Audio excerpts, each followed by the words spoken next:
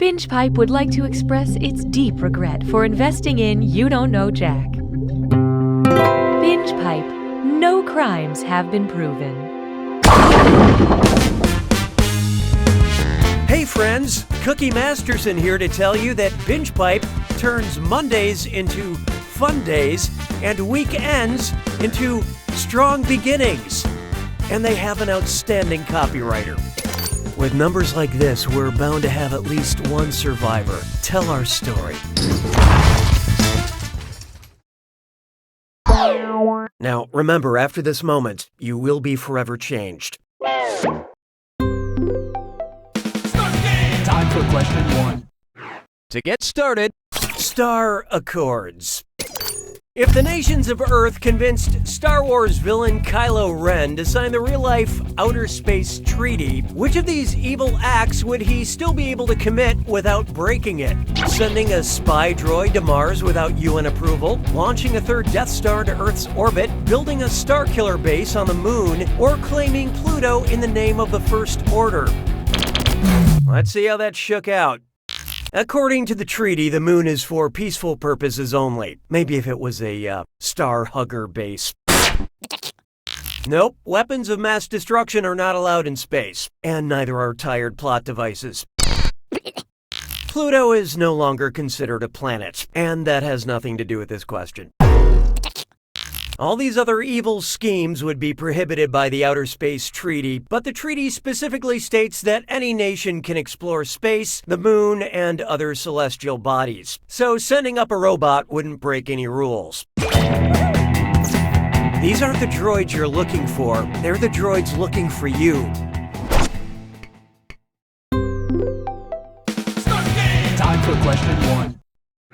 Coming up next, bloodthirsty branding choices. You know how Apple Computers gives their operating system fun names like Jaguar or Mountain Lion? So, say Apple, having exhausted all the big cat names for their OS, pivots to cartoon cats, which would not be an option. macOS Garfield, macOS Snagglepuss, macOS Itchy, or macOS Azrael.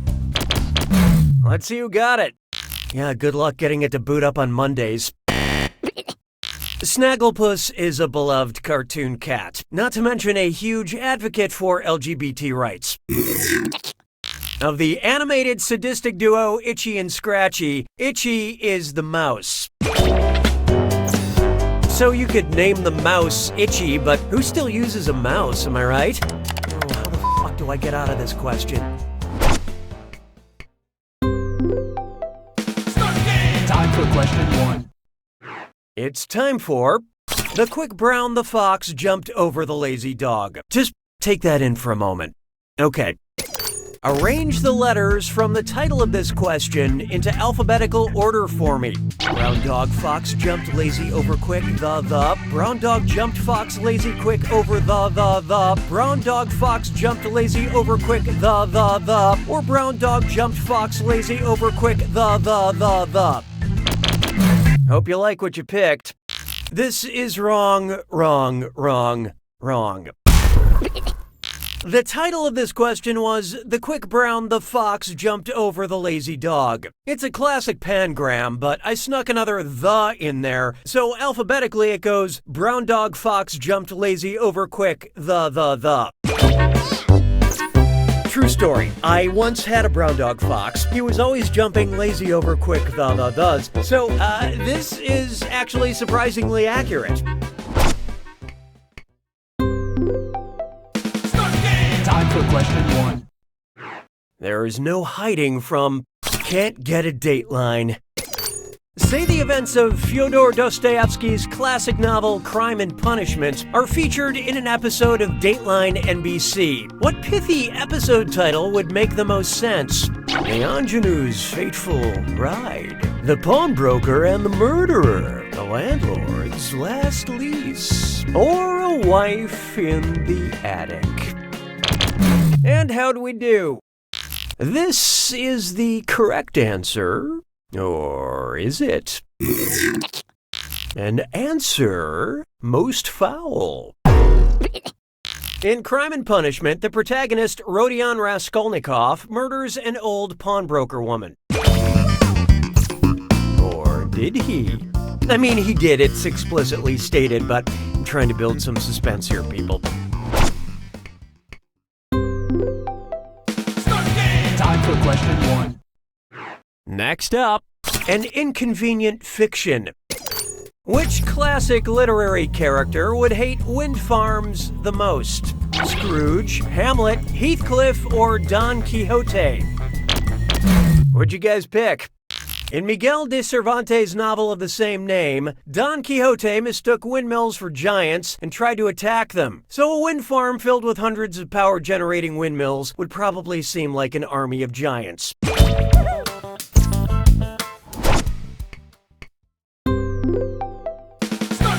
Time for question 1. Let's try Mamma Mia! That's a spicy ABBA question. Okay, so the first Mamma Mia movie was called Mamma Mia. Then the sequel was called Mamma Mia, Here We Go Again, which is super clever because Here We Go Again is the line right after Mamma Mia in the song Mamma Mia. Still with me? Okay, so following that logic, what should a third Mamma Mia movie be called? Mamma Mia, Here We Go Again, and again, Mamma Mia, Here We Go Again, my, Mamma Mia, Here We Go Again, Mamma Mia, or Mamma Mia, Here We Go Again, Does It Show Again? I love this part. The words following Here We Go Again and Mamma Mia are my. So the third movie's full title would be Mamma Mia, Here We Go Again, my. Then they say, How Can I Resist You? Then they say Mamma Mia again, and then I think if I say any more, we have to pay ABBA or Meryl Streep a bunch of money. Time for question 1. Here's one for you. True Wes. Which actor with the surname Swinton has appeared in several Wes Anderson films? This symbol Swinton, this symbol Swinton, this symbol Swinton, or this symbol Swinton? Okay, who chose what? Please, no one is greater than Swinton. That symbol is a tilde, as in Tilda Swinton, the actor who's appeared in such Wes Anderson works as Moonrise Kingdom, The Grand Budapest Hotel, and Isle of Dogs. And if there's anybody who could transform themselves into a keyboard symbol, it's Tilda Swinton. Time for question 1. Here's one I like to call The Mysteries of Language, Bro.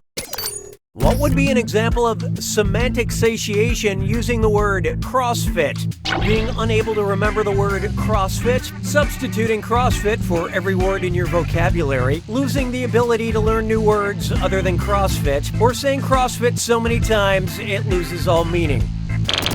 Who picked what? No, the clinical term for that is heaven. Semantic satiation means saying a word so many times your brain no longer recognizes it.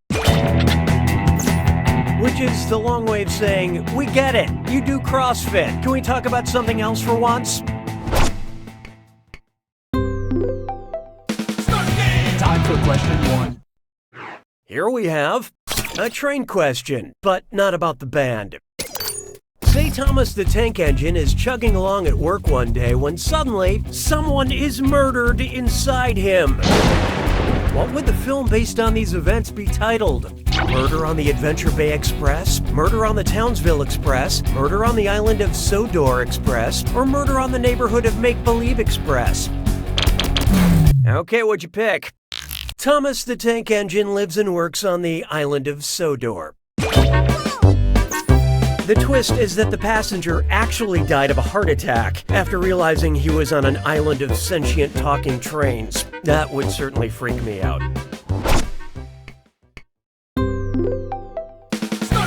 Time for question 1. Next, Giddy Upstream. I'm so excited.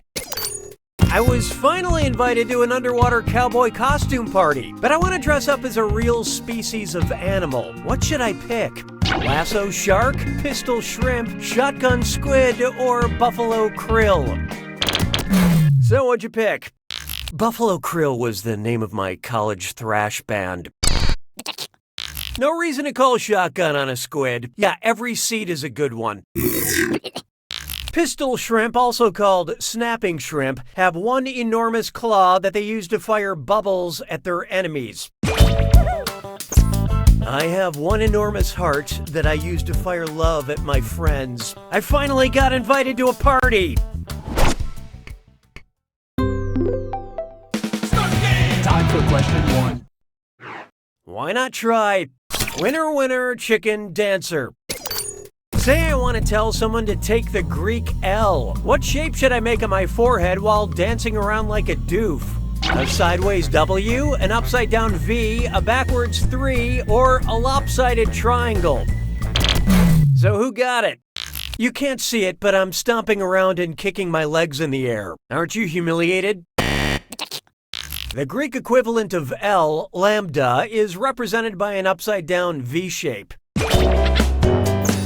The ancient Greeks actually had a fun victory dance of their own. They would take their conquered foes, stick them inside a hollow bronze bull statue placed over a bonfire until they were slowly baked alive from within. Hilarious.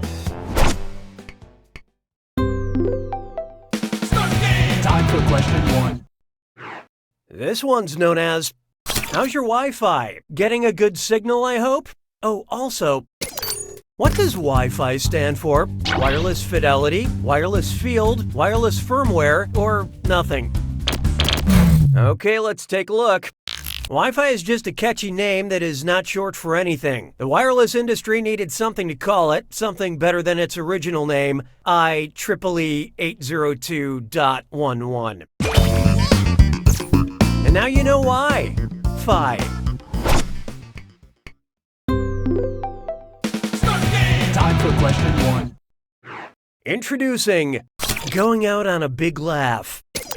Which of these punchlines applies to the latest Shakespeare comedy? That's no male servant, that's my sister. That's no donkey, that's my boyfriend. That's no statue, that's my wife. Or that's no... Okay, that is a wizard, but it's also my father. So who got it? Alas. More like a winter's fail. The Tempest, featuring the wizard Prospero and his daughter Miranda, was one of the last plays written by the bard. I'm hoping my last joke will be equally as good at wording funny. Time for question 1. Behold, ain't no party like a political party because a political party is carefully mediated. In high school, I did some embarrassing things at my Model UN club, but only one of these stories about my interactions with Icelandic leadership is accurate. I tripped over the president and fell on the king. The prime minister and the queen stole my lunch. The president told the prime minister I liked her, or the czar was cool, but the archbishop gave me a wedgie. I love this part. In Iceland, the president is the head of state, but the prime minister leads the government. Thus, I was booted out of the Model UN and thrown into the replica Hague. Time for question 1. Up next, horsing around. Imagine SportsCenter were Sports Centaur, and they were all the centaurs, all the sportscasters. This is too much setup. Just tell me which of these punchlines contains a portmanteau. The Colts are a shoo-in. She sells saddles on the sidelines. Will the Broncos win? Nay. Or more like Eli Manhorse. Hope you like what you picked. A portmanteau blends two words or titles together, a la Eli Manning and Manhorse. And if you cross Peyton Manning with a mule, you get something. He's old. Time for question 1. Oh, here's a good one. The blankest question of all. Which of these titles has the most adjectives? Sweeney Todd, the demon barber of Fleet Street, Pretty Little Liars, It's Always Sunny in Philadelphia, or the assassination of Jesse James by the coward Robert Ford. And how'd we do? You sort of slit your own throat with this one. This title has two adjectives, pretty and little, because they describe the plural noun liars. All the others have one at the most. If I ended this question with an adjective, it would be perfect. Time for question 1. I call this one Stuck Together Pages of Greatness.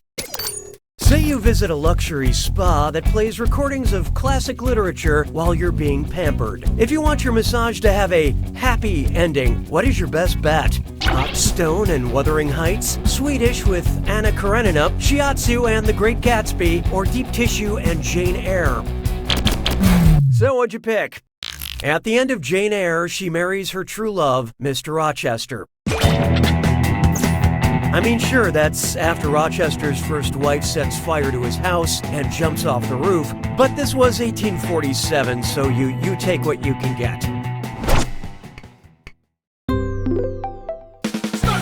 Time for question 1. Feast your eyes upon this. My car runs on dead dinosaurs. I just got a Jurassic parking fee that's the same as the length of the Jurassic era. How much do I have to pay? $8 million, $54 million, $430 million, or $1 billion? Let's see how that shook out. The Jurassic period lasted about 54 million years. It may seem like a lot to pay for parking, but it's still cheaper than taking a rideshare during peak hours. Time for question 1. Try this on for size. Life is cheap.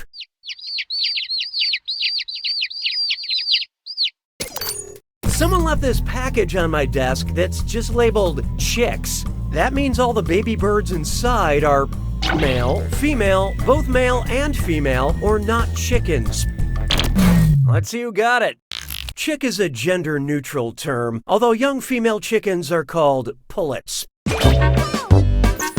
So if someone says they're going cruising for chicks, they are actually very open-minded. Time for question 1. How about this one? A nipple effect. Suppose I nickname my nipples the Duplass brothers. What should I call my shorter one? Mark, John, Jay, or Matt? Who picked what? According to IMDb, Jay is 5'9" and Mark is 5'11". I went jogging the other day in a mesh top, so right now Jay and Mark look like they got the crap beat out of them.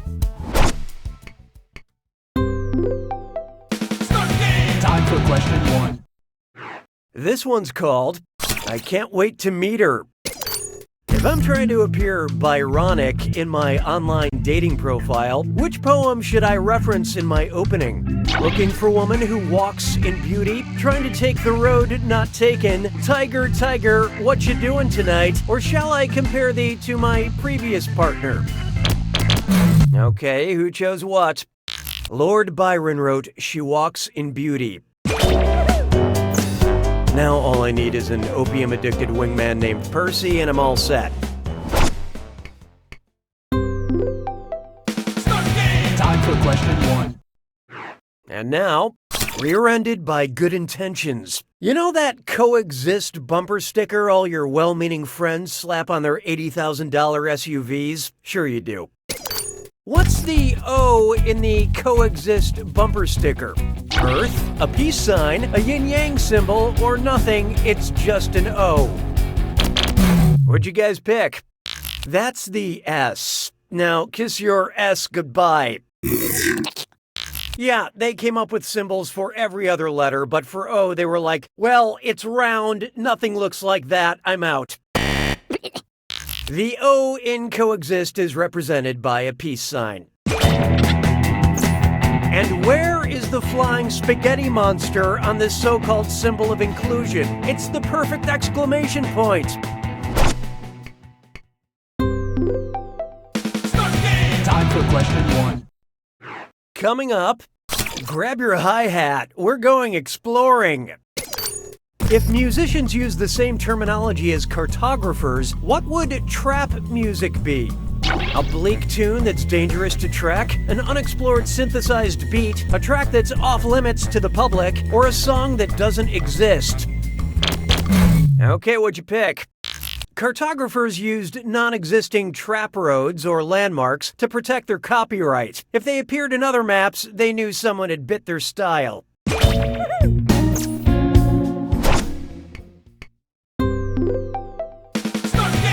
for question 1.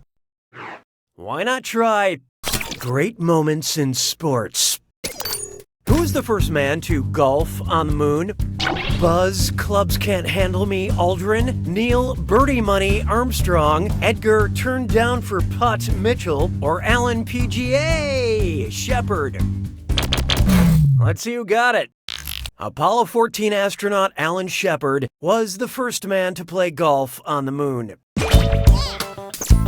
Not to be confused with the Monstars, of course, the first cartoon aliens to ball on Earth. Time for question 1. This one's known as fart science.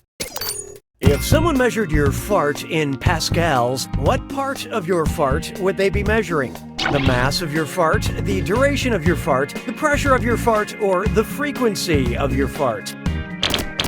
Let's see how that shook out. A pascal is a unit of pressure, 1 newton of force per square meter. Scientists are still figuring out how to measure how gross you are. Time for question 1. Up next, treble maker. While ascending the chromatic scale, which creepy note does G always find following right behind him? The loathsome H, the eerie F sharp, the harrowing A, or the bone-chilling B flat? Who picked what? The note G is directly preceded by an F sharp. Fs also haunted me throughout my academic career. Time for question 1. Here we have, don't talk to me before I've had my sandwich.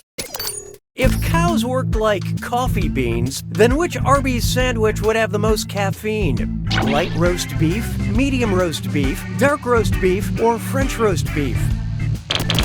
Hope you like what you picked. The darker the bean, the less caffeine. And the more beef in my coffee, the better. Beefy. Time for question 1. This one's called, I don't trust facts, I trust my gut. Hold on. As a trivia host, I should have known that mayonnaise was questionable.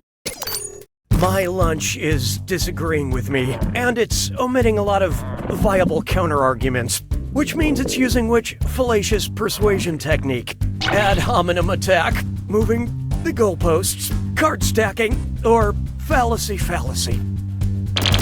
And how do we do? Ad hominem is a personal attack, you idiot. Card stacking is making one side look a lot stronger by ignoring the viable arguments of the opposing view. Okay, we've reached a compromise, but you really don't want to know what I gave up to get there. Time for question 1. Next up, it's a thinker. Let's see what Marmaduke is up to.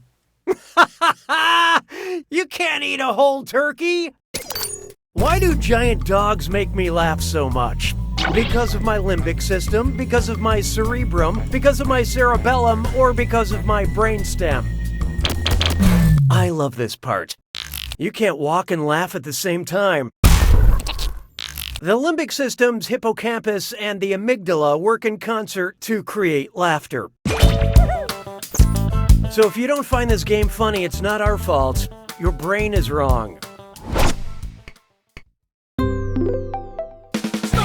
Time for question 1. Oh, here's a good one. Is auto-tune still a thing? God, I hope so. I brought out the auto-tune for this segment I call Tuna Rumors. Tell me which Atlantic bluefin tuna rumor is true. I heard if they stop swimming, they die. I heard they are cold-blooded. I heard the biggest one was 200 pounds. Or I heard they are vegetarians. Okay, let's take a look. Tuna need water moving over their gills to breathe, so if they stop moving, they will suffocate. It's okay to dish on fish when the tuna rumors are true.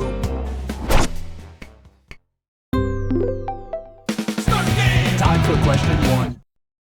Try this on for size. Getting nuts. I don't know why they don't want me eating pistachios while I host. Pistachio caught in throat. Airway blocked. Can't seem to. Exchange-o for CO. Exchange-o2 for CO2. Oh God. Exchange-o for C2O. Oh, I'm dying. Exchange-o3 for CO2. Okay, who chose what?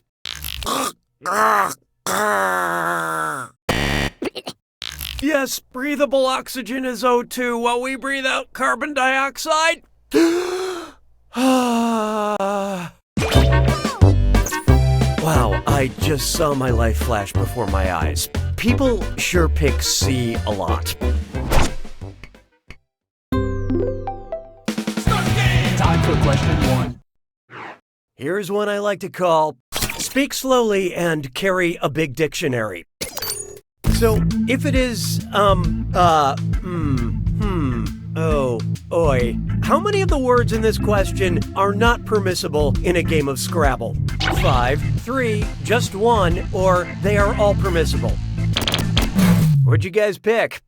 All the two-letter words in the question are usable, but you can't use product names in Scrabble unless that name is also a regular word, which Scrabble is. So, yeah, even that one is good to go. All of the words in this question, including all the weird little two-letter words, are okay to play in Scrabble. But it's still okay to be mad at your friends when they play them. That's right, I'm looking at you, Dave. Time for question 1. Let's try sooner or later. Time for another round of, oh my God, don't move. Stay completely still. Okay, the national animal of France is right behind you. Just be calm, and eventually, it will get bored and swim away. It will ruffle its feathers and strut off peacefully. It will show its teeth, but just growl. Or it will crawl under a rock very, very slowly. So who got it? The national animal of France is the Gallic rooster. And it looks like... Okay, it's gone. You'd be surprised how many of our contestants are killed by roosters. Time for question 1. Coming up next, walking into... Oh God, no! Oh God, oh gross. I just walked into a spider web and it's everywhere. It's on my face. Approximately what percentage of the over 40,000 species of spiders are deadly to humans? 25%, 10%, 1%, or less than 1/10 of 1%? So what'd you pick? Less than 30 or less than 1/10 of 1% out of more than 43,000 different species of spiders is thought to be capable of killing a human. Yeah, but it just takes one, you know? So I gotta wash my everything. Time for question 1. Behold, Candy Republic.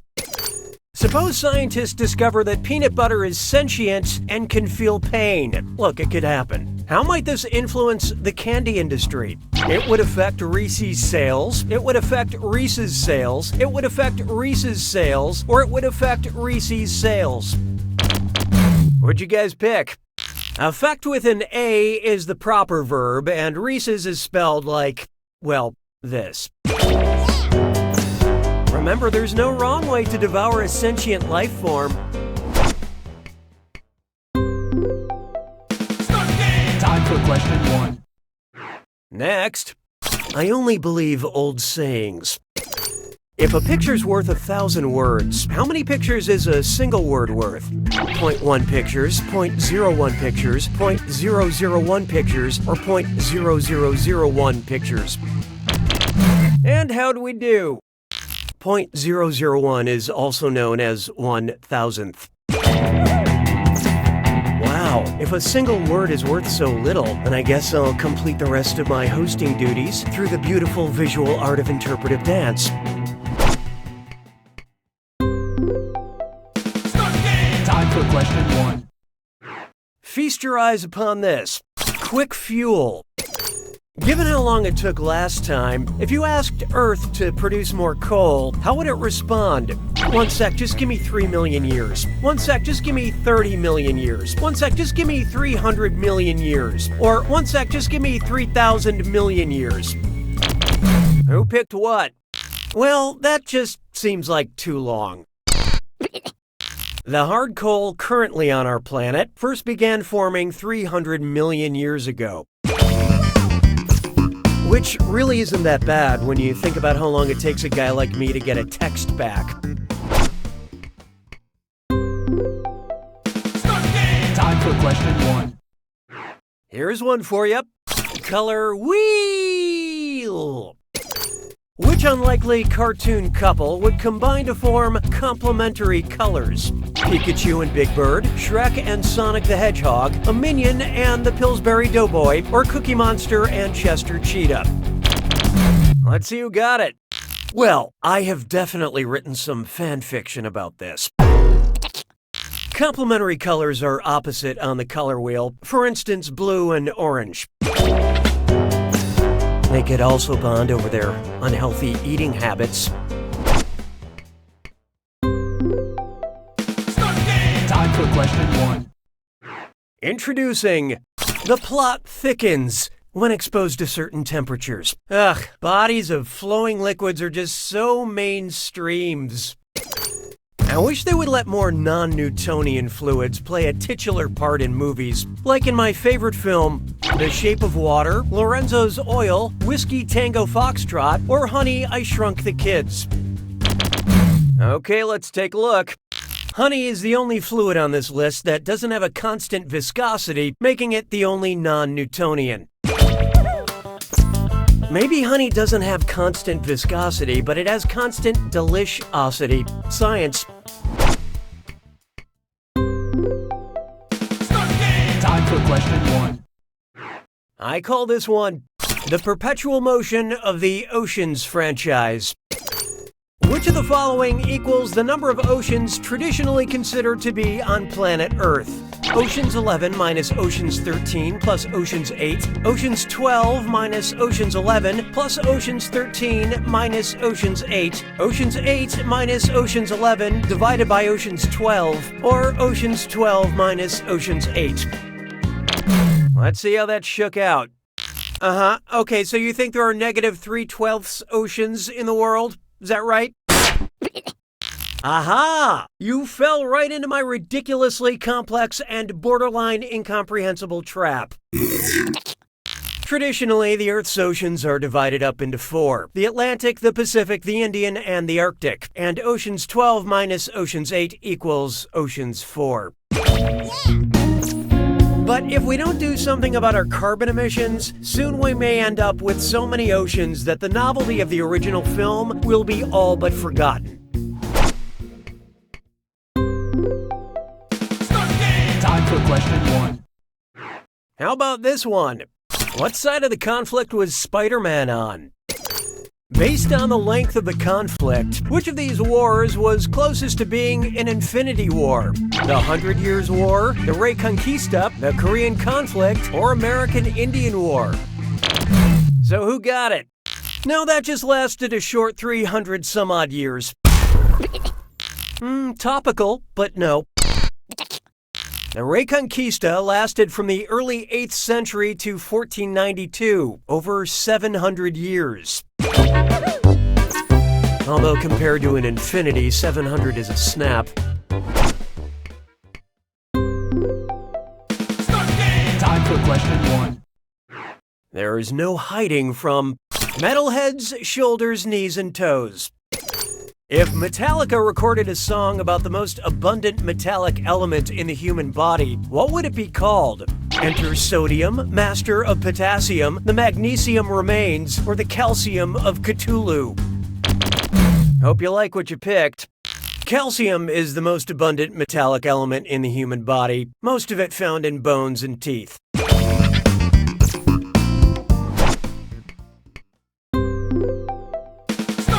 Time for question 1. It's time for... There's a spoiler at the end of this question. Lenny dies at the end. Oh, crap, I read the wrong card. That was supposed to go at the end of the question. Okay, how about this? What classic work of literature did I just ruin? For Whom the Bell Tolls, Of Mice and Men, Gone with the Wind, or As I Lay Dying? Okay, who chose what? Yep, George kills Lenny to save him from a worse fate. Yeah, it's a sad ending that is forever burned in my brain because of the weird amount of Looney Tunes shorts that parody that scene. Time for question 1. Why not try Silver Web Surfer? What accurate prediction would 538 statistician Nate Silver make about the silver in his body? I will expel less than 10% of the silver I consume today. I will expel approximately 33% of the silver I consume today. I will expel approximately 50% of the silver I consume today. Or I will expel over 99% of the silver I consume today. Okay, what'd you pick? The average human will consume between 70 and 88 micrograms of silver a day, but will excrete over 99% of it. He may not get every exit poll right, but when it comes to his butt, he's always spot on. Time for question 1. Feast your eyes upon this. The literary Nick Cannon. Which of these insults would you not hear on the MTV show Oscar Wilde and Out? Dorian is so old, his portrait grows wrinkles. They call you Ernest because you don't exist. As a husband, Sir Robert is less than ideal. Or what is this, Torvald? A house for dolls? I love this part. More like the importance of being wrong. The rest of these answers reference works written by Oscar Wilde, except for the right answer, which this isn't because An Ideal Husband is an Oscar Wilde play. Torvald is the male protagonist of A Doll's House, which was written by Henrik Ibsen, not Oscar Wilde. Of course, if this play was about your mother, it would have to be a blow-up doll.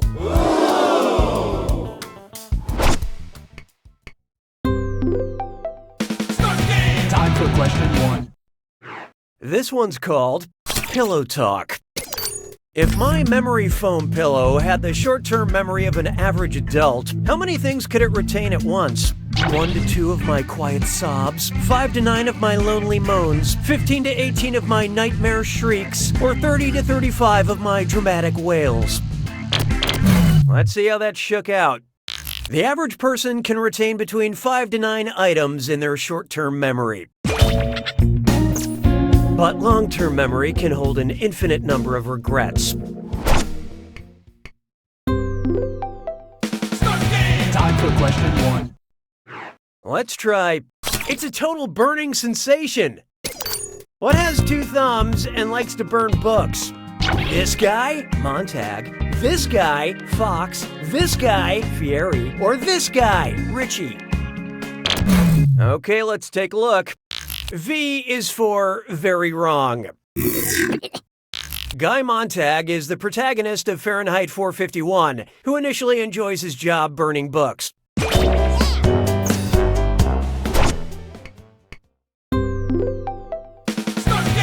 for question 1. How about this one? Santa is brand loyal. Hey, let's take a quick break and enjoy a cold, refreshing Coca-Cola. I'm out of Coke. Is Pepsin okay? No, I don't drink brain fluid. No, I don't drink saliva. No, I don't drink blood. Or no, I don't drink gastric juice. So who got it? Pepsin is a powerful enzyme in your gastric juice that breaks down proteins. Think of it as a really watered-down Mountain Dew. Time for question 1. This one's known as, correct me if you're wrong. What's an insufferable yet accurate thing you could tell someone? The Arc de Triomphe is well, actually. St. Peter's Basilica is well, actually. The Fontana di Trevi is well, actually. Or Brandenburg Gate is well, actually. Who picked what? The Fontana di Trevi, aka the Trevi Fountain, is a famous wishing well in Rome. But I'm assuming you tuned me out right after I said, well, actually, which is the healthy thing to do. Time for question 1. Here we have, I've been screaming at equine zombies and I'm hoarse. What would be an appropriate title for a show about zombie horses that don't quite go full speed when trying to kill you? The Walking Dead, The Cantering Dead, The Trotting Dead, or The Galloping Dead? And how do we do? A canter is just below a gallop, making it the second fastest gait of a horse. This way you can ride a horse and eat a cowboy at the same time. Time for question 1.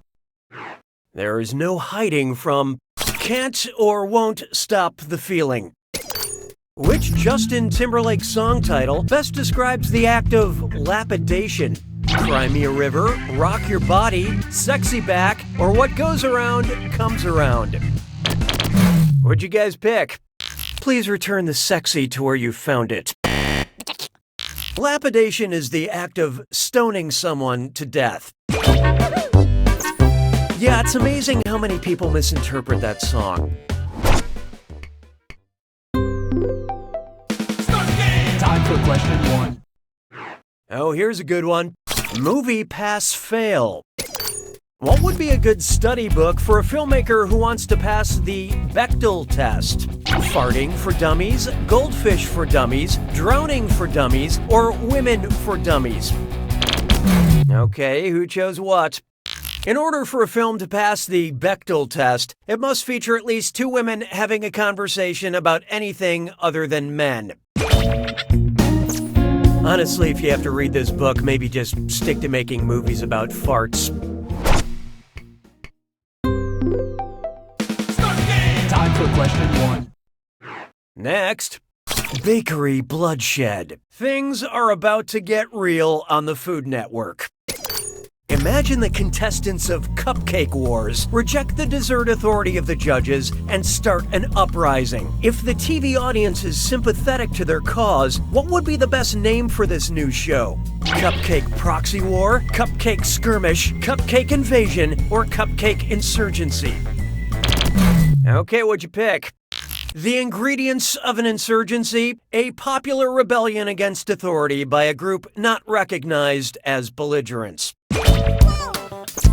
Cupcakes are going to rise. Time for question 1. Take a good look at Temp to Squirm. I think it might have a temperature, but all I have is this axillary thermometer. Where should I put it?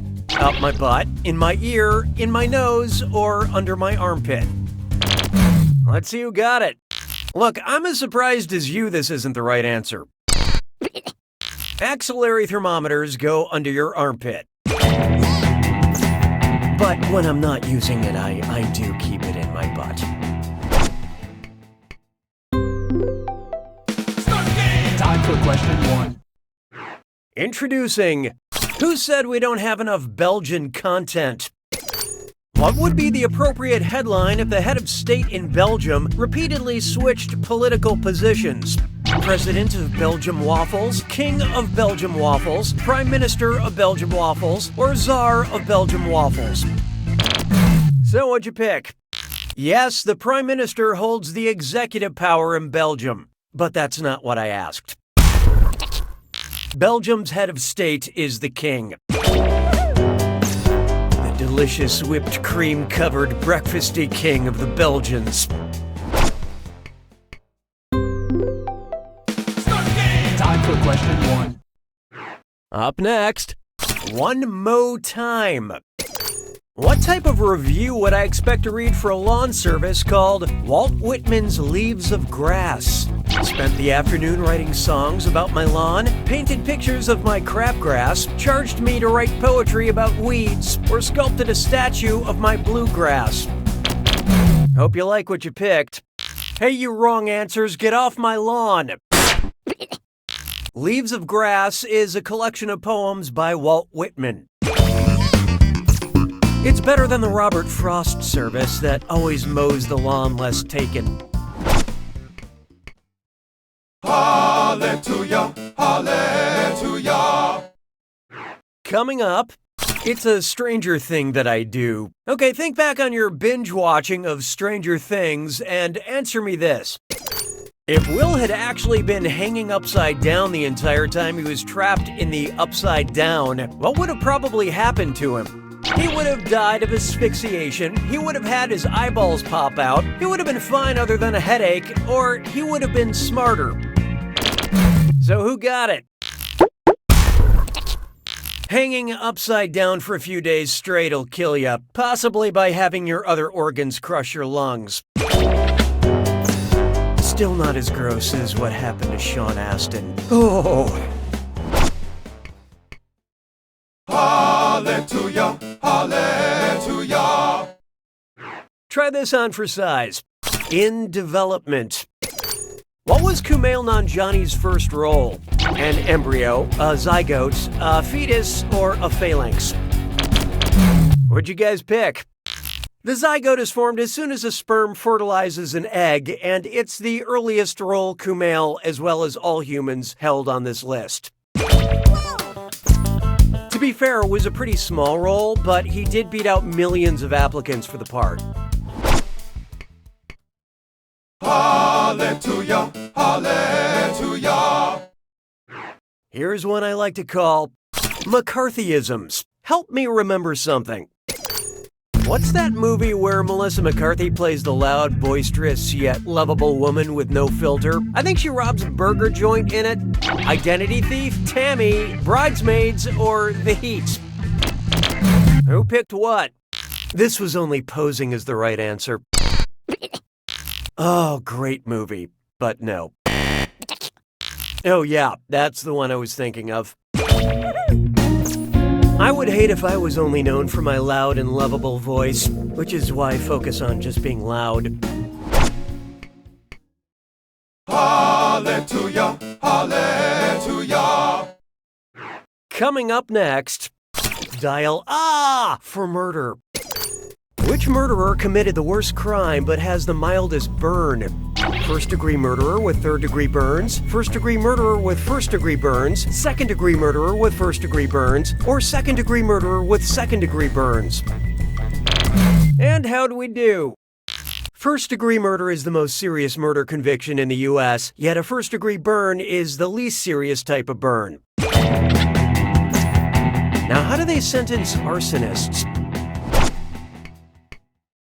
Hallelujah, hallelujah. I call this one Solar Survivor.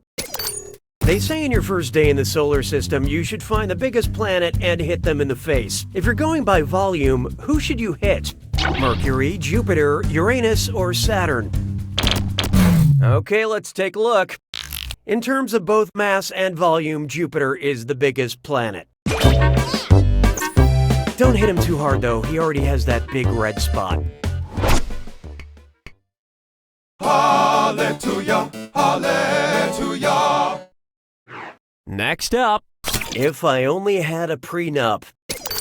Say the Tin Man from Wizard of Oz settles down with a Tin Woman, and one day she gives birth to a pewter baby. Uh-oh, who is the father? The brass pool boy, the aluminum milkman, the wrought iron personal trainer, or the Tin Man's best friend, the lead man? Okay, what'd you pick? Foiled again. Pewter is a metal alloy, traditionally consisting of tin and lead. So yeah, it was probably the Lead Man. How could the Tin Woman break the Tin Man's heart like that? He just got it like a week ago. Hallelujah, hallelujah. Behold, these lakes are just okay. Based on volume, which of these so-called Great Lakes is the least great?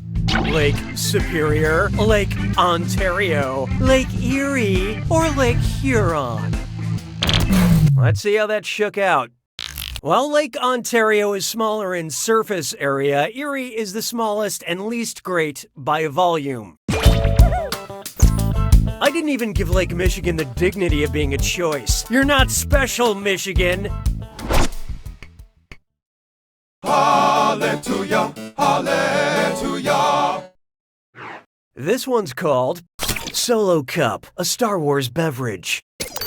If mysterious bounty hunter Boba Fett was secretly made up of boba tea, what would be part of his anatomy? Caramel balls, tapioca balls, ginger balls, or ice balls? So what'd you pick? You might be thinking of Ron Howard. Boba tea comes with little tasty tapioca balls. And once again, when a question lets you say the word balls a lot, you grab that opportunity by the tapioca. Hallelujah, hallelujah. Let's try. This question will play on a loop on TNT. What would I scream if I were shanked in the shank at Shawshank? Stop stabbing my leg, Andy. Stop stabbing my abdomen, Red. Stop stabbing my inner arm, Gil. Or stop stabbing my butt, Rita Hayworth. Okay, who chose what? That's a shank to the flank. That's right, sometimes you just have to choose the weirdest option, even though it's very obviously wrong. Oh, that's such a Gil thing to do. The shank refers to the leg, specifically the shin.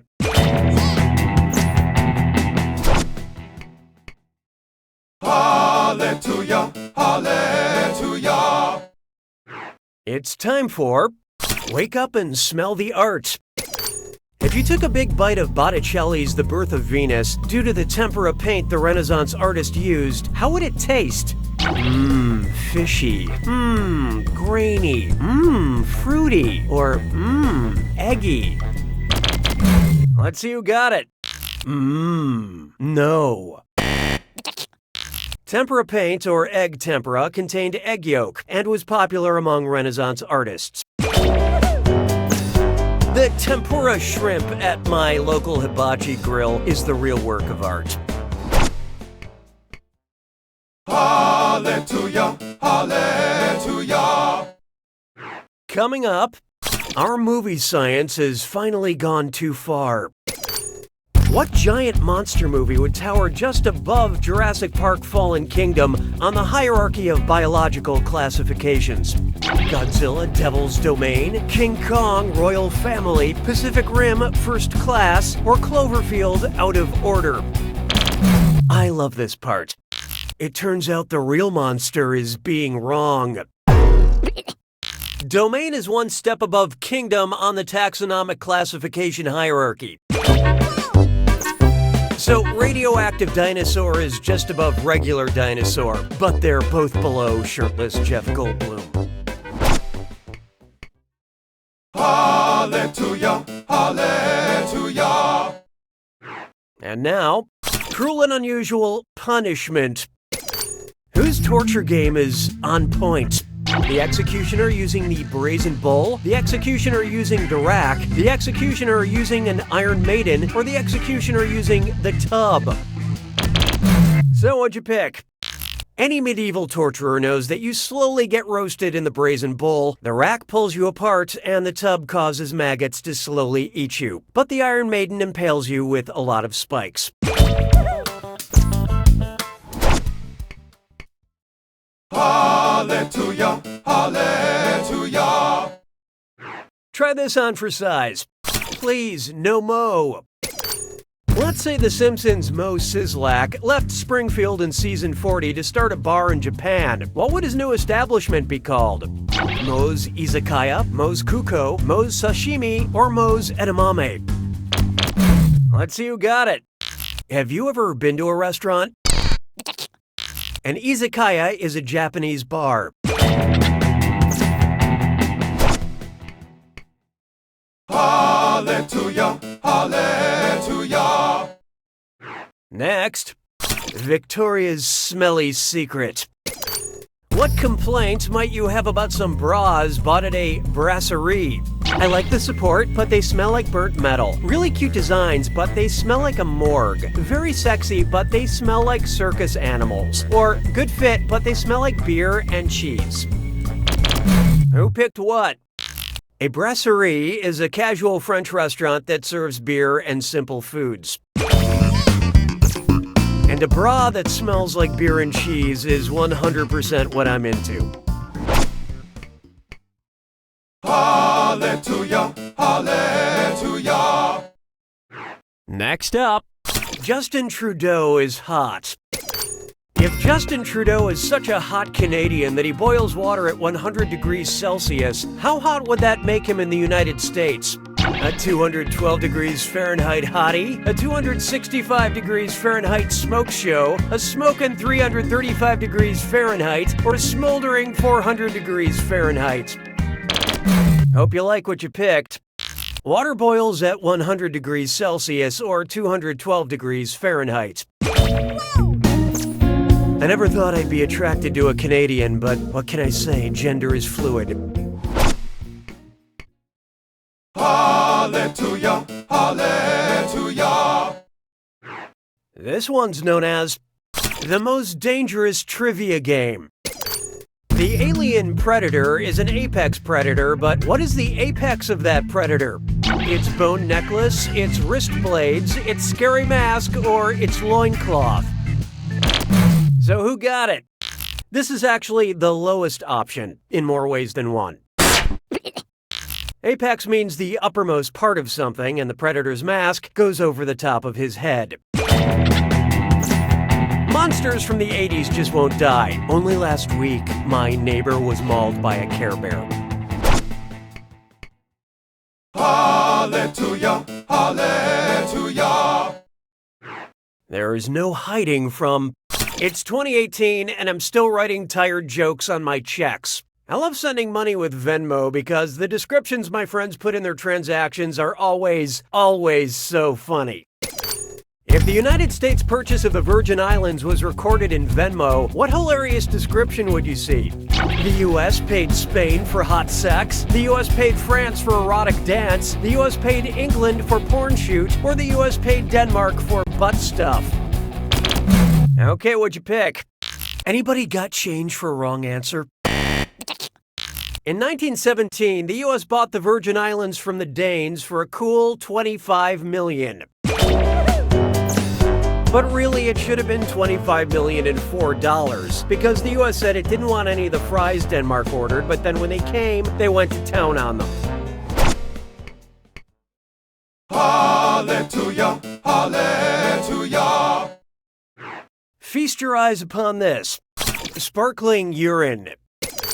About how many 12-ounce cans of LaCroix could my bladder hold at once? 1.7 cans of Pamplemousse, 4 cans of Cran Raspberry, 5.5 cans of Muir Pepino, or 8.2 cans of Pure? Let's see how that shook out. The capacity of an adult bladder is about 600 milliliters, or 20.2 ounces, or 1.7 cans of delicious LaCroix. That explains why I'm peeing 47 times a day. Hallelujah, hallelujah. Why not try 2-2 for now? Your roommate, who is a ballerina, says she's late and has to jeter the hell out of here. How does she leave the apartment? Leaps with one leg leading, breaking the door and your rental agreement, rotates on one leg, spinning until she drills through the floor, rapidly taps the floor with one foot, summoning mice to carry her, or lifted by her partner who isn't paying rent but acts like he owns the place. Okay, who chose what? Yep, that sure sounds like a jeté to me. Why they don't just call it a one-leg leading leap beats me. Hallelujah, hallelujah. Coming up next, Dragon Drop. Imagine the band Imagine Dragons included dragons from the imagination of Lewis Carroll. Pretty straightforward, right? Anyway, what dragon should you be imagining? Smaug on vocals, Jabberwock on bass, Drogon on lead guitar, or Falkor on drums? And how'd we do? The Jabberwock from the famous poem The Jabberwocky is the creation of Lewis Carroll. And I know, Jabberwock would be better suited on drums, but, that's band politics for you. Hallelujah, hallelujah. I call this one. Now, that's a complete breakfast. So, Count Chocula was chocolate-flavored, and Boo Berry was blueberry, but what the f*** was Frankenberry? Raspberry-flavored, cherry-flavored, strawberry-flavored, or mint-flavored? What'd you guys pick? Yeah, mint has always been a very popular berry. Okay, Frankenberry was strawberry-flavored cereal. But the real scary spectacle would happen a couple hours later in my upstairs bathroom. Hallelujah, hallelujah. Take a good look at Sonic the Comic. Ever seen a hedgehog do stand-up comedy? No? Okay, great story. A hedgehog comic opens his set with, "Hey folks, how does a hedgehog make love?" Very carefully, "Heyo!" A heckler responds, "Don't quit your day job!" What was the hedgehog's brilliant comeback? "Don't quit sleeping for 18 hours? Thank you, I won't. My day job is curling myself into a ball. You should try it. I masturbate my quills during the day. You should be so lucky." Or, "Sir, are you a weasel? I eat weasels." Okay, let's take a look. Yeah, it's crazy. They have quills on their back, so they have to rub up against a wall and, wow, you actually picked this one. They only do that when they're frightened or after bombing at comedy clubs. Hedgehogs are nocturnal and they pretty much sleep all day long. But that's also true of most human stand-up comedians. Hallelujah, hallelujah. Introducing Dine to Get In. The worst part about being immortal is that timeshare presentations go on forever. What would be the most common visitor review of the Hotel Transylvania if it also happened to be the most common blood type in the world? A positive, feel like I died and went to Hampton. A negative, great, but hall's blocked by spooky twins. B negative, the staff kept ghosting me. Or O positive, confused by the rating system. So what'd you pick? This answer will be wrong forever and ever and ever. I'm positive that you're wrong. Well over 1/3 of the population has O-positive blood, making it the most common on the planet.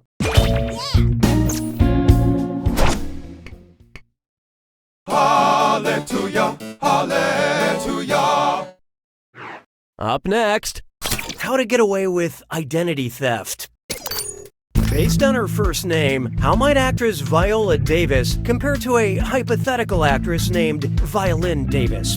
She would be smaller and thinner than Violin Davis. She would have greater range than Violin Davis. She would have a deeper, mellower voice than Violin Davis. Or she would be different than Violin Davis in name only. Who picked what? Come on, let's be real. Nobody has greater range than Violin Davis. A viola is a larger instrument than a violin and has a deeper, mellower sound to it.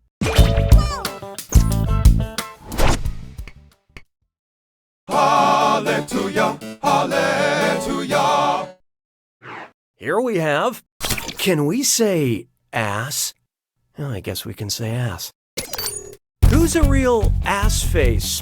Nick Bottom from A Midsummer Night's Dream, Prospero from The Tempest, Yorick from Hamlet, or Iago from Othello?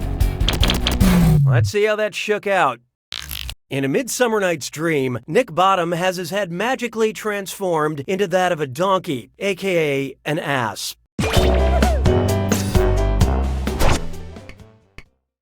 Hallelujah, hallelujah. How about this one? The rich get ridiculously richer. So I've heard that some billionaires are calling themselves members of the 3 Comma Club because, you know, there are 3 commas in a billion. Just threw up in my mouth. So tell me this. Who would be a member of the 6 Comma Club? A quadrillionaire, a quintillionaire, a sextillionaire, or a septillionaire? Hope you like what you picked. A quintillion has 18 zeros and, consequently, 6 commas to go along with it. If I had that many commas, I would donate at least half of them to the poor. I mean, I would keep all my money, of course, but the poor can have half the punctuation.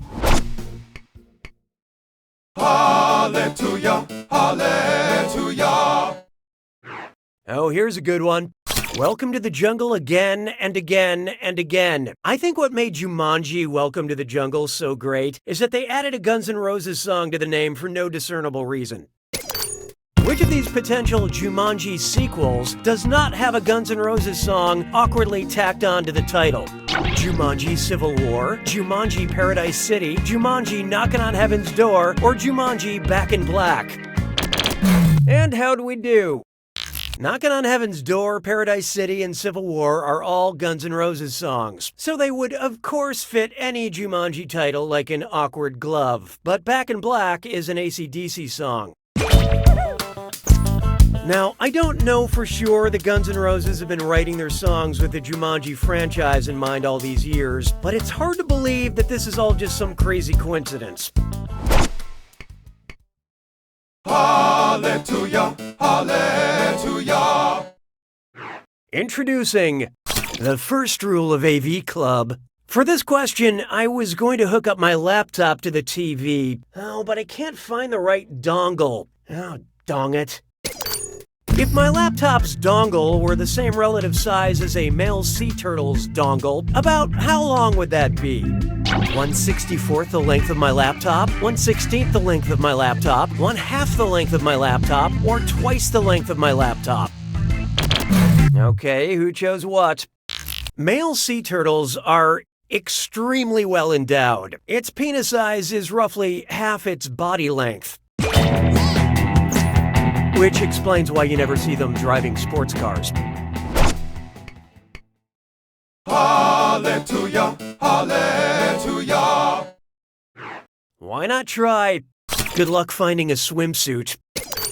Say Ed Sheeran can't get enough of your body, composed of 7 equal sides and angles, and wants the Shape of You lyrics to reflect that. What should Ed sing? I'm in love with the hendecagon of you, I'm in love with the nonagon of you, I'm in love with the heptagon of you, or I'm in love with the dodecagon of you. So who got it? The dodecagon has 12 luscious sides. Too many for Ed, but don't you internalize that, girl. You're beautiful the way you are. A heptagon is composed of 7 identical sides and angles, making it a shape as complicated and profound as the musical stylings of Ed Sheeran. Hallelujah, hallelujah. Next, Biscuit Masterson. Good one. You know what makes me laugh? Cookie jokes. Oh, I can't get enough of them. Like when people say to me, "Chips Ahoy, cookie!" Or, oh, mind if I call you shortbread? Yeah, that never gets old. Which of these people would feel left out of the hilarity because you cannot make an obvious bakery pun using their name? Major League Baseball player Stephen Piscotty, Colorado politician John Hickenlooper, popular Christmas immortal Kris Kringle, or French President Emmanuel Macron? Let's see who got it. Macarons are those adorable sandwich cookies that come in different colors, and now you have less money to buy them. Oh, I'm sure he's never heard a biscotti joke before. Poor guy, he's missing out. Biscottis, Kringles, and macarons are all baked treats. There should be a pastry that sounds like Hickenlooper, but sadly there isn't. Oh, now all I want are Hickenloopers. Why is life so unfair? Hallelujah, hallelujah. And now, Homer delivery. If Amazon had been responsible for getting Odysseus home to his wife after the Trojan War, which of these status updates would she not have read? Ordered, package is currently showing hubris. It's on the way, package making love to a goddess. Delayed, package escaping from Mount Olympus. Or delivered, package on your doorstep, you don't recognize him. Okay, what'd you pick? You did not get this answer. We will try again tomorrow between 9 a.m. and 5 p.m. Odysseus went through a lot on his journey, but he never visited Mount Olympus.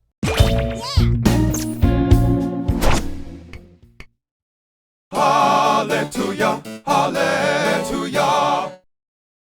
How about this one? What the Pope don't know won't hurt him. If electronic media were around in the 1600s, which of these files would be considered not safe for work inside the offices of the Catholic Church? Hamlet_must-read.pdf, The Truth About the Sun _Galileo.doc, Rembrandt _JudasPainting.jpg, or King James Bible _raw uncensored.wave. What'd you guys pick? Kinda thought that choice pretty much narrowed it down to the other three. Guess not. Galileo's belief that the Earth revolved around the sun got him convicted of heresy and a life sentence of house arrest.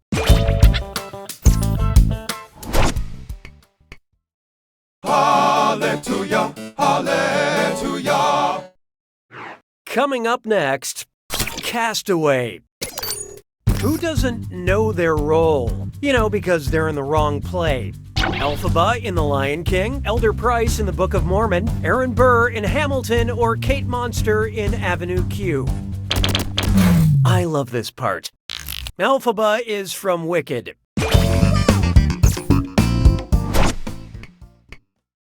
Hallelujah, hallelujah. Take a good look at Cry Me a River. Which musical artist's watery name contains the highest percentage of Earth's fresh water?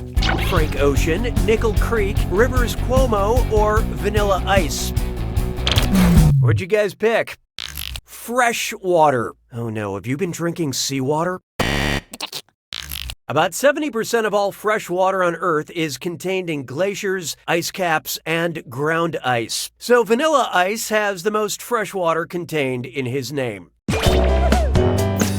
There you have it, folks. Scientific proof that Vanilla Ice is greater than Frank Ocean and Weezer combined. Hallelujah, hallelujah. There is no hiding from the mythological Becky. You know Becky, right? With the good hair, the bad guy from Beyoncé's Lemonade album? Well, if Beyoncé wrote a song about Becky with the Gorgon hair, what type of hair would Becky have? Hair made of blue flames, hair made of solid stone, hair spun from solid gold, or hair made of snakes? Let's see how that shook out. The Gorgon sisters, 3 mythological creatures including Medusa, had hair made of venomous snakes. Which leads me to my newest parody song. All the serpent ladies, all the serpent ladies. Yes, all the serpent ladies. Hallelujah, hallelujah. Try this on for size. My favorite instrument is the laptop. Based on elevation, which EDM DJ is making the highest beat drop? Diplo dropping the beat from the mesosphere, Marshmello dropping the beat from the stratosphere, Calvin Harris dropping the beat from the troposphere, or Zedd dropping the beat from the thermosphere? So what'd you pick? The thermosphere is 50 to 440 miles above the Earth. The only higher layer of the atmosphere is the exosphere. Might want to sit this one out. I can't imagine a beat dropping from that high would end well. Hallelujah, hallelujah. Next up, tag, you're it. Because they look alike, what might Facebook ask classic literary character Tom Canty when he posts a selfie? Do you want to tag Oliver Twist? Do you want to tag Huckleberry Finn? Do you want to tag King Arthur? Or do you want to tag Prince Edward? So who got it? Tom Canty swaps places with his lookalike Prince Edward in The Prince and the Pauper. Same thing happens with me and Brad Pitt. Super annoying. Hallelujah, hallelujah. Here's one for you. I'm pooped. Whose life can best be summed up as eat shit and die? Canis lupus, Alligator mississippiensis, Ursus maritimus, or Scarabaeus sacer? Okay, what'd you pick? Scarabaeus sacer is the scientific name of the dung beetle. My Aunt Carol lived by the same philosophy. At least that's what she used to yell at people while she was driving. Hallelujah, hallelujah. This one's known as the verb's the word. Which of these sentences contains a transitive verb? I don't care. Seriously, who cares? Do you think this is funny or because it's not? And how do we do? Well, I care. I care. A transitive verb has a subject before it and an object after it. You and this, for example. You is the subject of the sentence, while you are the subject of a police investigation. Hallelujah, hallelujah. Here we have Kanye Gatsby, Lil Uzi Gatsby. I know the Great Gatsby has the same first name as a rapper, but I can't remember which one. Which of these great rappers has the same first name as the Great Gatsby? Vince Staples, Tyler the Creator, Jay-Z, or Earl Sweatshirt? Okay, who chose what? So we beat on, boats against the current, borne back ceaselessly into the wrong answer. Gatsby's full name is Jay Gatsby. Now what's F. Scott Fitzgerald's first name? Future? Fat Joe? Fergalicious? Hallelujah, hallelujah. Feast your eyes upon this. Dan Brown's got Renaissance men in different area codes.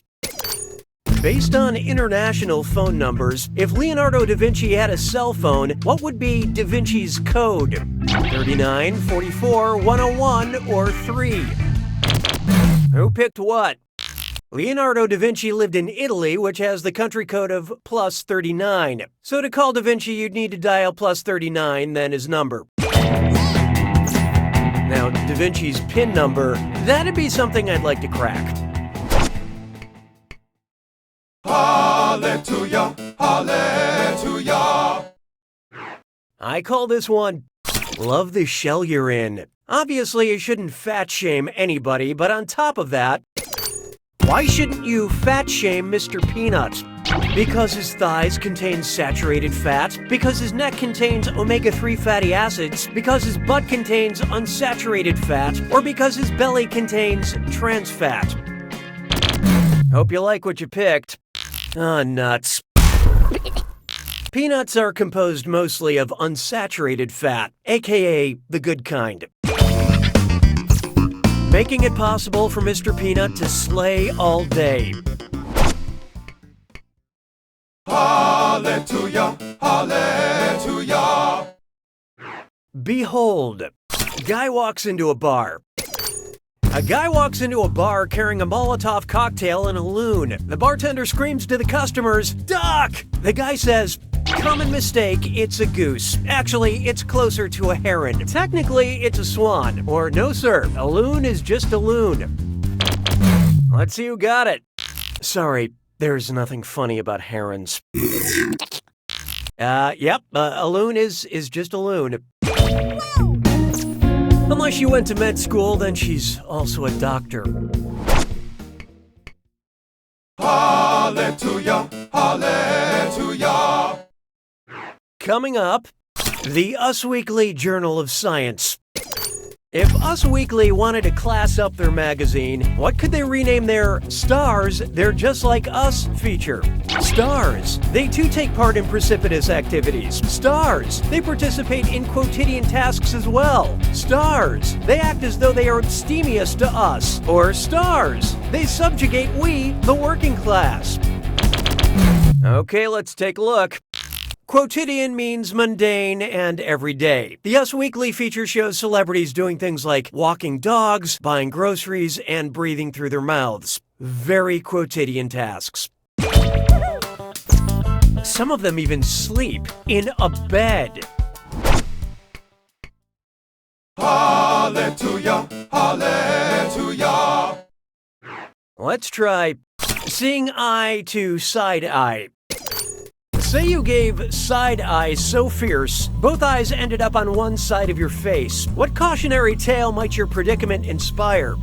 The tale of the human lobster, the tale of the human chameleon, the tale of the human starfish, or the tale of the human flounder?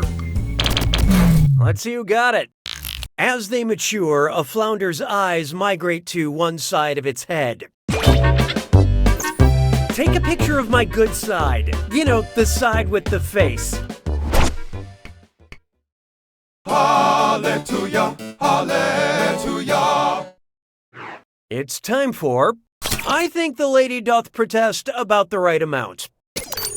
If a group of protesters wanted a way to measure how much #resistance they were generating, what should they add to their chant? What do we want? Blank! When do we want it? Now! Volts, ohms, Gs, or amps. Who picked what? Ohm is the electrical measurement used to measure resistance.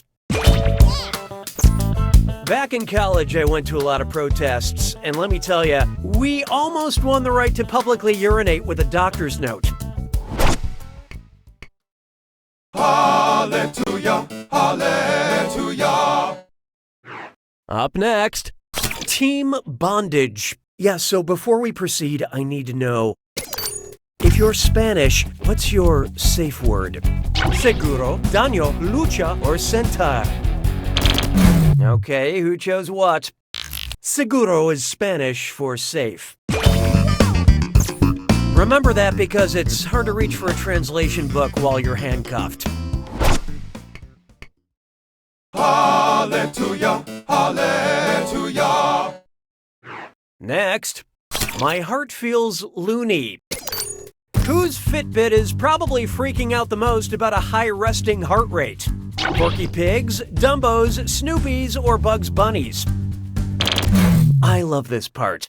Rabbits have a high resting heart rate, as high as 350 beats per minute. You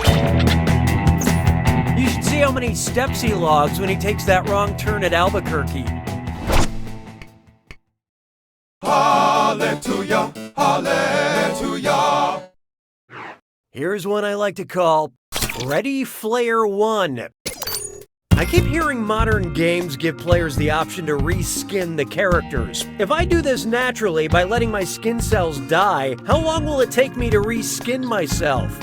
About 1 month, about 2 months, about 3 months, or about 6 months? And how do we do?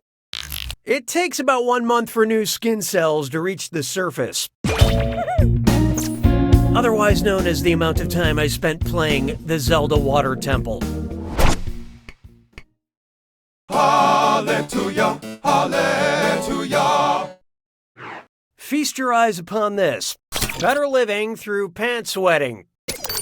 Which horror movie sounds like it could be a gritty adaptation of lifestyle expert Marie Kondo's 2014 best-selling book about her KonMari method? The Purge, The Cabin in the Woods, It Follows, or Get Out? Hope you like what you picked. No, but let's get together later and talk about the haunting imagery from that movie. Marie Kondo is the author of the life-changing Magic of Tidying Up, the Japanese art style of decluttering and organizing, which, spoiler, involves getting rid of a lot of your household items. Nothing makes me scream more than getting rid of possessions I haven't used in 5 years. Hallelujah, hallelujah. This one's known as Hip-hop and we don't stop, but we should. What would the name of the Work It singer look like if you were to flip it and reverse it? Janim Ikin, Ijailb J. Iram, Nuskaj Tinaj, Ro, Ta'ila Isim. Okay, what'd you pick? The 2002 hit Work It was written and performed by Missy Misdemeanor Elliott. But her lyrics are so killer, she should be called Missy Felony Elliott. You know what I mean? No? Okay, fair enough. Hallelujah, hallelujah. Oh, here's a good one. Every kiss and reality star begins with K. Place the three Kardashian sisters in alphabetical order by first name. The oldest, the second oldest, the youngest, the youngest, the second oldest, the oldest, the second oldest, the oldest, the youngest, or the youngest, the oldest, the second oldest. Let's see how that shook out. Chloe, spelled K-H-L-O-E, is the youngest. Kim, K-I-M, is the second oldest. And Courtney, K-O-U-R, etc., is the oldest. If you aren't just a little bit angry after this question, you might want to check your pulse. Hallelujah, hallelujah.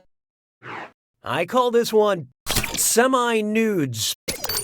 Which work of art is most in need of a shirt from Fruit of the Louvre? Venus de Milo, Mona Lisa, Girl with a Pearl Earring, or the Nefertiti bust? So who got it? The ancient Greek Venus de Milo sculpture was created topless. And if they don't have her size at Fruit of the Louvre, you can always run down to Vatican's Secret. Hallelujah, hallelujah. Take a good look at names are a numbers game. What do you get when you add Octavia Spencer to Zachary Quinto, then multiply by Demi Lovato? 9, 6.5, 20, or 13.5? So what'd you pick? 9. Octavia is derived from 8, and Quinto comes from 5, so 8 plus 5 is 13. Then multiply by Demi, which means half. 13 times half is 6.5. This also adds up to a buddy comedy that I would pay to see. Hallelujah, hallelujah. Let's try Fuck yeah, Crate and Barrel. Which of these is baller in that it makes balls? A microplane zester, a demi-tasse spoon, a stone molcajete, or a Parisienne scoop? What'd you guys pick? A Parisienne scoop is a fancy name for a melon baller. I f***ing love kitchen tools. Hallelujah, hallelujah. And now, sprinting to therapy. What is Sonic the Hedgehog running away from? His past and also Dr. Wily, his commitments and also Dr. Eggman, his aspirations and also Dr. Nefarious, or his feelings and also Dr. Doom? So who got it? Dr. Eggman, aka Dr. Robotnik, is the villain in the Sonic the Hedgehog series. But one could make the argument that his biggest foe is himself. Hallelujah, hallelujah. Why not try a Nobel attempt? Which of the following very unlikely things is most impossible? Dr. Oz winning the Nobel Prize for Medicine, Dr. Phil winning the Nobel Prize for Psychology, Bill Nye winning the Nobel Prize for Chemistry, or Dr. Dre winning the Nobel Prize for Literature? Okay, who chose what? Honestly, this one seems most likely. There are Nobel Prizes for medicine, chemistry, and literature, but there is no Nobel Prize for psychology, so Dr. Phil would never get a chance to win a Nobel Prize in his, academic field. Honestly, though, anything is possible when you know Oprah. Hallelujah, hallelujah. It's time for the magic of the digestive process. I've been working on some magic skills lately, and watch me pull this scarf from my throat. Ta-da!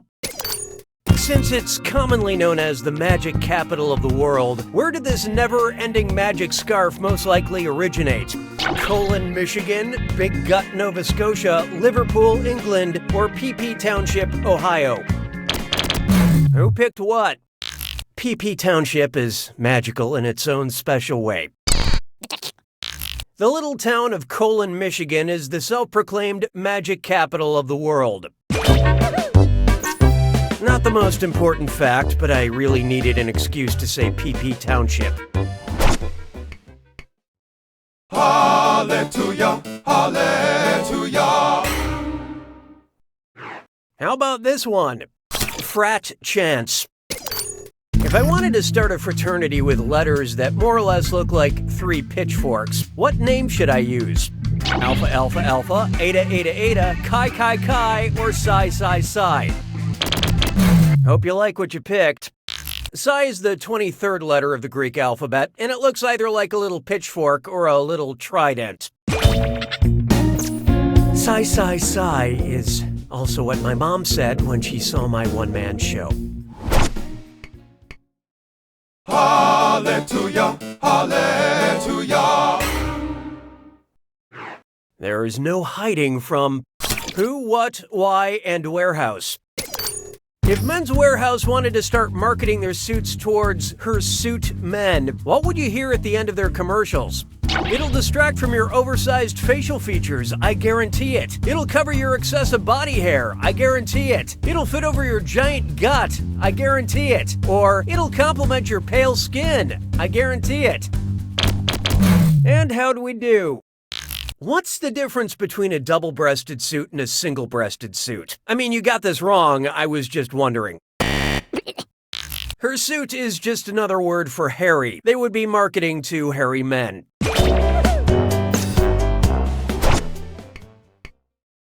Hallelujah, hallelujah. Coming up, synchronized spiking. This is a 2-part question. Ready? Part 1, what year did beach volleyball become an official Olympic sport? And Part 2, what year did I first start regularly watching the Olympics? 1972 and 1972, 1988 and 1988, 1996 and 1996, or 2004 and I don't watch the Olympics because it's boring. Let's see who got it. Nope, I mean, it was boring, but then they introduced beach volleyball. Beach volleyball became an official sport in the Summer Olympics in 1996, which, completely coincidentally, is the same year I started regularly watching the Olympics. To be honest, I didn't even have a television set before 1996. Well, I did, but it didn't have beach volleyball on it, so it was just pretty much a fancy paperweight. Hallelujah, hallelujah. Try this on for size. Here's the UPS guy. I recently installed one of those video doorbells at my apartment. Looks like I have an alert now.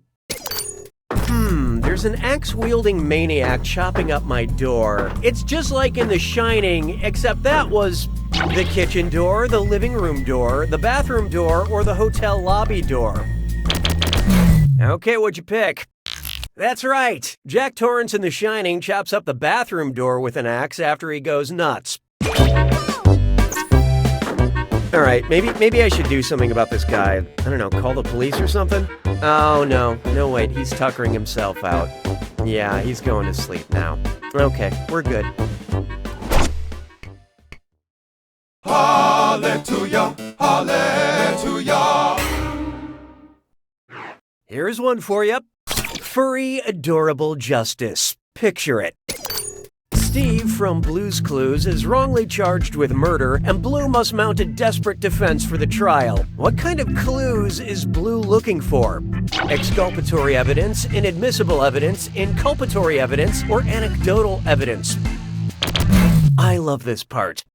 Your Honor, Mrs. Pepper says she never saw Steve murder anyone. Are we done here? This proves someone committed a crime. Imagine Blue walking into court with Steve's murder scrapbook. That's evidence that literally can't be used in court. Bad dog.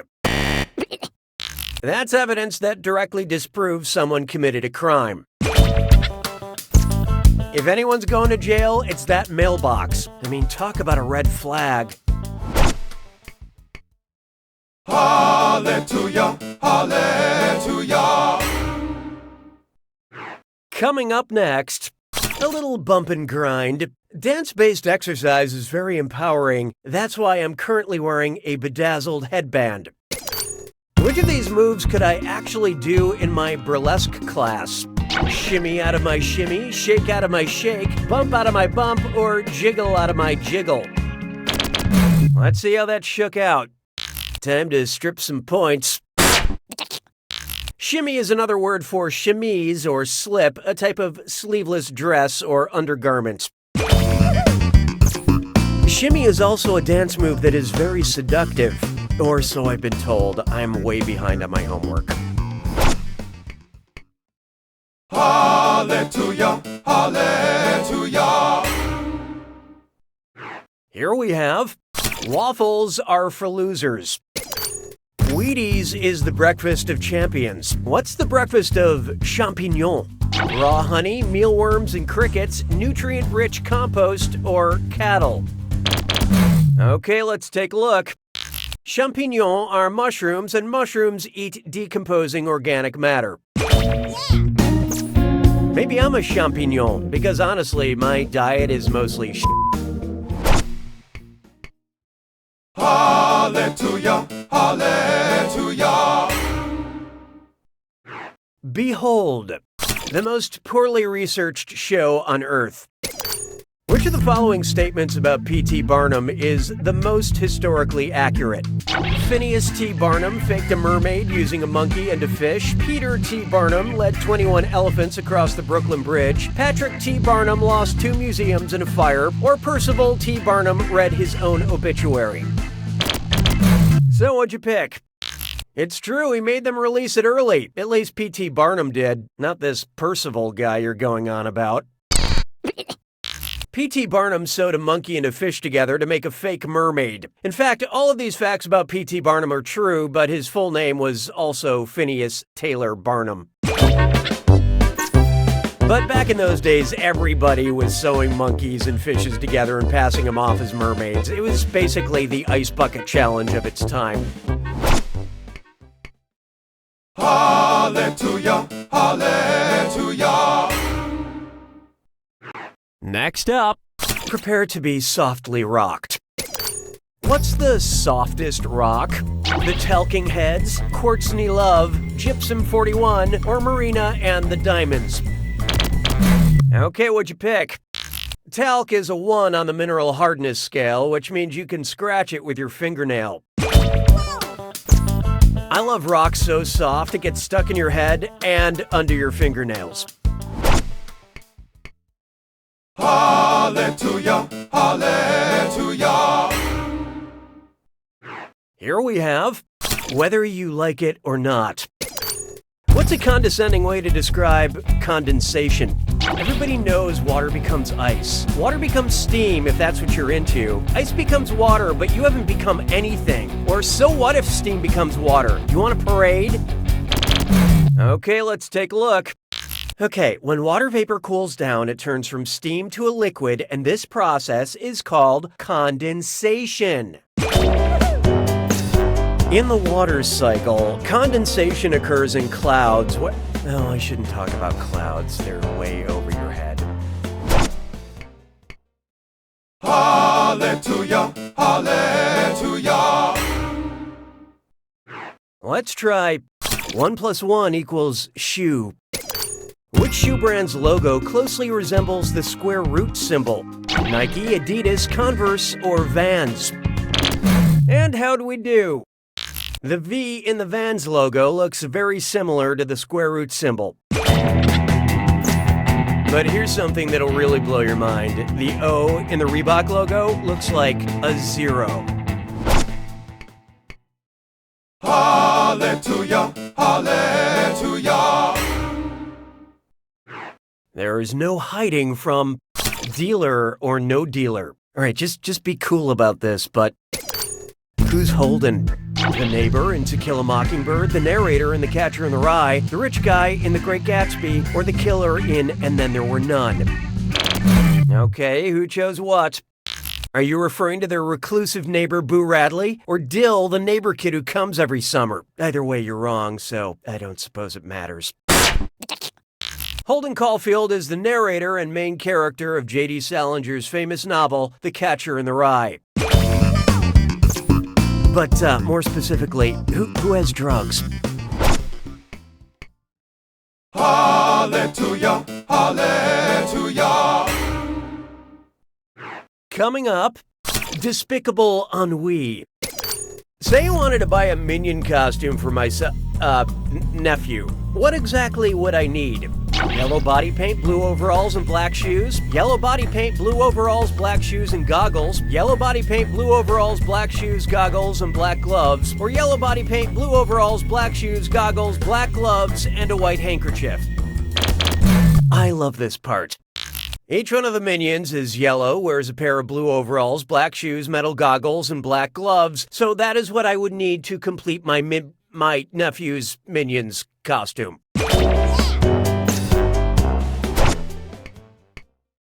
Hallelujah, hallelujah. Here's one I like to call Death, the ultimate unlimited data plan. Personally, I'm fine with it. Actors gotta eat. But my mother is very upset with the Verizon guy who is doing those Sprint commercials now. According to Dante's Inferno, if the Verizon guy went to the part of hell reserved for the greatest traitors, how would he spend eternity? Frozen on a FaceTime call in the 9th circle, dropping calls in the 11th circle, searching for bars in the 3rd circle, or being ghosted by real ghosts in the 5th circle? Let's see who got it. Dante wrote that the worst traitors of history, including Judas, were frozen in the 9th circle of hell.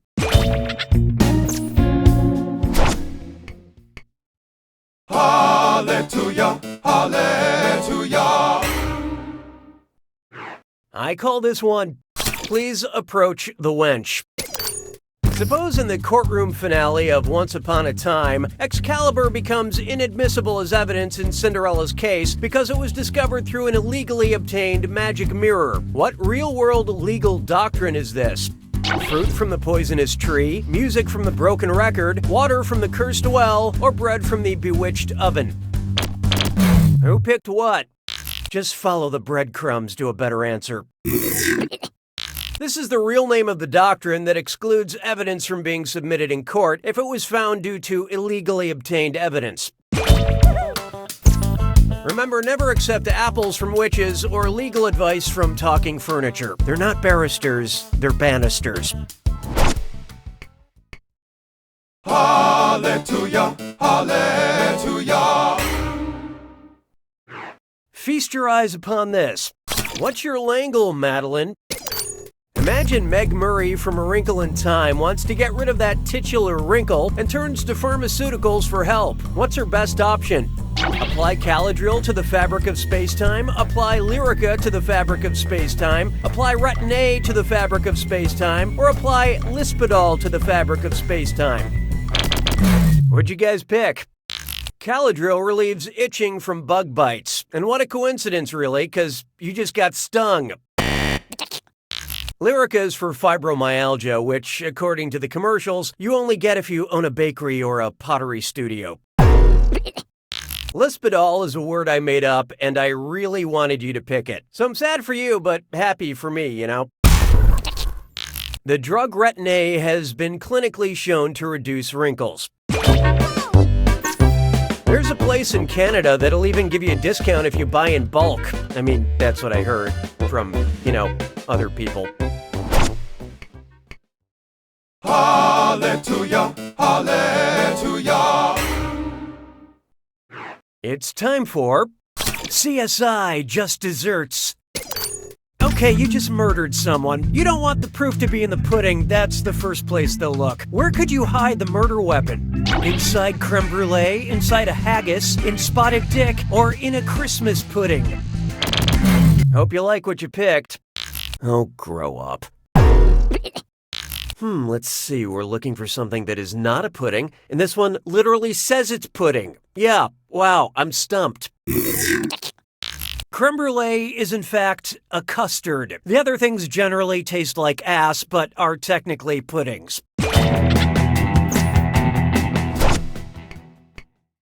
Hallelujah, hallelujah.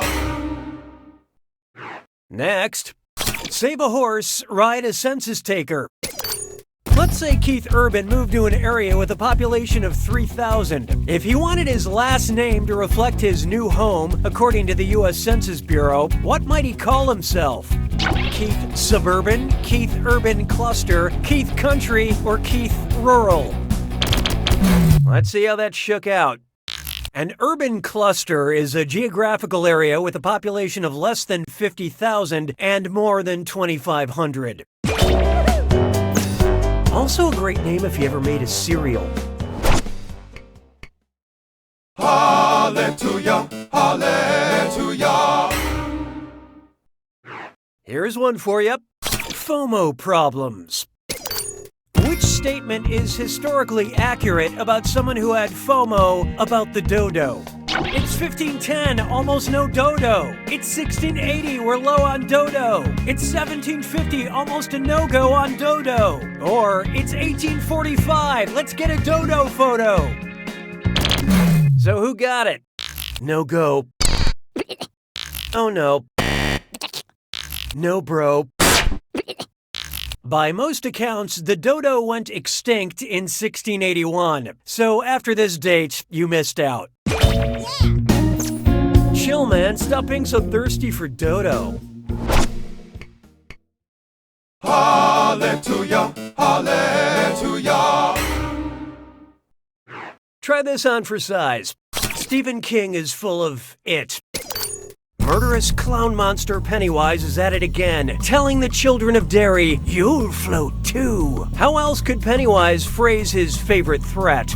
Your outward pressure is equal to your density, Richie. The mass of your displaced liquid is greater than your downward gravity, Stan. Your average volume is consistent with Archimedes' principle, Beverly. Or, your surface area cancels out your momentum, Bill.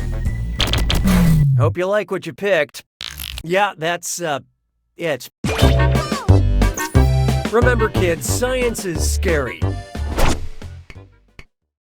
Hallelujah, hallelujah. How about this one? What a blast hole. What would it sound like if dynamite got put on blast? Everyone knows you're just a stick of black powder. Ha, you're just some weak old TNT. I heard you were actually ammonium nitrate. Or man, you're nothing but nitroglycerin and stabilizers. Okay, what'd you pick? Dynamite is nitroglycerin with inert stabilizers. Hard to come back from a sick burn like that. Hallelujah, hallelujah. Behold, only the freshest references. Which of these 80s catchphrases best describes the story of Icarus? Wax on, wax off, where's the beef, I'll be back, or gag me with a spoon? And how'd we do? Ah yes, the classic Greek myth of Icarus, the boy who tragically gagged on a spoon. It's a timeless tale. Icarus flew on wings made of wax and feathers until the sun melted his wings, causing him to fall to his death. Which is like grody to the max. Hallelujah, hallelujah. This one's called Cat Scratch Undiagnosed Medical Condition. So I'm trying out a new vet, and I'm not sure I like this guy. The vet diagnosed my cat Poopsie with catamenia, but something tells me that's not likely because cats don't sweat, cats don't menstruate, cats don't see color, or cats don't get dandruff.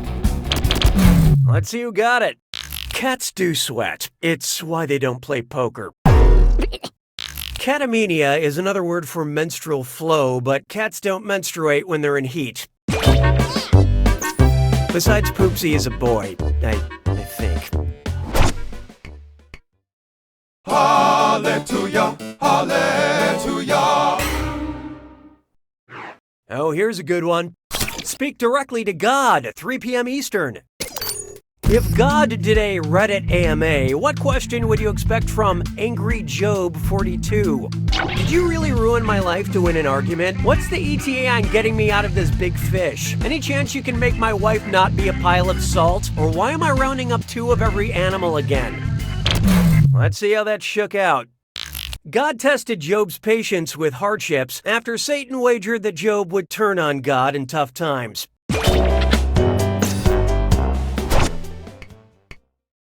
Hallelujah, hallelujah. Take a good look at The Alphabet Weeps. When detective writer Sue Grafton died in 2017, most of the English alphabet mourned her passing.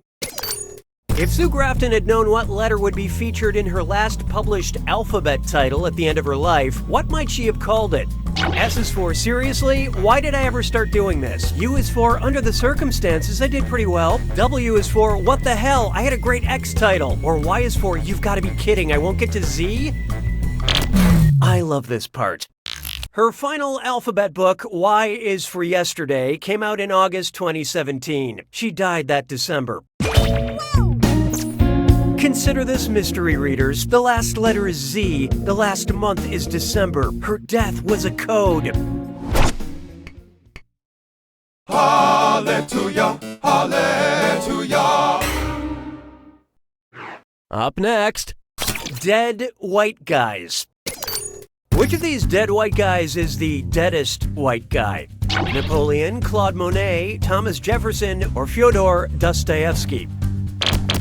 Okay, let's take a look. You fell for a made-up name. What? He's real? Oh, still wrong, though. Napoleon died in 1821, Jefferson died in 1826, Dostoevsky in the 1880s, and Monet in the 1920s. So Napoleon is the deadest white guy. But the whitest dead guy? That's gotta be Monet. That motherfucker is so white, when there's a blizzard, people are like, what's the weather outside like? Monet is blocking the view. Hallelujah, hallelujah. Coming up next, remember Third Rock from the Sun? Suppose NBC rebooted Third Rock, but set it on Jupiter instead of Earth. What would be the most appropriate name for the new show? Sixth Rock from the Sun, first gas giant from the Sun, fourth inner planet from the Sun, or last multi-mooned planet from the Sun? What'd you guys pick? Inner planets are the ones before the asteroid belt. Like how this question might be referencing a show that was on before you were born. Jupiter is the gas giant closest to our sun. I'll bet gas giant and our sun are phrases often spoken by French Stewart's parents. Look, all the questions can't be about memes. Hallelujah, hallelujah. This one's known as a goal in one.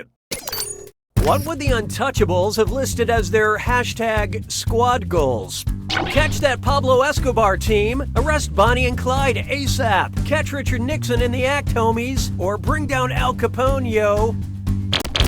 Okay, who chose what? The Untouchables were a team of lawmen who arrested Al Capone. Hashtag Elliot Ness Queen. Hallelujah, hallelujah. Why not try? Remember Cheers? If after taking a sociology class, Diane convinced the patrons of Cheers to start calling Norm one of the 4 types of cultural norms, what would they not shout as he walked through the door? Mores, folkways, ethics, or taboos? So what'd you pick? Mores, folkways, taboos, and laws are four cultural norms. Ethics can only help shape norms. Although drinking 12 beers a night also has an effect on the shape of norms. Hallelujah, hallelujah. Coming up next, Fireball bad. How might Frankenstein's monster tell his creator that he's inebriated? Grr, I'm drunk AF, SF. Grr, I'm drunk AF, VF. Grr, I'm drunk AF, GF. Or, I'm drunk AF, TF. Who picked what? The creator of Frankenstein's monster was Victor Frankenstein. And if I explain what AF means, it might adversely affect our game rating. Hallelujah, hallelujah. Up next, emoji dating. Admit it, you've been spending too much time on Tinder lately. While browsing your iPhone emojis, you're seriously turned off by the symbol category and swipe all the way left. What, hopefully, sexier emoji group will you be checking out now? Smileys, adorable animal faces, fruit, or flags? Hope you like what you picked. Frowny face. Congrats, you found the cutest wrong answer in the game. Since the first appearance of emojis on iPhone, flags have lived at the far right side of the emoji universe, which you reach by swiping left. Flags, for when you truly have nothing left to say. Hallelujah, hallelujah. It's time for Go Against the Migraine. According to Matrix rules, based on its color, which pill should I swallow if I want to continue my blissful ignorance of illusion? Tylenol regular strength, Aleve, Motrin IB, or Advil? So who got it? Aleve makes blue pills, which according to the Matrix is the pill sheep take to remain sheep. Here we go. Okay, let's continue this game. Hallelujah, hallelujah. Try this on for size. A question with a John Oliver twist. Last Week Tonight airs at 11 p.m. Eastern Standard Time on Sundays. So if the show were broadcast live, what city would actually see Last Week while watching Last Week Tonight? Lima, Moscow, Honolulu, or Juneau? Okay, let's take a look. Say aloha to some points. Juneau. In Moscow, a live broadcast at 11 p.m. New York Eastern Standard Time would air 7 a.m. on Monday, so anyone watching would be seeing a show from last week. For anyone looking for a good laugh to go with their blinis and kasha, don't talk to me before I've had my kasha. Hallelujah, hallelujah. Coming up, there is no shape of water, Guillermo. If you had a sexy monster sitting in your bathtub all day, what is the one property that could not change? The density of water, the temperature of water, the volume of water, or the mass of water? I love this part. Turns out the real monster is ignorance. While volume, density, and temperature are all varying factors, the mass of water won't change unless water is physically added or taken away. Sorry, I'm just cranky that the sea monster in shape of water has a more active sex life than I do. Hallelujah, hallelujah. Let's try Portugal, the man, the band, a plan, a canal, Panama. If the oddly named band Portugal the Man went on tour in Portugal, the country, what larger region would they also be visiting? Lisbon, the capital, the United Kingdom, the Empire, South America, the continent, or Iberia, the peninsula? What'd you guys pick? It's a little known fact that cities are larger than the country they're inside of. This totally checks out. Portugal is located on the Iberian Peninsula, along with Spain and Andorra. It's not surrounded by water on all sides because no Portugal, the man, is an island. Hallelujah, hallelujah. Take a good look at naming names. If I asked the star of the film Call Me By Your Name to call me by his name, what would I say? Call me Jordan, call me Army, call me Chadwick, or call me Channing? Let's see how that shook out. Armie Hammer is one of the main stars of Call Me By Your Name.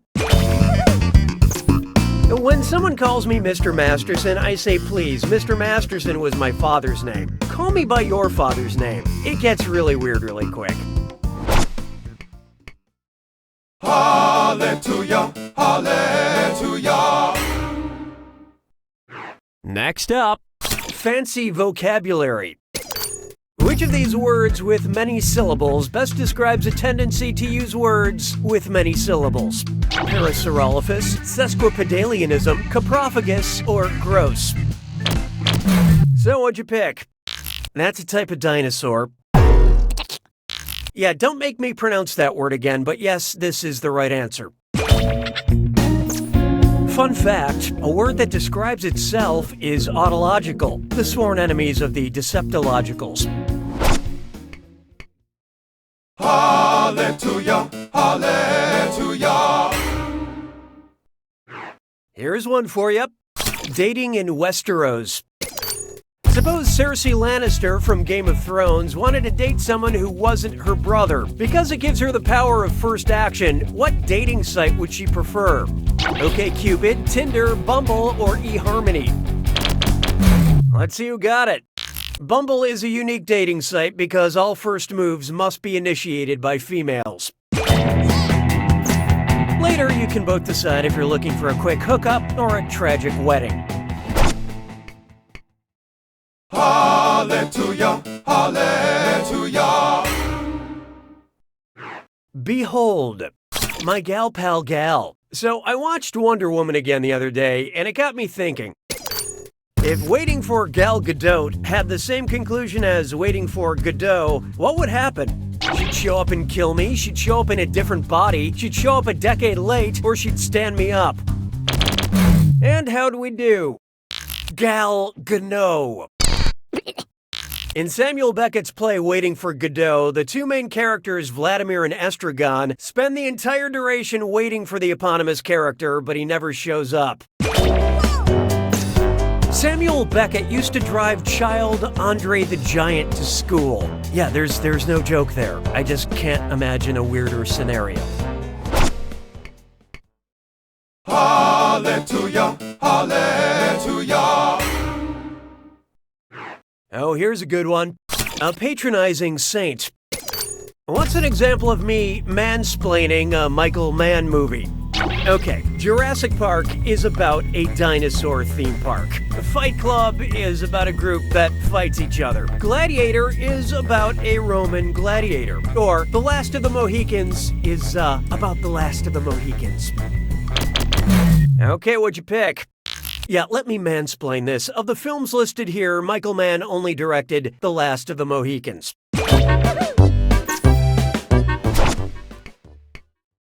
Hallelujah, hallelujah. Introducing The Hills Are Alive with the Sound of Math. Suppose the Von Trapp family shared a Netflix account. If Georg and Maria had a joint profile, how many of their kids would be excluded from having their own profile? 7 kids, 5 kids, 3 kids, or 1 kid? Okay, who chose what? Netflix allows up to 5 profiles on a shared account. There are 7 Von Trapp children, so 3 of them would be left out here. Which means little Gretel will be ruining everyone's algorithm with all those Paw Patrol episodes. Hallelujah, hallelujah. This one's called Clicklit. If Albert Camus had used clickbait to write The Stranger, what would have been his first line? 11 things everyone called Ishmael knows to be true. The 13 most pleasurable parts of burning. Mother died today and the clapback was insane. Or exterminators hate him. This guy woke up transformed into a monstrous vermin. Let's see how that shook out. Kind of a Moby Dick move. Mother died today is the first line from Camus' The Stranger.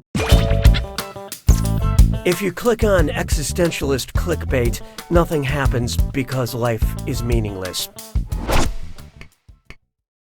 Hallelujah, hallelujah. Feast your eyes upon this. A little science. How would a Lil B react with litmus paper? The based god would turn litmus paper blue, the based god would turn litmus paper red, the based god would turn litmus paper white, or the based god would dissolve the litmus paper. Okay, what'd you pick? I give this answer a Lil B minus. A base will turn a strip of litmus paper blue. Litmus paper will also turn you blue if you wrap enough of it tightly around your face. Hallelujah, hallelujah. Next, a nice shape.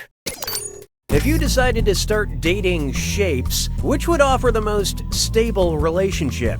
The mysterious square, the charming rhombus, the passionate circle, or the hunky triangle? Hope you like what you picked. Because all their sides are connected, triangles are the strongest and most stable of the shapes. And that, ladies and gentlemen, is why they cut pizza into triangles, because it will never, ever let you down.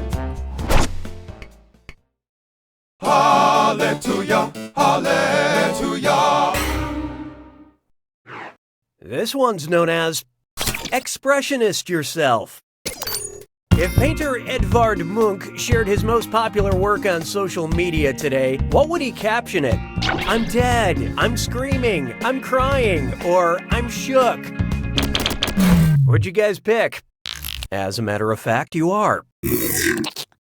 Munch is the creator of the famous series of expressionist paintings, The Scream.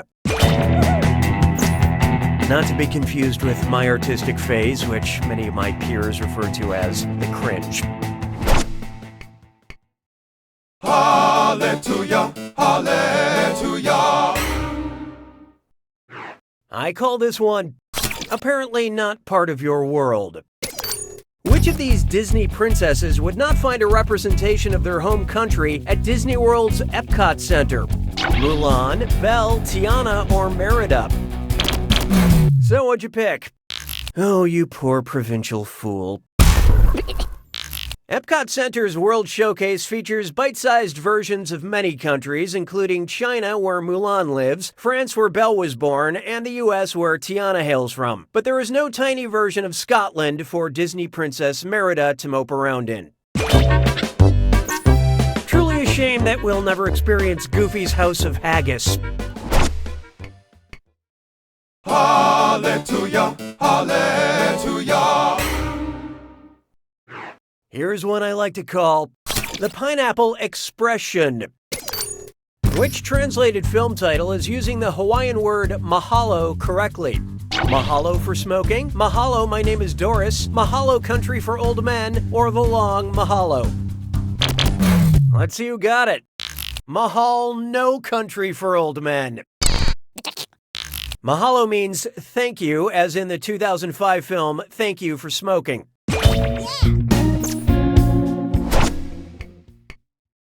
Hallelujah, hallelujah. Here we have Nougat Feuds. You know, the weird thing about the novel The Three Musketeers is there's a fourth musketeer wandering around that book, and it's time we started talking about it. If the musketeer left out of the umbrella term Three Musketeers angrily trademarked their own candy bar, what could they call it? Lumiere's Nut Log, the Porthos Peanut Chew, Maurice's Milky Way, or D'Artagnan's Date Bar? Okay, let's take a look. Promise me you will never go near something called Lumiere's Nutlog. D'Artagnan is pretty much the star of the Three Musketeers, but he spends the whole book as Musketeer number 4. The Three Musketeers in the title stands for Porthos, Huey, and Martin Short. Hallelujah, hallelujah. How about this one? Dead men seem to keep telling tales. The power of film to depict the majesty of the human condition or move us to laughter and tears really is remarkable. Anyway, what happened in Pirates of the Caribbean 5? Something with the Fountain of Youth? Something with a trident? Something with Atlantis? Or something with an undead shark? So who got it? No, you're thinking of A Very Undead Sharknado Christmas, the musical. Honestly, I have no idea, but let's say no. Maybe? In Pirates of the Caribbean 5, everyone is after the Trident of Poseidon or something, maybe. I heard Pirate 6 is a search for what's left of Johnny Depp's career. Hallelujah, hallelujah. Take a good look at, why couldn't it have been Scrappy-Doo? Say Scooby-Doo mysteriously vanishes while solving a mystery. All the gang finds is the tag of his collar floating in a pool of blood. How do they know it's his? It's shaped like a paw print, it's shaped like a Scooby snack, it's shaped like his head, or it has his initials on it. And how do we do? Ruh-roh. Scooby-Doo's collar tag is emblazoned with his big gold initials SD.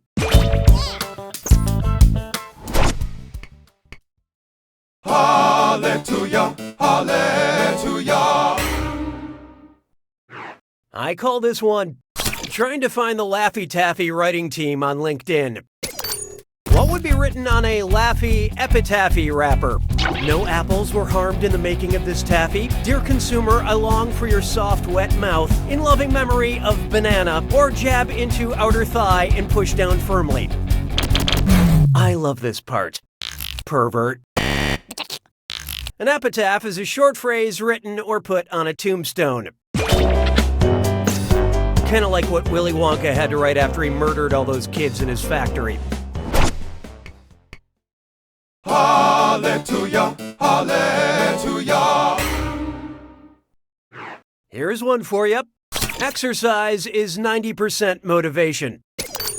If someone paid you 1 dozen double chocolate muffins for every mile you ran, about how many muffins would you earn running a half marathon? 6 dozen double chocolate muffins, 9 dozen double chocolate muffins, 1 dozen double chocolate muffins, or 1 baker's dozen double chocolate muffins. Who picked what? A half marathon is 13.1 miles long, or about 13 dozen double chocolate muffins.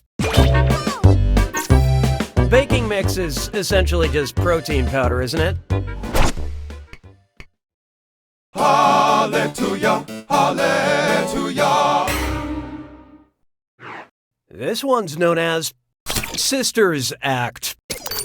If the Haim sisters and the Bronte sisters went on vacation together, at what kind of Airbnb would they stay? A 4-bedroom lake house, a 6-bedroom beach house, a 7-bedroom boathouse, or an 8-bedroom lighthouse at the bottom of the ocean? So what'd you pick? No, but wouldn't that be fun? There are 3 members of the all-sister band Haim and 3 Bronte sisters, for a total of 6 famous sisters. I'm surprised they didn't run through Jane Airbnb. Like the book Jane Eyre, it's a clever play on words. Hallelujah, hallelujah. It's time for Goo Goo Gaga. If a pregnant woman wants to make sure foul language isn't the first thing her baby hears, which of the following movie nights should she skip? Watching Seven at 7 weeks, watching 12 Monkeys at 12 weeks, watching 25th Hour at 25 weeks, or watching The 40-Year-Old Virgin at 40 weeks. So who got it? Around week 25 and 26 of pregnancy, babies start to hear sounds from outside the womb. It's also the best time to introduce your baby to actor Barry Pepper, so tough decision. Why don't we do it with three? Try this on for size. A totally relatable childhood memory. If you're playing football in the backyard and your dad yells, "Go deep," where's the best place you could run to impress him? Death Valley, the Malloy Deep, the Caspian Depression, or Mariana's Trench? Okay, who chose what? The Mariana Trench is the deepest spot on the planet at over 36,000 feet below sea level. Your dad better have a really good arm. Why don't we do it with three? Here we have Yacht Rock is timeless. If you like pina coladas, prove it. What kind of liquor are you going to need? Tequila, rum, gin, or absinthe? What'd you guys pick? Slow down, Oscar Wilde. According to the International Bartenders Association, a pina colada consists of pineapple juice, coconut juice, and white rum.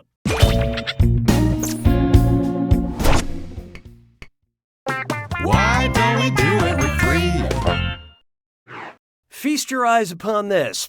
Go Big Sean or Go Home Sean. Which of the following Big Sean lyrics demonstrates the rhetorical device epizeuxis? Okay, drop it to the floor, make that ass shake, shake, shake. Built a house up on that ass, that's an ass state. Whoa, make that group move, that's an assquake. Or ass, ass, ass, ass, ass, ass, ass, ass, ass, ass. And how'd we do? Epizeuxis is the immediate repetition of a word for emphasis.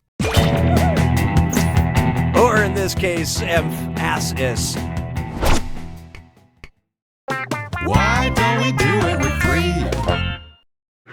Next, did they have yearbooks in the 1800s? If Dorian Gray asked you to sign his yearbook, what would be the most appropriate to scribble next to his picture?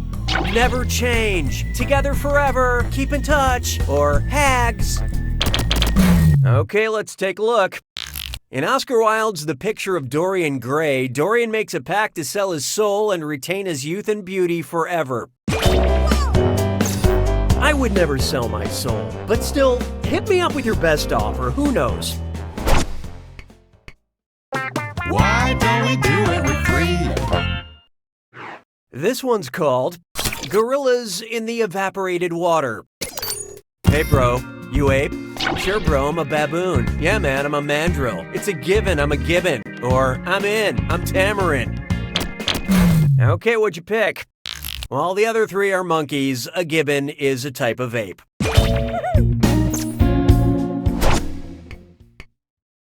Why don't we do it with three?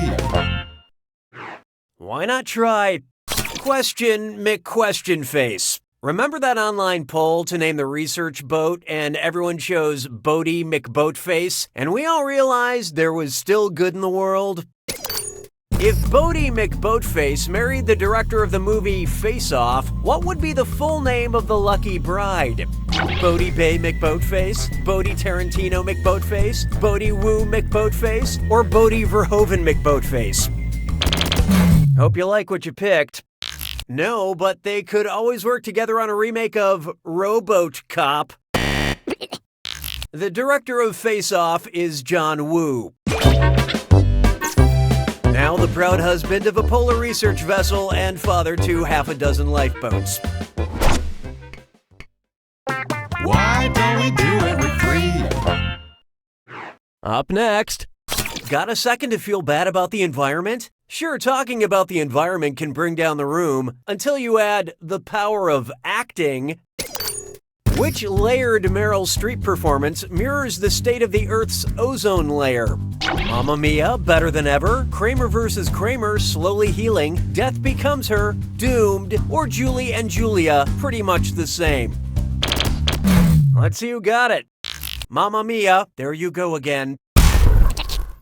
NASA has confirmed the hole in the ozone is closing and could be gone by 2060.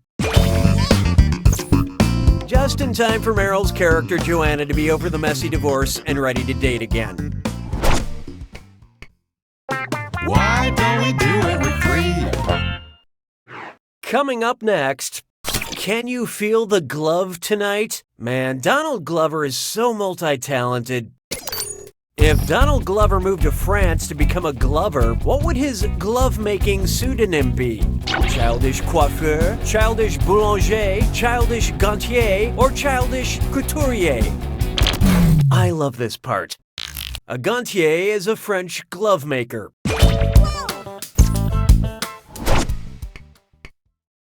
Why don't we do it with 3? Let's try I always cry during Pixar questions. If the boy from Coco traded his guitar for a Japanese instrument with 13 strings, what would you call the movie? Coco with a koto, Coco with a dogo, Coco with a mobo, or Coco with an oboe? Let's see how that shook out.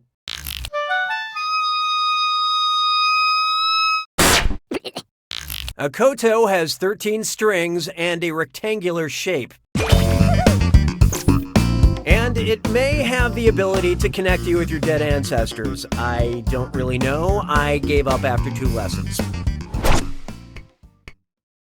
Why don't we do it with 3? Oh, here's a good one. The 5 stages of Reef. You know what they say? The Nile ain't just a river in Egypt. So true. It's also a river in Libya, Sudan, Algeria, or Niger. Okay, let's take a look. The Nile River passes through 11 countries, including Sudan, so it definitely ain't just a river in Egypt. Another thing I always say, the Elephant Butte ain't just a river in New Mexico. Yeah, it's a lake actually. Look it up. Why don't we do it with 3? Behold, where about Bob? You know how Bill Murray likes to show up at random places and surprise people with his dry wit and overabundance of public goodwill? Well, if Bill Murray just randomly showed up on the Murray River, who would he likely be surprising? An unsuspecting Irish wedding party, an unsuspecting English yoga class, an unsuspecting Canadian golf course staff, or an unsuspecting Australian bachelor party? Okay, who chose what? The Murray River is Australia's longest river and the 3rd longest navigable river in the world. Geez, even Australia's Murrays are bigger than ours. But their Murray never made a guest appearance in the 2016 reboot of Ghostbusters. So there. Why don't we do it with 3? Here's one I like to call No Desserts Until You've Finished Eating Your Map of Europe. Where does Brussels sprout? From the westernmost side of Germany, from the northernmost side of Belgium, from the southeast corner of Germany, or close to the center of Belgium? And how do we do? Brussels, the capital city of Belgium, sprouts roughly out of the center of the country. And as terrible as Brussels may taste, it is rich in fiber and multinational corporations, so just stop whining and eat it. Why don't we do it with 3? Coming up, I wouldn't call my home smart exactly. I have a lot of voice-activated gadgets at home, but I mostly like to set up elaborate power struggles between them. What should I say if I want my Amazon Echo to tell my iPhone to do something? Siri, tell Cortana to turn off the lights. Alexa, tell Siri to lower the volume. Cortana, tell Alexa to play music. Or, Alexa, tell Google Assistant to do better next time. Okay, what'd you pick? Alexa is the virtual assistant for the Amazon Echo, and Siri is the one for the iPhone. And if this question turned one of the devices on in your home, frankly, I'm not sorry about it. Why don't we do it with 3? Next up, make like a hot drink and leaves. Which of these is not a real type of tea that can be spilled?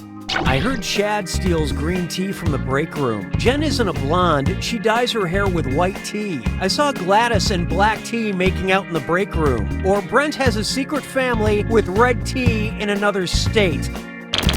So who got it? Rumor is, you're wrong. There is no tea variety officially known as red tea. But Brent really does need to get his life together. Why don't we do it with 3? Introducing Where You Lead, I Shall Follow You on Twitter. Nowadays, you gotta be careful not to alienate your followers. Which tweet would cause @thepied Piper to lose the most followers? Just saying, snakes are overrated. Wow, rats suck. A cat should never be president. Or, sorry, but all crows should go to hell. So what'd you pick? Delete your account. The Pied Piper is a medieval legendary character who would blow his pipe and rats would follow him. I lost half my followers when I said my mom's carrot cake was dry. My mom unfollowed me, and so did her friend Cheryl. Why don't we do it with 3? Behold, brand focused. The letters in which of these brand names are traditionally monochromatic? Coca-Cola, FedEx, Subway, or Google? Let's see who got it. The Fed and the X are two different colors. FedEx and Subway letters each use two different colors, and Google goes crazy with a different color for each letter, but monochromatic means one color. Branded Coca-Cola is almost always all white. Some people call it soda, others call it pop. To me, it will always be known as mouthwash. Why don't we do it with 3? This one's known as eye candy. I'm just sitting here eating candy, and I'm trying to remember which M&M character wears glasses? Green, brown, blue, or yellow? Hope you like what you picked. Introduced in 2012, Ms. Brown M&M is the one with corrective eyewear. Actual M&Ms contain no glass, unless you're a recovering chocoholic with a broken candy dish. Why don't we do it with 3? Take a good look at animal name plus animal name equals animal name. Which of these animals did I just make up? Turtle dove, bumblebee bat, kangaroo rat, or elephant hog? What'd you guys pick? Kangaroo rats, bumblebee bats, and turtle doves are all real animals. An elephant hog is not. If an elephant hog was real, I'd like to think it would be an elephant the size of a pig, and it would live in my house, and you would wear little clogs, and I would love you so much. Oh, I know you don't exist, but I will always love you, little elephant hog. Why don't we do it with 3?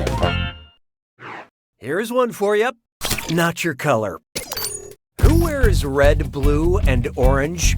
Huey, Dewey, and Louie, Raphael, Leonardo, and Michelangelo, Blossom, Bubbles, and Buttercup, or Alvin, Simon, and Theodore? Who picked what? These three Teenage Mutant Ninja Turtles wear red, blue, and orange masks, respectively. Apparently, the secret of the ooze is a complementary color scheme.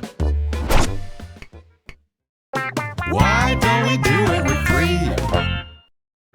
Here's one I like to call a name to forgive but never forget.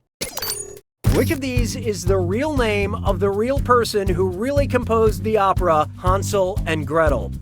Francis Babertute, Catherite, Meisternut, Jimothy, Chompadunk, or Engelbert Humperdinck? I love this part. Yep, that's really his name.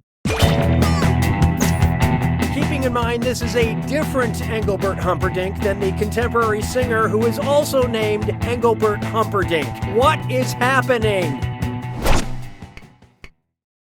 Why don't we do it with three? Coming up next, syntax to the max. Grammatically speaking, what's a contraction? What's a contraction or question mark? What'd you guys pick? A contraction is when a noun and a verb combine and you replace the omitted letter with an apostrophe.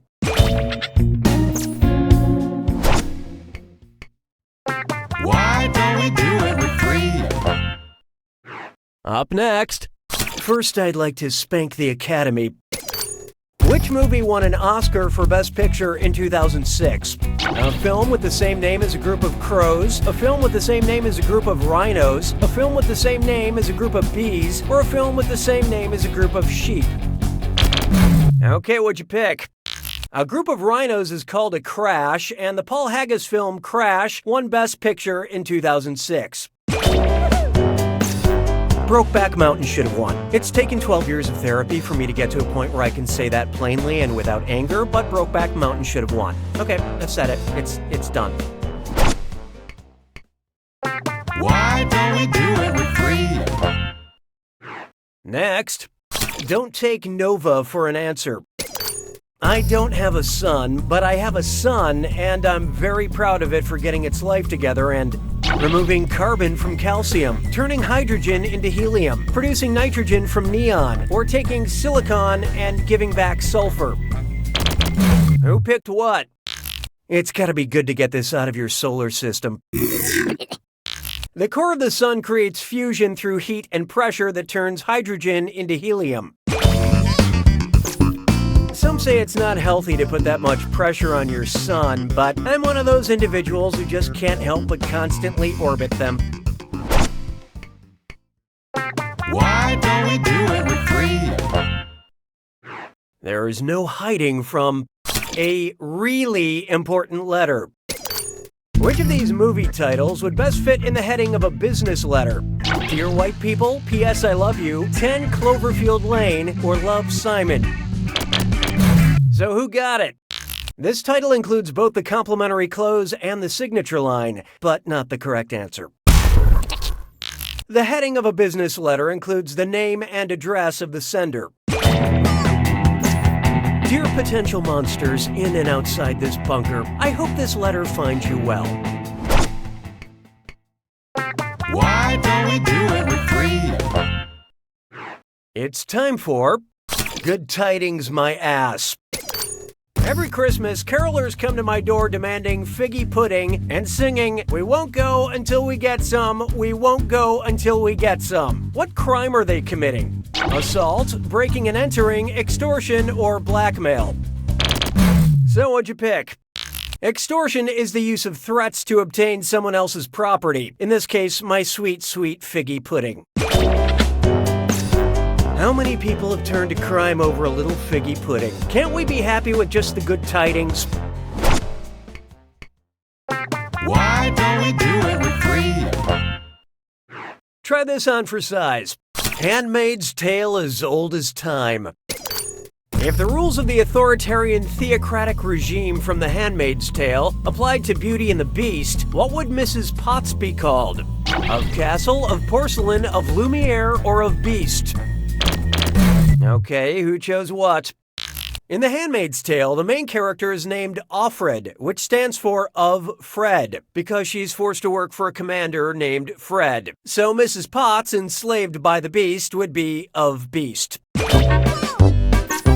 I know it's hard to think of Mrs. Potts as enslaved by the Beast, but how can she leave? She's a teapot. Where else can she go? Why don't we do it with three? Next up, let's just talk about Idris Elba. In which of the following roles could we see Idris Elba exiled to the island of Elba? Idris Elba as the world's coolest Napoleon Bonaparte, Idris Elba as the most badass Emperor Nero you've ever seen, Idris Elba as the sexiest King George III there ever was, or Idris Elba as the manliest Joan of Arc in history? Okay, let's take a look. After being forced to abdicate the French throne, Napoleon Bonaparte was famously exiled to the island of Elba in the Tuscan archipelago.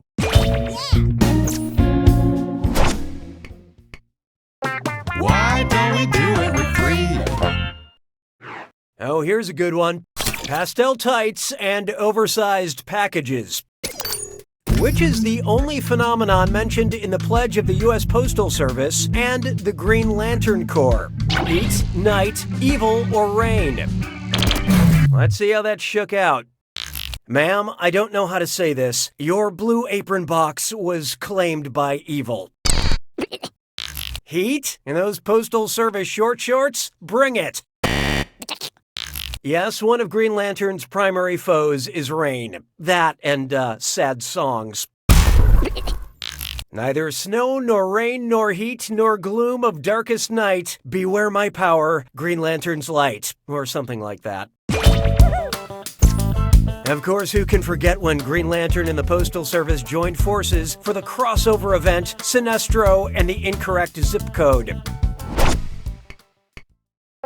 Why don't we do it with three? Feast your eyes upon this. Getting real for a second. Which PC keyboard command produces a symbol that looks like my cat's butthole? Shift +1, Shift +3, Shift +5, or Shift +8? Let's see who got it. Shift +8 creates an asterisk, aka a cat butthole. I know. Finally, some useful information. Why don't we do it with three? How about this one? I accidentally joined the Navy. Which of these headlines is just straight up clickbait? You won't believe what this shirtless sailor calls a torpedo. I'm single and call nautical miles the craziest things. I'm waiting for you to give a nickname to my ammo soldier, or my husband doesn't know the military term for kilometers. Do you? Hope you like what you picked. In the U.S. military, kilometers are nicknamed clicks. I had to remain 3 clicks away from the cool cliques in high school because we didn't click. Why don't we do it with three? Coming up, Polly want a clap back. Hey, could you help me finish this tweet? Me. Sure, I'm polydactyl, but I don't let that define me. Also me. A pic of me flipping you off with my extra middle finger, an audiogram of me telling you to screw off in 5 languages, a gif of me kissing my multiple lovers, or a list of all the gods I believe in saying you're doomed. And how do we do? You. I know this answer. Also you. Polydactyly is a condition where someone has additional digits on their hands or feet. Thanks for the help. When it comes to social media, I'm so frowny face heart emoji rocket ship. Why don't we do it with three? Here we have, I can be your zero. If James Bond were attempting to kill you in Brisbane, what number should you dial to receive help from emergency services? O, 00, 000, or 7?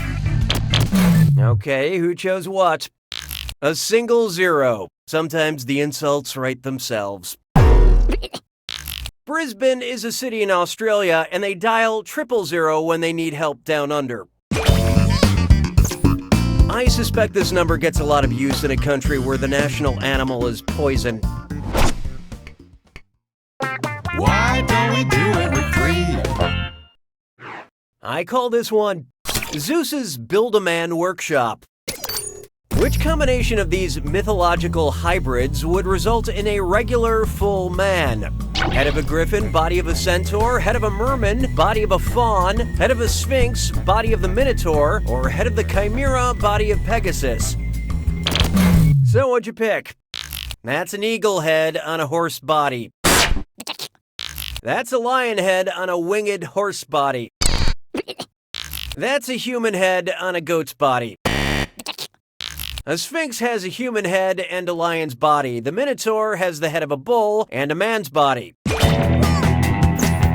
Now all you have to do is sew them together and voila, you've made an abomination. Why don't we do it with 3? This one's called My Chicken Tetrazzini Watches Me Sleep. So I keep meaning to check out that creepypasta website, the one with all the scary stories about spaghetti, I assume. Anyway, which of these creepypastas is shaped like a corkscrew? Penne, farfalle, fusilli, or rigatoni? I love this part. Fusilli is the corkscrew-shaped pasta, which is very, very creepy. The scariest thing about pasta is all the carbs. Why don't we do it with 3? Why not try totally Greeking out? I love Greek mythology. I wonder if there are conventions for that stuff. If the 3 Gorgons and the 3 Fates want to cosplay as all of the Muses, who do they need to bring along? All 3 Furies, the 12 Olympians, a whole herd of centaurs, or nobody, drop a Gorgon? So who got it? There are 9 Muses in Greek mythology, so 3 Gorgons and 3 Fates need 3 Furies to make a full 9 for a perfect cosplay. I've never seen any Furies at a con, but I've seen a lot of furries. I go to a lot of furry conventions. Why don't we do it with 3? Try this on for size. WWEIEIO.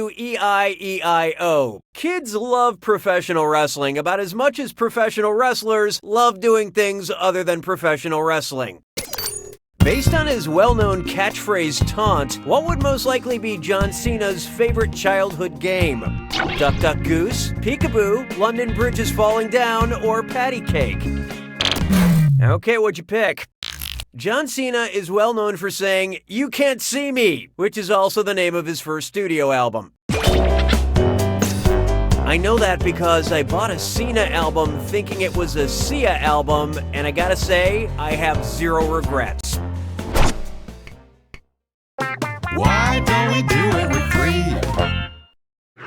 Oh, here's a good one. The Legend of Zelda's Epidural. Say there were a video game in which the player's goal was to successfully go through labor. What instructions would pop up on the 3rd stage of the game?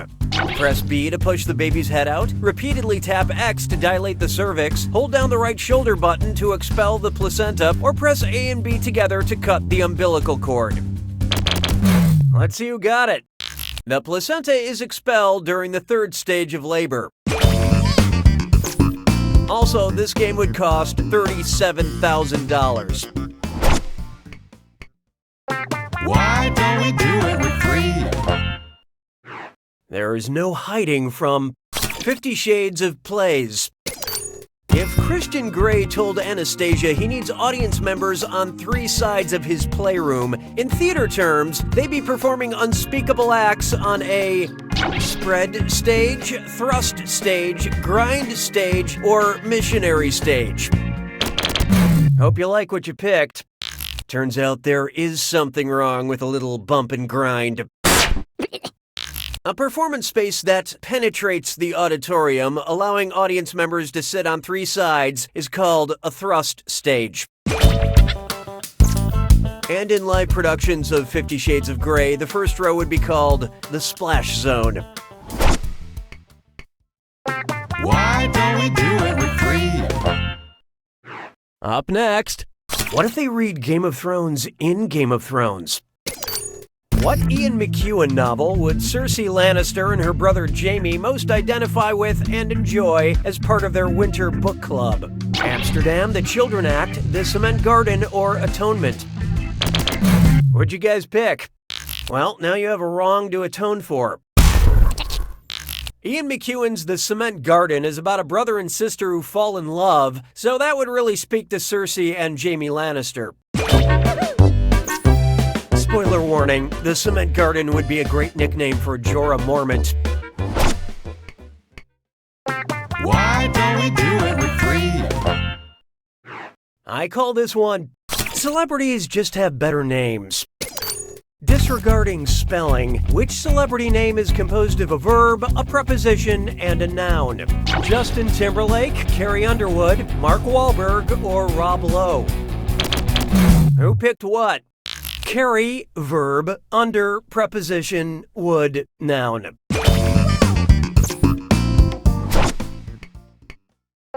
Why don't we do it with three? Next up, I'd like to formally apologize for what we're about to do here. Who's about to blow their load? Someone setting dynamite next to their house foundation? Someone setting dynamite next to their ore deposit? Someone setting dynamite next to their lower legs? Or someone setting dynamite next to their car exhaust? Let's see how that shook out. A load is an ore deposit. Honestly, whatever you do with your ore deposits is none of my business. Why don't we do it with three? Coming up next, the Neenies have it. What does it mean if you refer to Real Housewife Nene Leakes as Nene Leakes, nay Johnson? She's changing her name to Johnson, her maiden name was Johnson, her nickname is Johnson, or she's from a town called Johnson. Okay, let's take a look. Nay after someone's name is used to refer to their maiden or former name. Whatever you call her, say it to her face. Why don't we do it with three? And now, avenge me. Which member of the superhero team, the Avengers, is also the king of Wakanda? T'Challa, T'Challa, T'Challa, or T'Challa? Hope you like what you picked. That's the correct spelling of T'Challa, the Black Panther.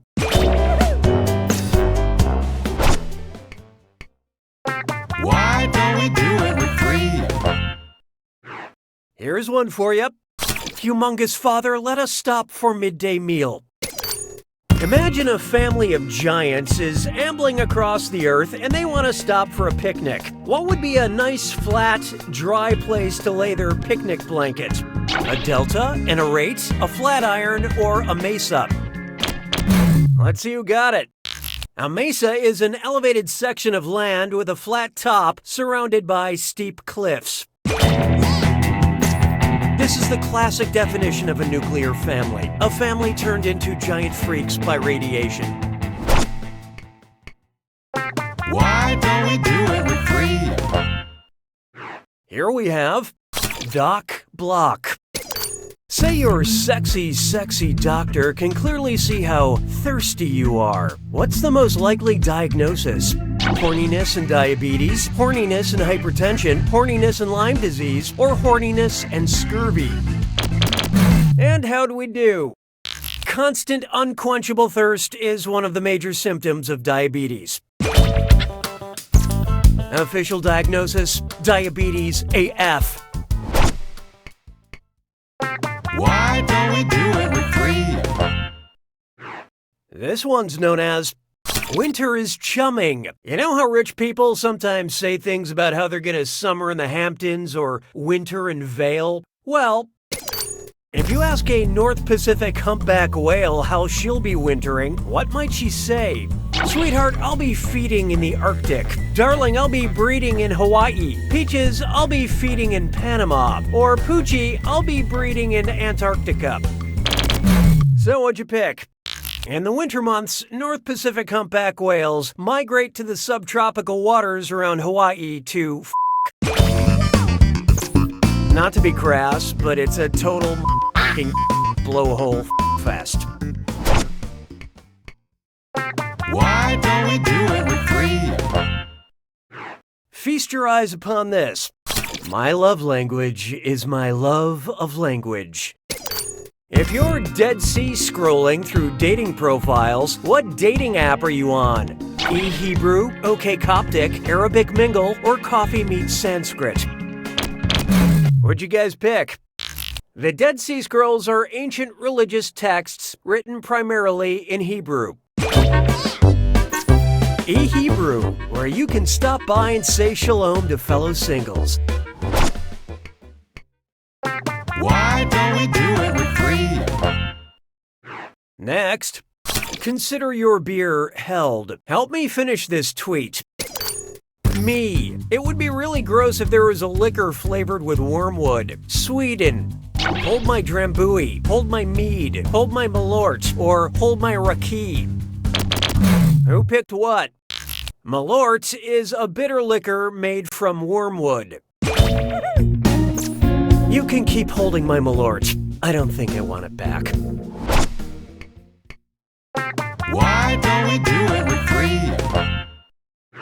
How about this one? Tomorrow we march on Olive Garden.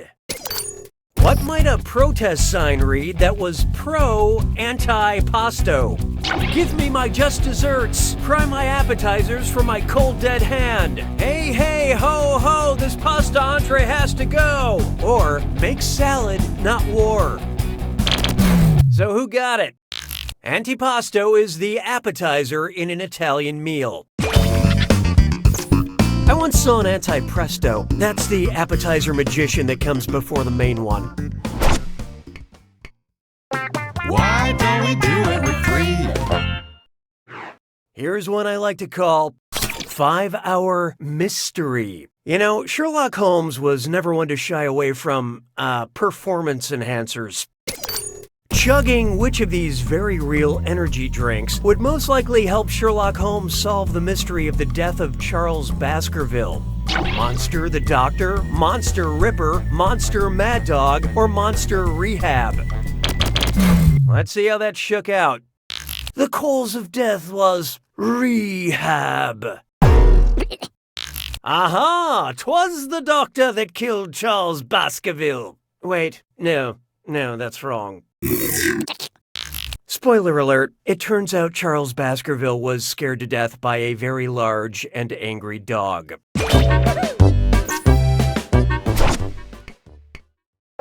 Why don't we do it with three? Behold, you're a tool. Which 4 tools hang on that little iron thingy next to a fireplace? Shovel, broom, saw, tongs, poker, saw, hook, tongs, poker, saw, broom, hook, or poker, shovel, broom, tongs. Okay, what'd you pick? Yep, these are the main 4 that hang on that thing. My granddad used to say a proper fire must be poked, shoveled, broomed, and tonged. Why don't we do it with three? This one's called Close But Not Close Enough Encounters. Which title character is an alien? The Martian, the Giver, the Thing, or her? Okay, who chose what? The monster that attacks an Arctic research station did in fact come out of a ship from outer space. I hate confusing titles. I walked out of The Iron Lady furious it wasn't a movie about Meryl Streep fighting crime in a suit of armor. Why don't we do it with three? Introducing The International Struggle is Real. What's an example of a First World War problem? Hitler invaded Poland on my birthday. The Battle of Midway is happening, and I have nothing to wear. Senator McCarthy has hearings, but isn't really listening to me. Or Archduke Ferdinand was assassinated before our brunch date. I love this part. I shouldn't take it personally, didn't really listen to anybody. The assassination of Archduke Ferdinand marked the start of World War I. It also marked the end of our relationship. I will not speak to him anymore. Why don't we do it with three? It's time for Walk of Twitter Fame. Remember Damn Daniel, from the internet? If Daniel took his infamous white vans to the Hoover Dam, which is located at the border of 2 U.S. states, I guess you could say, "Damn, Daniel, back at it again in Arizona and Nevada, Nevada and Utah, Utah and Colorado, or New Mexico and Arizona." And how'd we do? The Hoover Dam is located at the Arizona and Nevada border. That's a big dam, Daniel. Why don't we do it with 3? Coming up, House Tyrell Party. We all know why we watch Game of Thrones, for the gratuitous architecture. If Game of Thrones actress Natalie Dormer threw a party in her dormer, what kind of party would it be? A column affair, a stairway soiree, a balcony blowout, or a window shindig? Okay, what'd you pick? A dormer is a vertical window that projects from a sloping roof, so the party would be in the window. Just maybe don't invite Bran. Yeah. Why don't we do it with 3? This one's known as All the President's Antacids. Suppose a U.S. president was forced to share a medicine cabinet with all their cabinet members. What would you not find in there? The vice president's antifungal powder, the press secretary's hemorrhoid cream, the attorney general's throat lozenges, or the secretary of state's nose hair trimmer. Who picked what? The press secretary is not an official cabinet position, so they'd be keeping their hemorrhoid cream elsewhere. But it's not like they couldn't make some room in there. Does the Secretary of Agriculture really need that many jars of Vicks VapoRub? I don't need you anymore. Up next, GPS, Godzilla Positioning System. So, Godzilla is on his way to destroy Tokyo, but can't seem to find the island it's located on. What does he roar in frustration?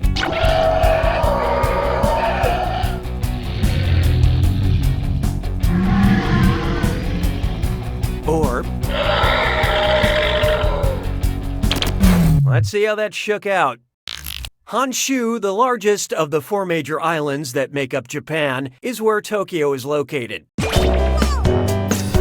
It's so like Godzilla to get lost. That would never happen to Mothra. That's why I'm totally Team Mothra. Hashtag Team Mothra.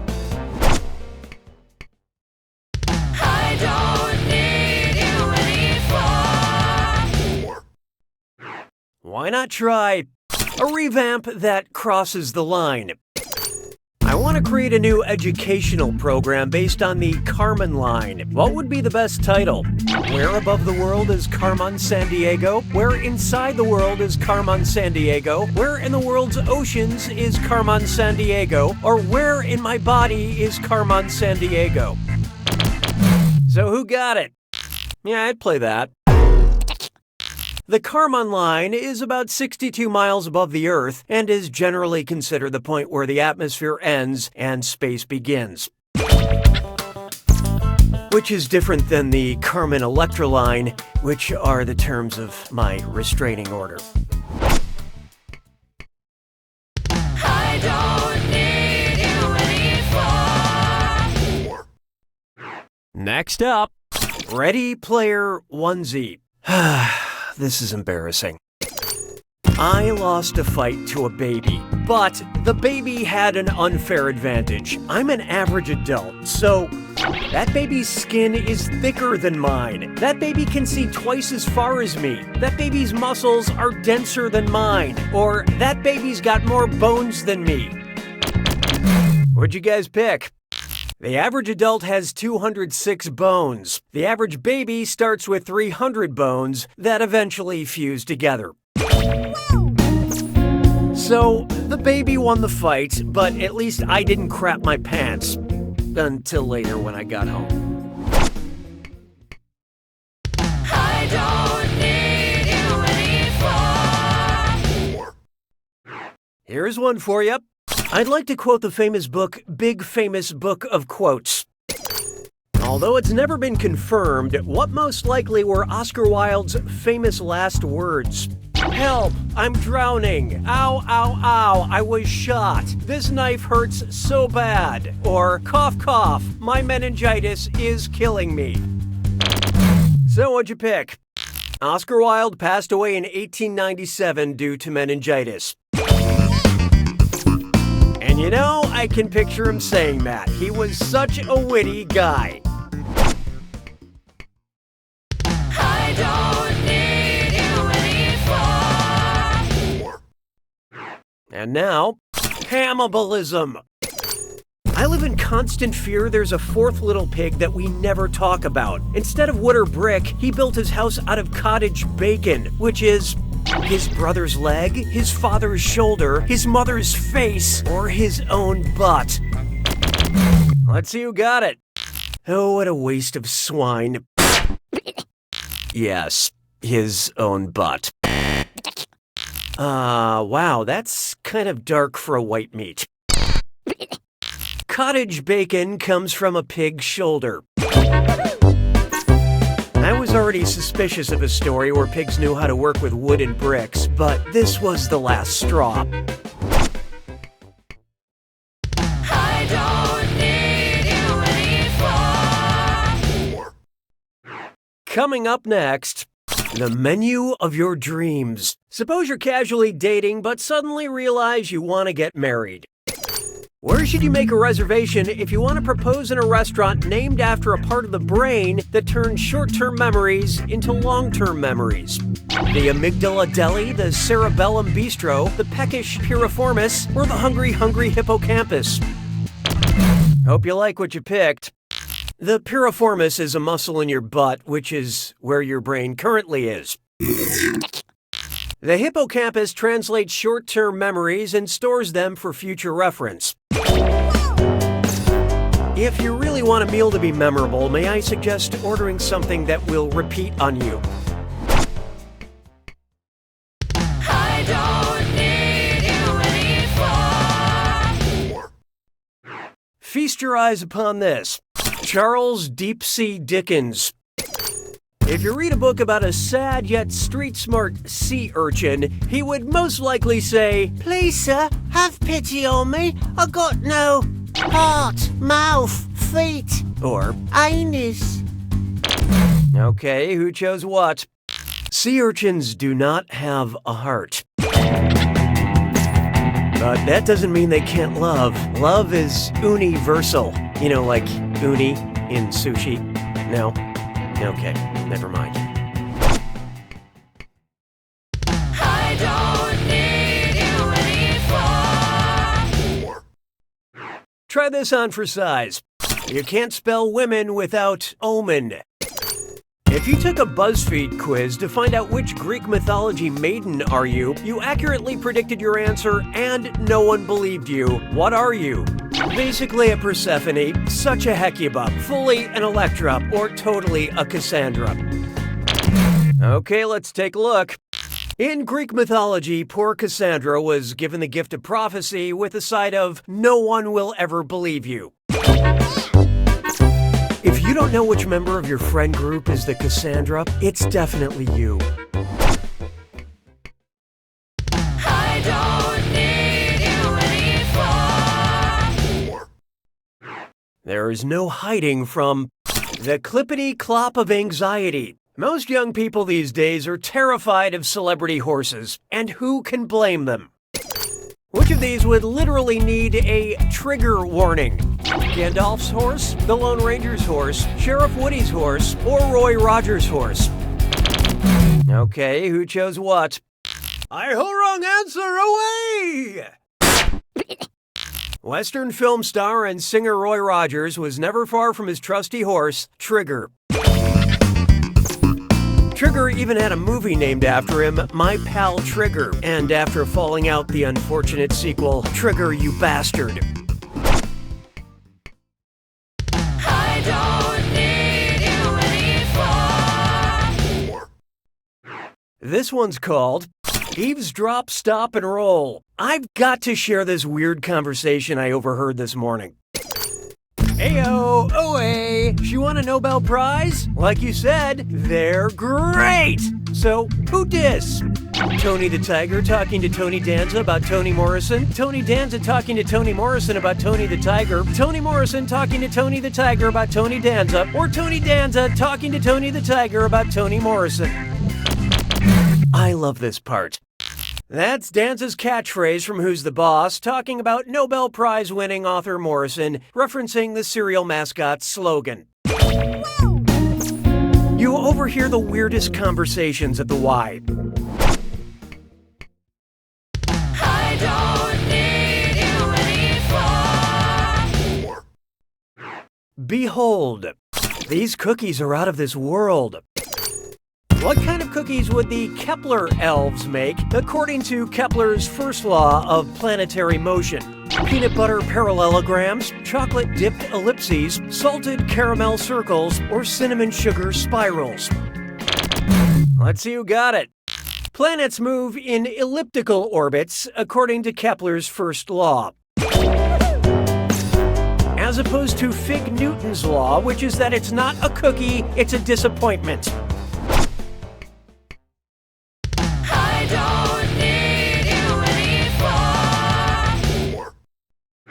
Introducing Don't Start a War You Can't Finish. If you're using Trojan condoms, which brand of lube would be a poor choice because the namesake is famous for breaching Trojan defenses? Egyptian Ease, Persian Pleasure, Grecian Glide, or Roman Rider? Hope you like what you picked. Yeah, this isn't doing anything for me. The Trojan War was a battle between the city of Troy and the Grecian army. This is where we get the expressions, beware of Greeks bearing gifts, and don't make out with giant wooden horses. I don't need you anymore.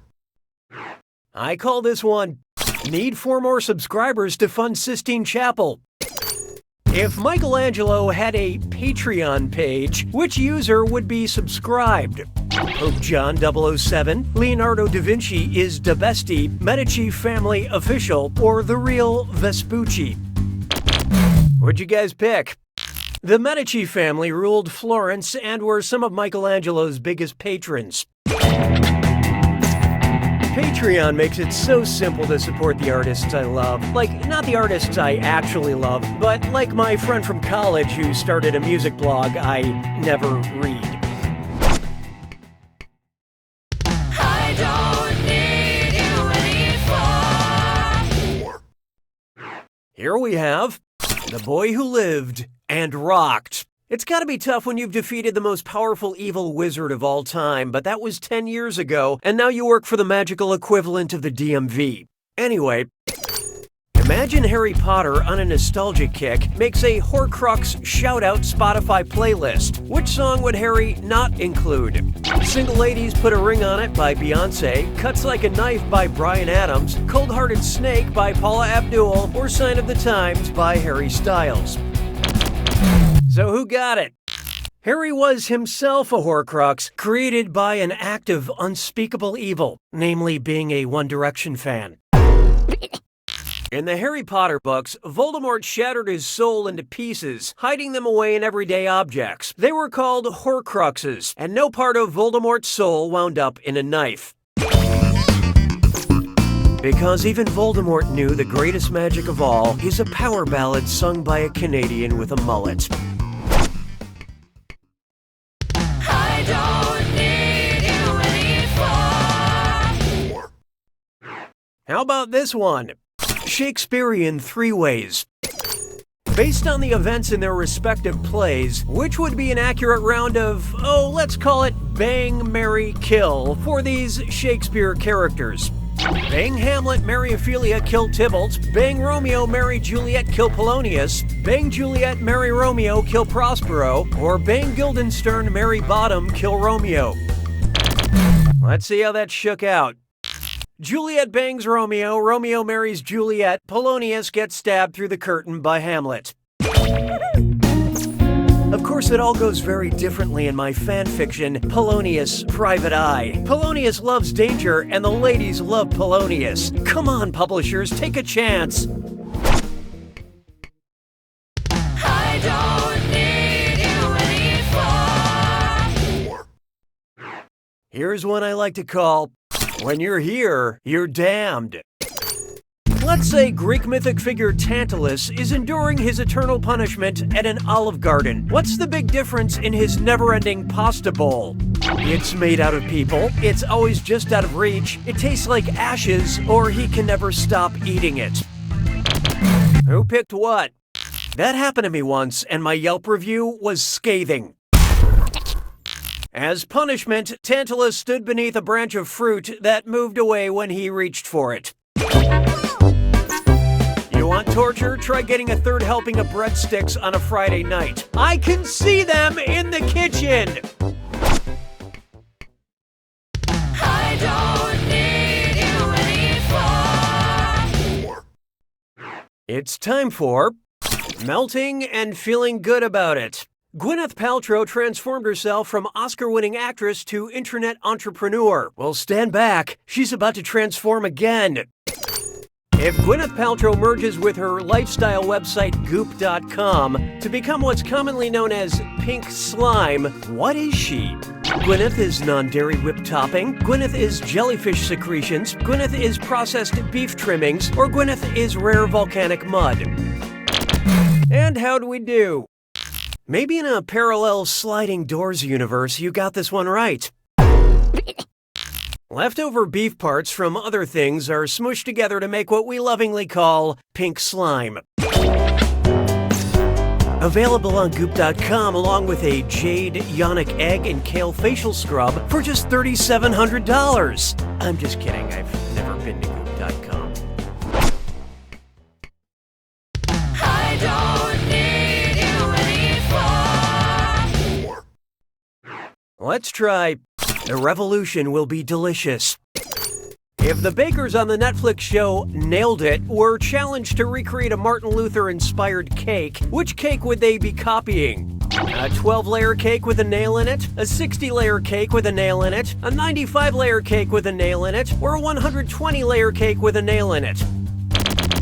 So what'd you pick? Martin Luther was well known for his 95 Theses, thought to have been nailed on the door of a church and became the foundation of the Protestant Reformation. 95 Layers was also the plotline for Lost. I don't need you anymore. Oh, here's a good one. Violent viral videos. If the Queen of the Nile were also the queen of social media, then the online buzz would say Cleopatra met her end when she failed the gold makeup challenge, the snake basket challenge, the fireproof dress challenge, or the bad date challenge. Okay, what'd you pick? Cleopatra is believed to have killed herself by allowing a snake to bite her. YouTube is a lot like Shakespearean theater. The videos are comedies and the comments are tragedies. I don't need you anymore. Behold, the brand of opportunities. If children's author P.G. Wodehouse wanted to rebrand himself as NC-17 Wodehouse, what title would he give one of his books? The f***ing inimitable Jeeves? Or the Wild Things Anne of Green f***ing Gables? Or Goodnight Moon, you f***er? Let's see how that shook out. You need to find where the right answers are. Good night, score. P.G. Wodehouse wrote a series of children's books about a British butler named Jeeves. It's better than learning about these kinds of butlers from their friends. I don't need you anymore. Why not try Lord of the Lies? I don't know about you, but at the end of a long, stressful day, I like to unwind by watching a reality show where the people yell over one another. Well, if the cast of Vanderpump Rules enacted the same rules as the petulant children in Lord of the Flies, who would have the right to hold the floor? An angry Kristen holding a coconut, a furious Lauren holding a starfish, an irate Jax holding a conch shell, or an enraged Lisa holding a machete? What'd you guys pick? No, but I think I remember that episode. In William Golding's classic Lord of the Flies, the person holding the conch shell had the right to speak during meetings. And if you've read the book, you know that it culminates in a very tense fundraising gala. I don't need you anymore. Here we have So Bad It's Just Bad. What would be a good name for a cheesy sci-fi movie about tornadoes composed of tornado, fishnado, pignado, cownado, or birdnado? Who picked what? A tornado is a small fillet of beef. I'm just hoping I'm famous enough to book a spot on the third or fourth sequel. I don't need you anymore. This one's known as Foreplay and the Afterlife. Which of the following is an example of a bachelor in paradise? Lincoln getting wasted in Valhalla, Da Vinci showing off his abs in Elysium, Beethoven having a one-night stand in Tartarus, or Einstein chilling in a jacuzzi in heaven? So what'd you pick? Albert Einstein was married twice, so you're double wrong. Beethoven was a bachelor, so this would be correct if Tartarus wasn't actually hell. Leonardo da Vinci was a lifelong bachelor, and Elysium is another word for paradise. I don't need you anymore.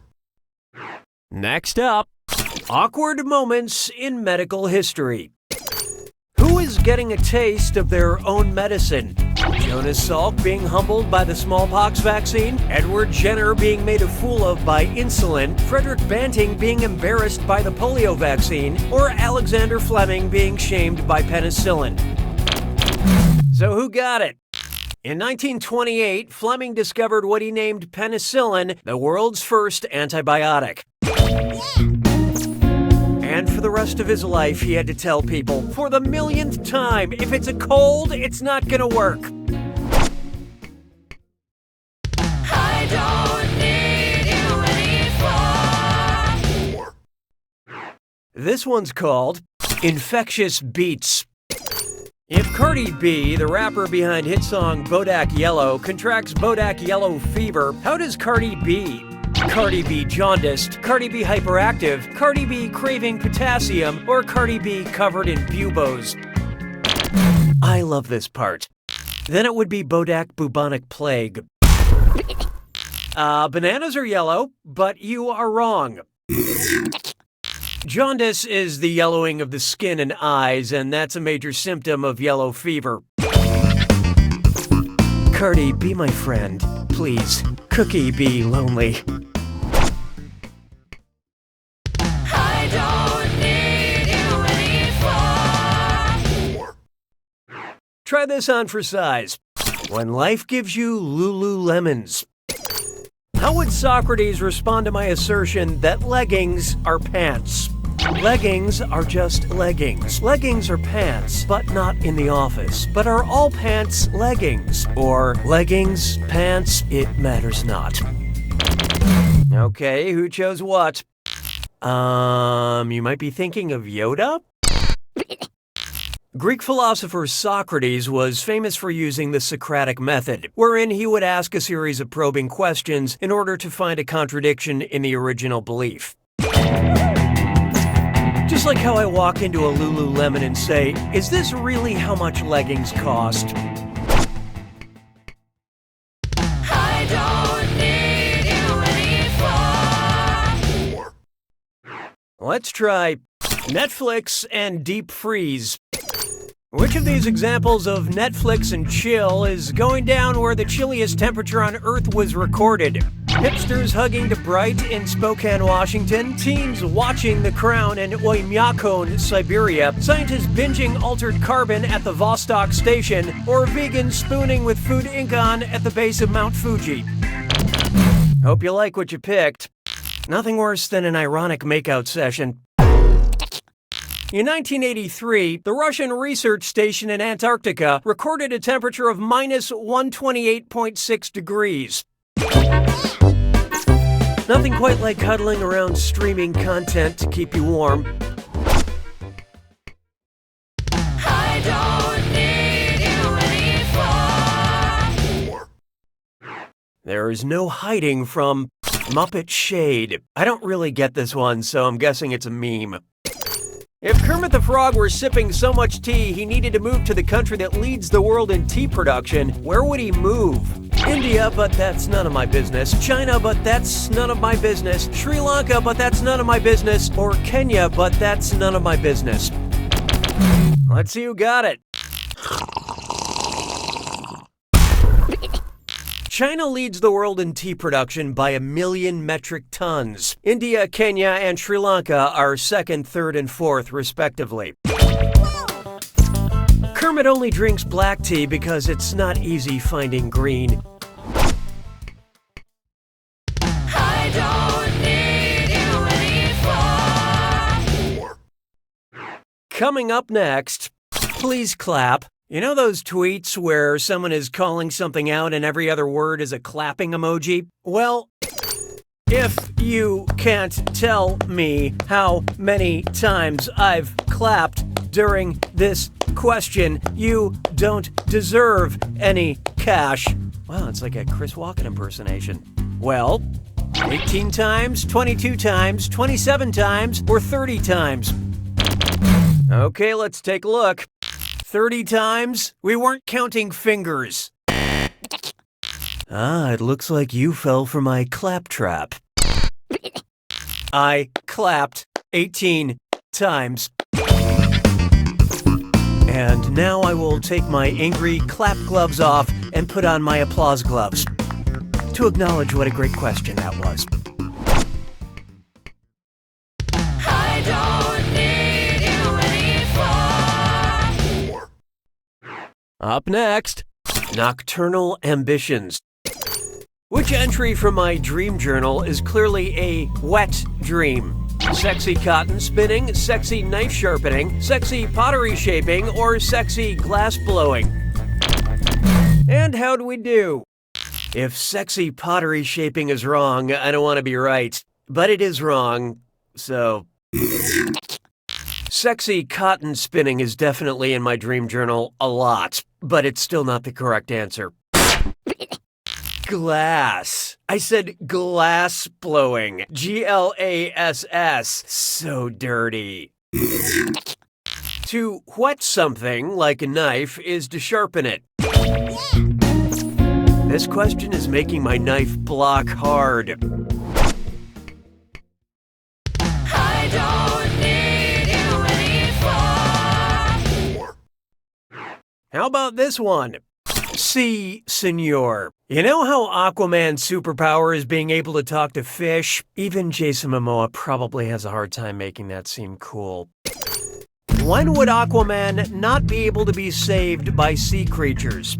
While getting beat up in the Cosmonaut Sea? While getting beat up in the Sea of Hebrides? While getting beat up in the Sea of Sardinia? Or while getting beat up in the Sea of Tranquility? I love this part. That was a belly flop. The Sea of Tranquility is on the moon, so there wouldn't be any fish or plankton or shrimp to help Aquaman out. Look, Aquaman probably wouldn't get picked on so much if he didn't go swimming in a shirt. I don't need you anymore. Take a good look at Poppin' Bottles. Oh, I'm so happy to be here with you. I thought I'd pour some... Oh no! The champagne cork just popped off and struck my poor cat mayonnaise. Why? Why did this happen? Sugar fermentation, liquid condensation, rapid cooling, or atmospheric pressure? Oh, mayonnaise! Who picked what? No, you're getting colder. Sugar fermentation occurs within the bottle, which creates carbon dioxide, which causes the bubbles and a cat-killing cork. Wait. Oh, thank goodness mayonnaise is okay. Let's celebrate her recovery with the second bottle of Oopsie! I don't need you anymore. Introducing a hot cup of gold! I miss the World Cup. It's a time when a divided world can come together with the unified goal of getting very, very drunk. Which drink order best represents the country that has won the most men's World Cups? 3 cups of English tea, 4 cups of piping cold Spanish gazpacho soup, 5 cups of Brazilian caipirinha, or 10 cups of German Pilsner? Hope you like what you picked. If I knew more about the actual sport, I could probably say something pretty funny here. As of 2018, Brazil has won 5 World Cups, more than any other team in the world. That's nothing really. There's been over 50 Super Bowls, and America has won every single one. I don't need you anymore. Here's one for you. Put on some pants, Dave. You know Michelangelo's statue, David? You'd probably recognize it if you saw its penis. If Michelangelo's David got in trouble with the law, based on where he's displayed, what might he receive?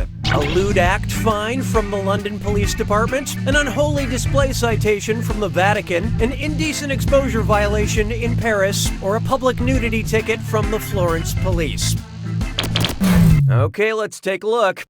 Michelangelo's David is on display at the Accademia Gallery in Florence, Italy. If you've seen the statue, you'll find it ironic he got such a stiff fine.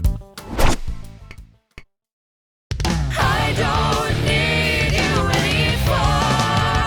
anymore. It's time for How Now, Laughing Cow. I bought some Laughing Cow cheese just in case I ever get invited to a party, and I'm looking at the package. I didn't notice this before, but what accessory is the Laughing Cow wearing? Necklace, glasses, hair bow, or earrings? So who got it? The Laughing Cow Cheese Cow is indeed laughing, all while wearing a tasteful pair of cheese earrings. She is also completely naked except for those earrings, to which I say, live your life, Laughing Cow. I don't need you anymore. I call this one, I'm cuckoo for global agricultural statistics.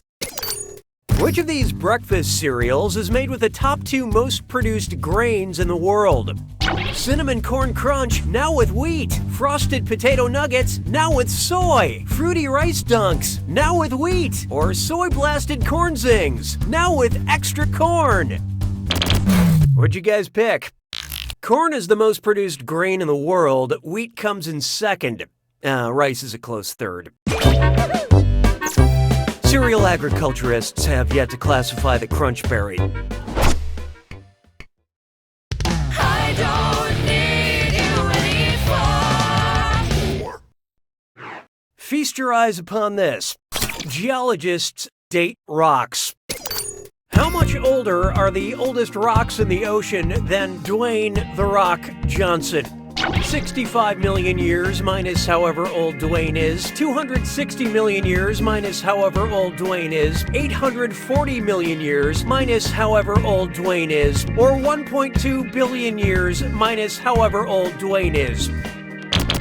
Let's see how that shook out. Actually, I can smell what you were cooking, but it's wrong. The oldest oceanic crust is about 250 million years old. I think Dwayne "The Rock" Johnson dates back to like the 1970s, but it's so hard to tell.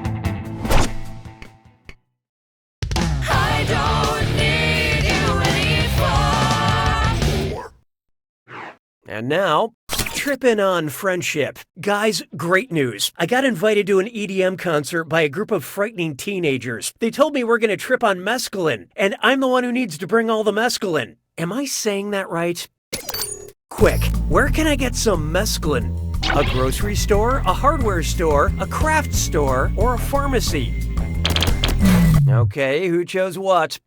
Mescaline is a mix of assorted salad greens. Hold on, I think maybe those teens were talking about a psychedelic drug, which is too bad because, this salad is so good. I don't need you anymore. Here's one I like to call Turtles All the Way Down. Going by the Divine Comedy, are there more levels of hell or seasons of Entourage? There is more hell than Entourage. There is more Entourage than hell. There is an equal amount of hell and Entourage, or there is no hell, there is no Entourage. So what'd you pick? It's a dry heat, not a dead heat. According to Dante, there are 9 levels of hell, but there are only 8 seasons of Entourage. Look, I suppose it's possible HBO will greenlight a comeback season for Entourage, and then this question would be wrong. So I continue to be exactly the same level of hopeful that there is not another season of Entourage. I don't need you anymore. Next, seeking a strange arrangement. Go with me here. If you decided to get rid of your sugar daddy and trade them in for a soy mommy, what should you not call them? Edamame dearest, miso mommy, seitan sweetie, or sexy tofu lady? Okay, what'd you pick? Edamame, miso, and tofu are soy, but seitan is a meat substitute made of wheat gluten. My soy mommy only lets me call her Susan. I don't need you anymore. Feast your eyes upon this. For whom the doorbell tolls.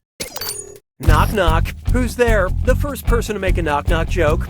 Mark Twain who? Oscar Wilde who? Roald Dahl who? Or William Shakespeare who? Let's see who got it. Aren't you glad you didn't guess banana?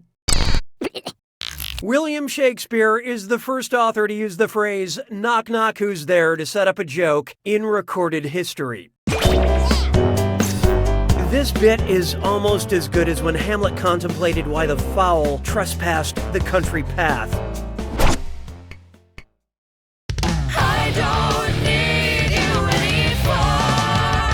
anymore. Let's try OMG.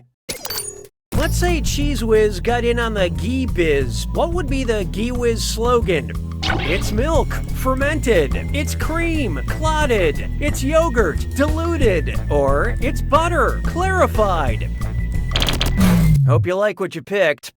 This was probably the most cultured answer. Ghee is clarified butter used in lots of Indian and Pakistani dishes. Ghee is better than butter because it's got even more butter per butter than butter. Does that make sense? I don't need you anymore. There is no hiding from required reading for dragon breeding. Who wrote Fantastic Beasts and Where to Find Them? Jane Catherine Rowling, Joanne Kathleen Rowling, Joan Kimberly Rowling, or Jalen Carter Rowling? Okay, let's take a look. Yep, that's J.K. Rowling's full name. Now, if I had a nickel for every time J.K. Rowling had a nickel, I would have $650 million. I don't need you anymore. How about this one? Squid goals. What would you call a portable media player for squids? An eye arthropod, an eye cephalopod, an eye poropod, or an eye diplopod? Okay, what'd you pick? Squids are members of the Cephalopoda class of the phylum Mollusca, making them, well, cephalopods. Now I just have to figure out where their ears are. I don't need you anymore. It's time for throwing shade. What emoji would I use if I were throwing nightshade at all my haters on the internet? Avocado emoji, peanut emoji, peach emoji, or eggplant emoji? I love this part. Eggplant is a member of the nightshade family of vegetables. Eggplants are not poisonous, unlike some other nightshades or my fragile emotions. I don't need you anymore. Oh, here's a good one. Wine not. What would a somnambulistic sommelier say? I suggest wines on a tightrope. I suggest wines in my sleep. I suggest wines in an active volcanic crater. Or I suggest wines in a deep, low voice. And how do we do? Somnambulism is a technical term for sleepwalking. It's also called noctambulism. It's also called the reason I wasn't allowed to have sleepovers. I don't need you anymore. I call this one Beethoven. You up? Which of these emoticons most resembles the repeat sign in sheet music? Colon greater than symbol vertical bar, colon close parenthesis, colon lowercase o vertical bar, or colon vertical bar? Okay, who chose what? I wouldn't look so happy. Like when my mom uses emoticons, this is wrong. Yep, that's what a repeat sign looks like. Although if you see this emoticon when chatting up someone, it usually means stop. I don't need you anymore. This one's called FX Marks the Spot. If FX greenlit a show that was equidistant between their hits Fargo and Atlanta, what series would they pick up? Peoria, Kansas City, Gettysburg, or Memphis? Who picked what? Peoria, Illinois is 558 miles from Fargo, North Dakota, and 558 miles from Atlanta, Georgia.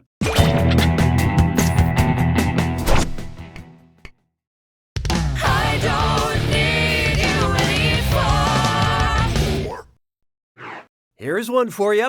The finer things. Things get a little silly around here sometimes, which is why I like to look at serious works of art. Georges-Pierre Seurat's famous painting, A Sunday Afternoon on the Island of Le Grand Jatte, is a classic example of pointillism featuring a tranquil scene in a park and... Wait a minute. Is that? What the... It couldn't be.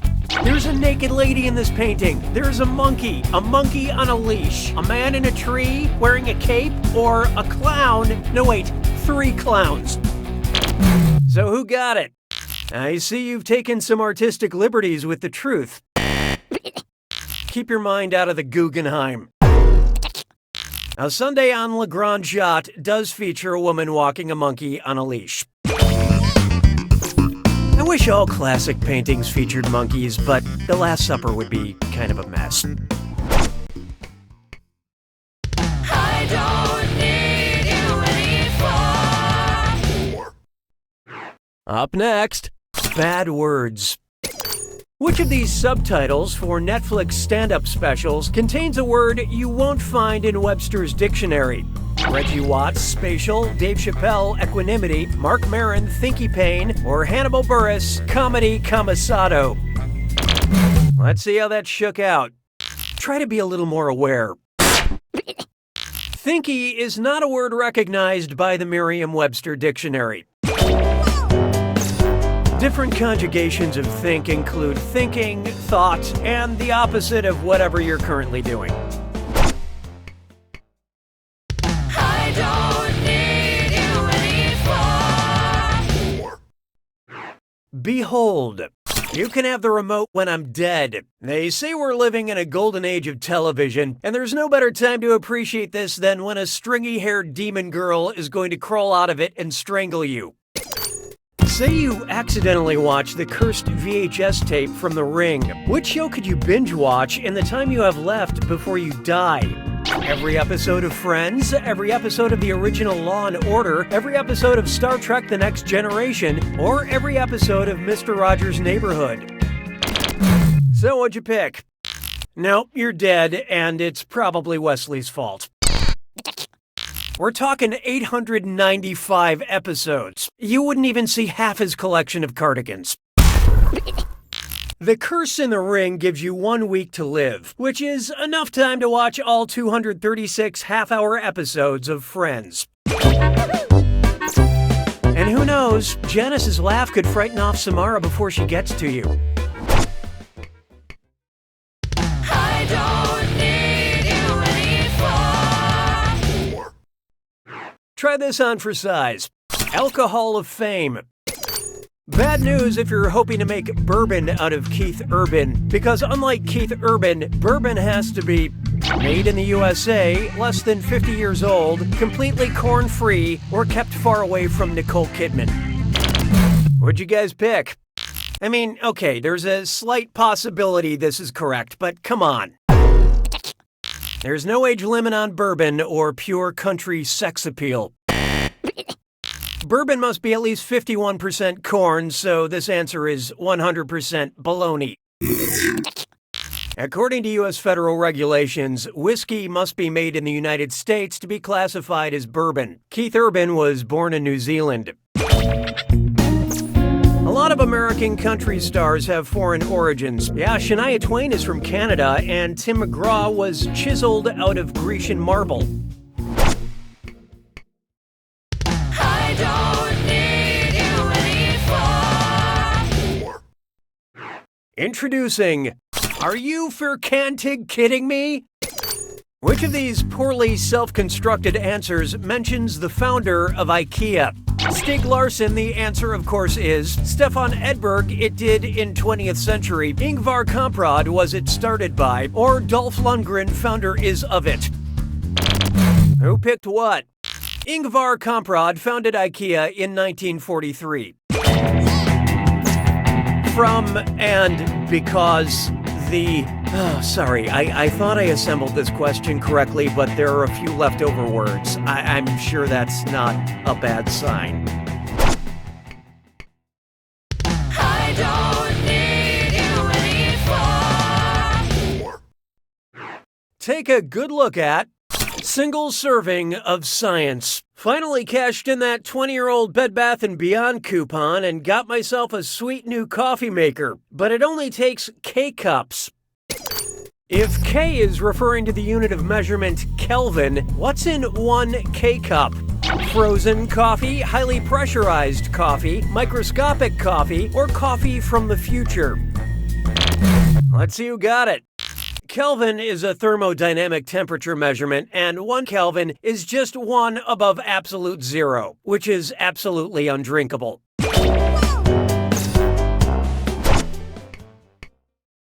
I don't need you anymore. This one's known as The Call is Coming from Inside the Ballad. Sorry, I've got to get this. Hello. It's for Danny Boy. Who's calling? The hills are calling. The war is calling. The pipes are calling. Or the cream is calling. Okay, what'd you pick? You picked the cream is calling. You did that. Danny Boy, probably the most famous Irish tune of them all, begins with, "Oh Danny Boy, the pipes are calling." Yeah, it's weird for them to call instead of texting, but what are you gonna do? They're a bunch of pipes. I don't need you anymore. Here we have Time of Death. Which of these points on the calendar is named after a man who was assassinated? January, October, July, or May? Okay, who chose what? The Roman god Janus is still alive as far as I know. The month of July is named after Julius Caesar, who met his end through numerous backstabbers. Caesar is why I don't trust any of my coworkers, just my cats. Et tu, kitty? Et tu, mayonnaise? You're my question for forevermore. I love you. My question for. Next up, piece of S. Which of these lists in order a star, a mood, a podcast, and a grain? Serious, cereal, serious, cereal, serious, serious, cereal, cereal, serious, serious, cereal, cereal, or cereal, cereal, serious, serious. Okay, let's take a look.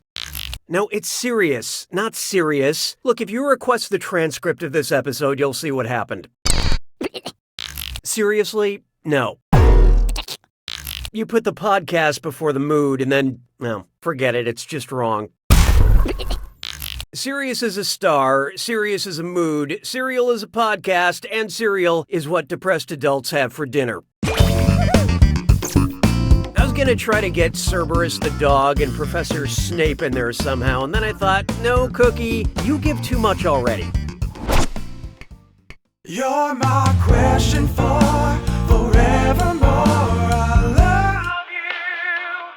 My question for. Coming up next, acting. Who is Sir Patrick Stewart? That actor from Trolls? That actor from the Emoji Movie? That actor from The Nut Job? Or that actor from the Angry Birds movie? Let's see how that shook out. Distinguished actor Sir Patrick Stewart portrayed the voice of Poop in the Emoji Movie. God, I love the theater. You're my question for forevermore. I love you. My question for. Why not try See Spotify Run? It looks like they updated those old Dick and Jane children's books for the modern age. Might as well give it a read. Come, Dick. Come and see. See Spotify. See Spotify's global headquarters, Dick. See Spotify's global headquarters in Bangkok, Dick, Dubai, Dick, Prague, Dick, or Stockholm, Dick. Hope you like what you picked. See Dick blow this. The streaming music company Spotify was founded and has its global headquarters in Stockholm, Sweden. Go and visit sometime, just don't be a dick about it. You're my question for forevermore. I love you. My question for. Feast your eyes upon this. Beware of gamers bearing gifts. Which of these would be a level from Super Mario Odyssey if it mirrored the story of Homer's Odyssey? Level 2, Riddle of the Yoshi. Level 5, Angry Goombas on River Styx. Level 8, Kart Racing in the Coliseum. Or Final Battle, Mario vs. Peach's Suitors. I love this part. This is the 5th level in Dante's Inferno, where all those who rage quit video games are doomed to spend eternity. You're thinking of Oedipus Rex, or you're just wrong. Homer's Odyssey ends with the hero defeating all the men who tried to marry his beloved. He probably jumped on their heads or something. It's been a long time since I read it. You're my question for forevermore. I love you. My question for. This one's known as Keeping It Real, Housewives. Which of these Real Housewives moments would be an example of in pari delicto? Lisa Rinna and Lisa Vanderpump spread rumors about each other. Therefore, Lisa Vanderpump physically attacks Lisa Rinna. Lisa Rinna defends herself with a broken beer bottle. Or both Lisas laugh and realize they're at equal fault. So what'd you pick? Nice try, you stupid mother on wheels.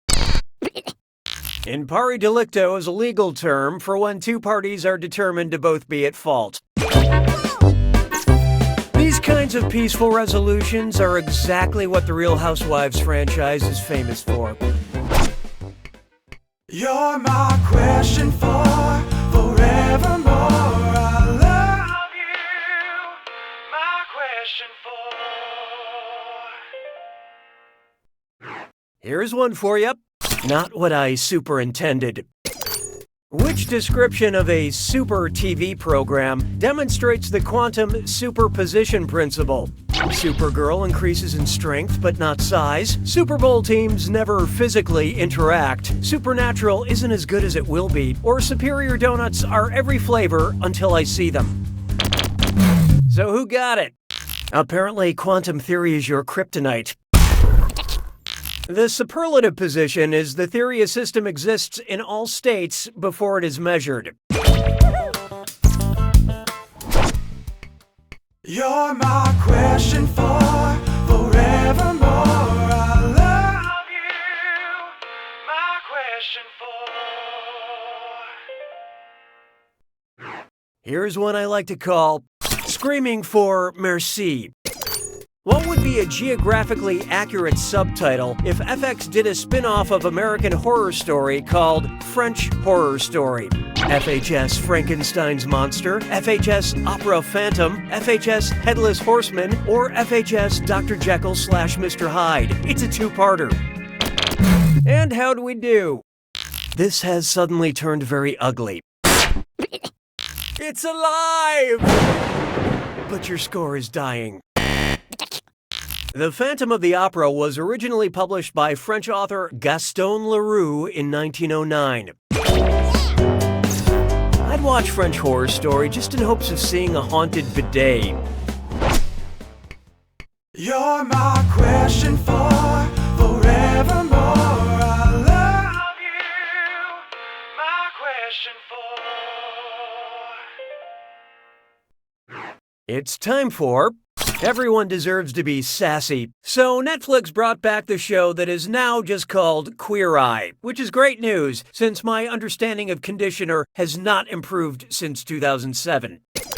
If the Queer Eye crew decided to solely focus on helping those with just one eye, which makeover would we not see? Tan shops with Mad Eye Moody, John gives Odin a fun new hairstyle, Bobby teaches Sauron about manscaping, or Karamo helps Hellboy believe in himself. So who got it? Norse god Odin is traditionally depicted with one eye. Now don't be a Thor loser. That's right, I said it. Yeah, he's got that magical eye, but that's more of an accessory than an organ. Hellboy has horns, a stone hand, and 2 working eyes. No makeover for you. It's a shame because I think the right pair of jeans and a fitted top could stop him from beginning the apocalypse. You're my question for forevermore. I love you. My question for. Oh, here's a good one. The periodic table of Kevin Hart. Kevin Hart is in everything. I mean, he's in everything. If in his next movie, Kevin Hart played the element that is most abundant in the universe, what would the trailer say? This holiday season, Kevin Hart is carbon. This summer, Kevin Hart is hydrogen. This fall, Kevin Hart is oxygen. Or next year, Kevin Hart is helium. So what'd you pick? Oh, hey, helium! What are you, crazy? Sorry, just working on my Kevin Hart impression. Hydrogen makes up about 75% of all matter in the universe. And Kevin Hart movies make up 75% of new releases. You're my question for forevermore. I love you. My question for. Introducing Love This Dumb Song or Elsa. Suppose that at a production of Frozen on Broadway, fans could show their love during the curtain call by throwing hard-to-freeze substances on stage. Which would show the most love? Throwing water at Elsa, throwing blood at Elsa, throwing nitrogen at Elsa, or throwing helium at Elsa? Who picked what? Just because you want to throw blood at Elsa doesn't make this the correct answer. Nitrogen is tough, but not the toughest. Sorry to melt your chances, Olaf. With a freezing point of minus 272 degrees Celsius, Elsa has her work cut out for her. I'm sure she can handle it. Hell, she made a dress out of ice. Although on Broadway, I'm told it's more of a fun pantsuit. Way more practical for getting around your ice castle.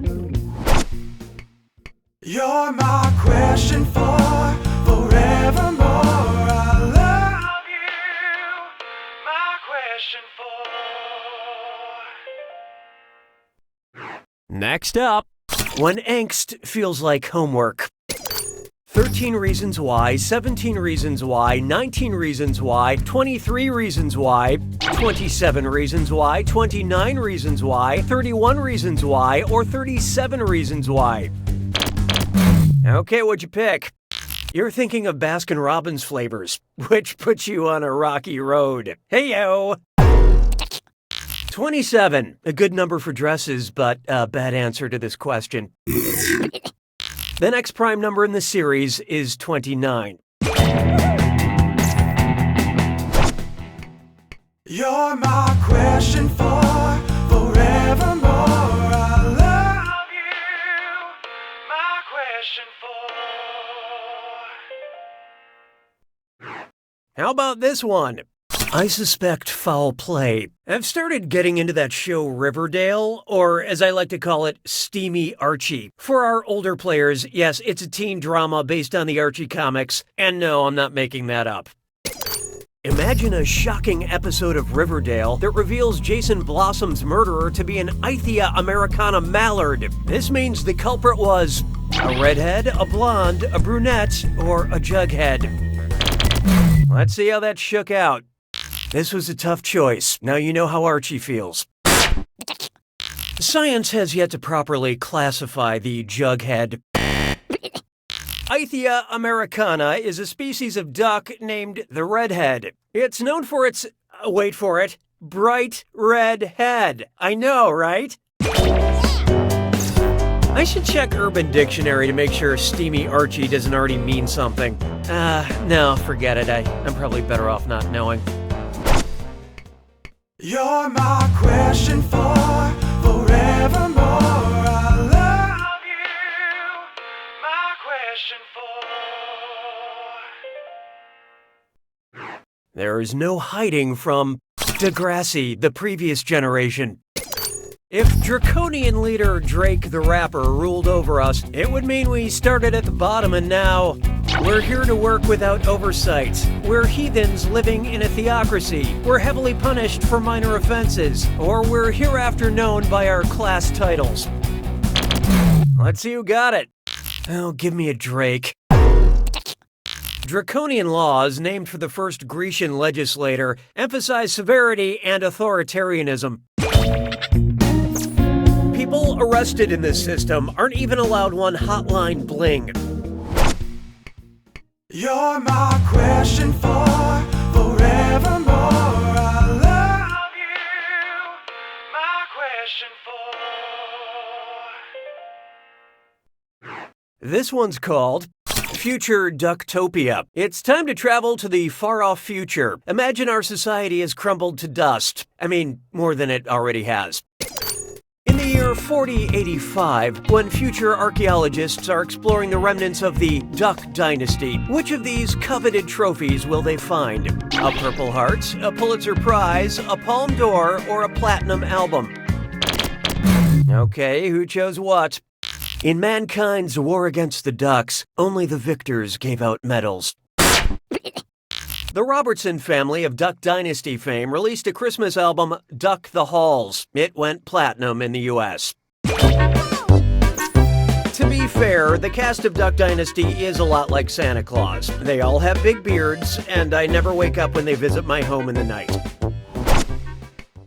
You're my question for forevermore. I love you. My question for. Coming up next, really light beer.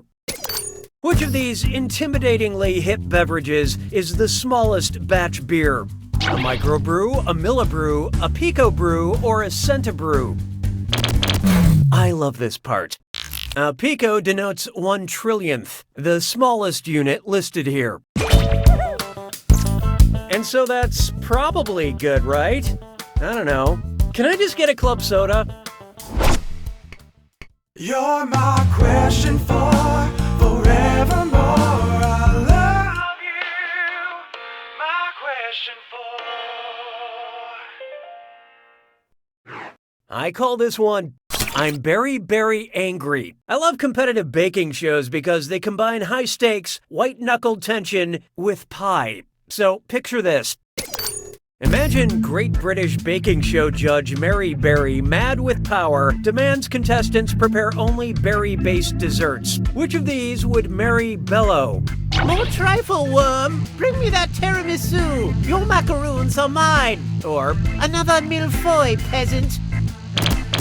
what'd you guys pick? Tiramisu is made from ladyfingers, sugar, eggs, and the latest dusting of shame. The millefeuille is also known as the Napoleon, which makes this your Waterloo. The classic trifle is made from custard, a layer of sponge cake, and the all-important layer of berries. Make sure the sponge cake is soaked in brandy, unless the brandy's gone because some old English lady's been yelling at you all day in a tent. You're my question for forevermore. I love you. My question for. Coming up, the internet is sick. Which of these online sensations would not be a viral video? Keyboard cat gets rabies, Charlie bit my finger and gave me tuberculosis, grape lady falls and gets mumps, or sneezing panda might have hepatitis C. Okay, let's take a look. Tuberculosis is a bacterial infection. The other diseases are viral. So wash your hands, unless you want to go full-blown YouTube star. You're my question for forevermore. I love you. My question for. Behold, Johnny Cashed. If Johnny Cash had been more medically precise, he would have changed his iconic line to, "I shot a man in Reno," just to watch him emesis, watch him coagulate, watch him exsanguinate, or watch him extravasate. Hope you like what you picked. This answer's a little thin. Oh wait, you wouldn't get why that's funny. That's a fancy term for blowing chunks. Exsanguination is the process of dying due to loss of blood. It kind of feels like falling into a burning ring of oxidation combustion. You're my question for forevermore. I love you.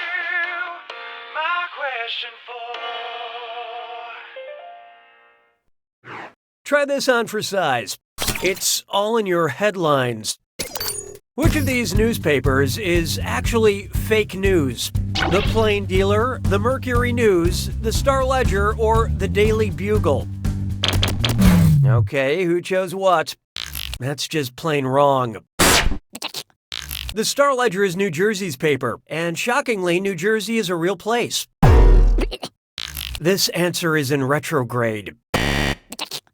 Yep, while the other three are among the top 25 U.S. newspapers in circulation, the Daily Bugle is fictional. Peter Parker worked for it in the Marvel Universe. And personally, I don't care if the news is real or fake, as long as it can totally ruin my day.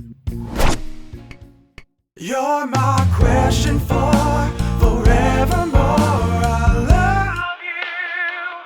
My question for.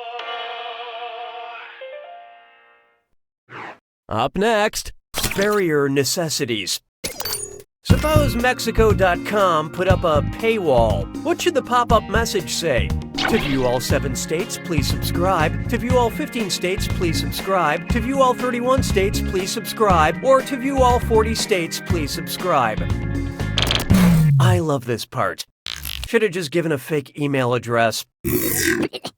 To disable wrong answers, please make better guesses. It's Cancun, not Cantcoon. Mexico has 31 states. But American spring breakers only know about the state of inebriation. You're my question for forevermore. I love you. My question for. Let's try ordering Amazons on Amazon.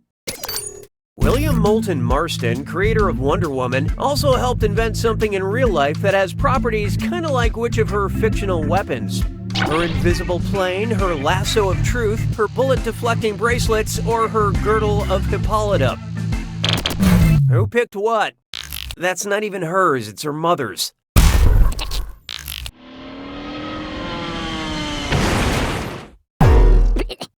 Marston helped create the polygraph machine, which, like the lasso, gets to the truth of the matter.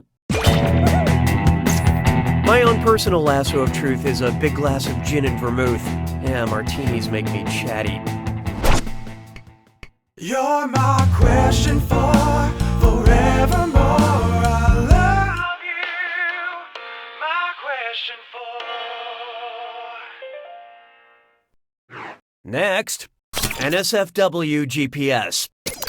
Where's the G-spot? Between a guitar's D and A strings? Between a guitar's B and D strings? Between a guitar's B and E strings? Or between a guitar's F and H strings? Let's see who got it. Just keep feeling around. You'll find it. Sweetheart, are your fingers getting tired? I take it you've never played an instrument before. To play a G on a guitar, pluck the string between the B and D strings. Trust me, you'll know if you find it. You're my question for forevermore. I love you. My question for. Here we have Big Gramps on campus. Who's the most old school?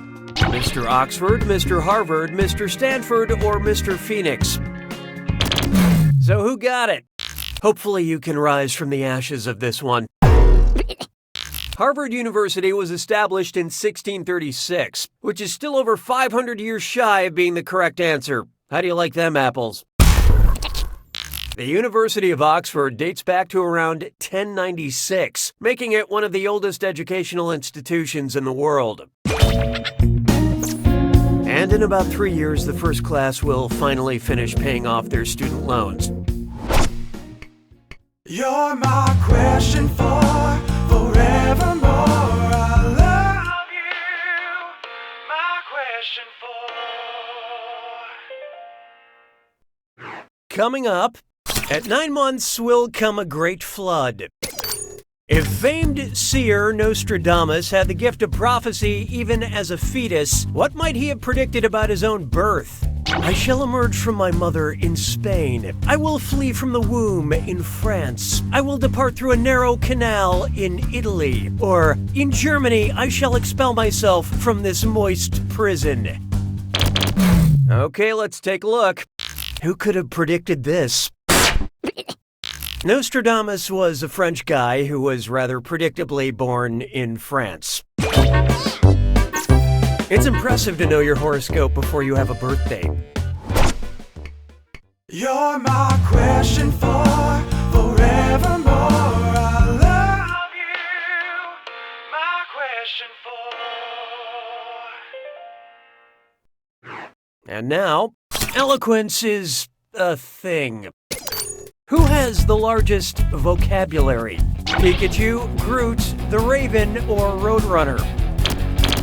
Okay, what'd you pick? Nevermore should you pick this answer. Pikachu can only say its name, Edgar Allan Poe's The Raven only says nevermore, Roadrunner says meep meep, but Groot can speak a whopping 3 words. I am Groot. And yes, I know Groot also says we are Groot at some point. So that's 2 more words. Groot can say 5 words. Are you happy? Don't at me. You're my question for forevermore. I love you. My question for. Here's one for you. I say a little prayer for you. Okay, just go with me on this one. If you were the well-meaning parent of a Gothic cathedral, what would they most likely yell at you? Oh, I can't stanchion you! I don't give a flying buttress! Get out of my modest parlor! Or F your domes! Let's see how that shook out. Gothic architecture is characterized by rib vaults and flying buttresses, which help support cavernous spaces with high ceilings, like the Notre Dame Cathedral. And you really shouldn't let a cathedral talk to you that way. You're my question for forevermore. I love you. My question for. This one's called, These Are the Questions. Angkor Wat? More like Angkor where? Cambodia, Singapore, Pakistan, or South Africa? So what'd you pick? Angkor Wat is a collection of temples. You are a collection of poor choices, and this is one of them.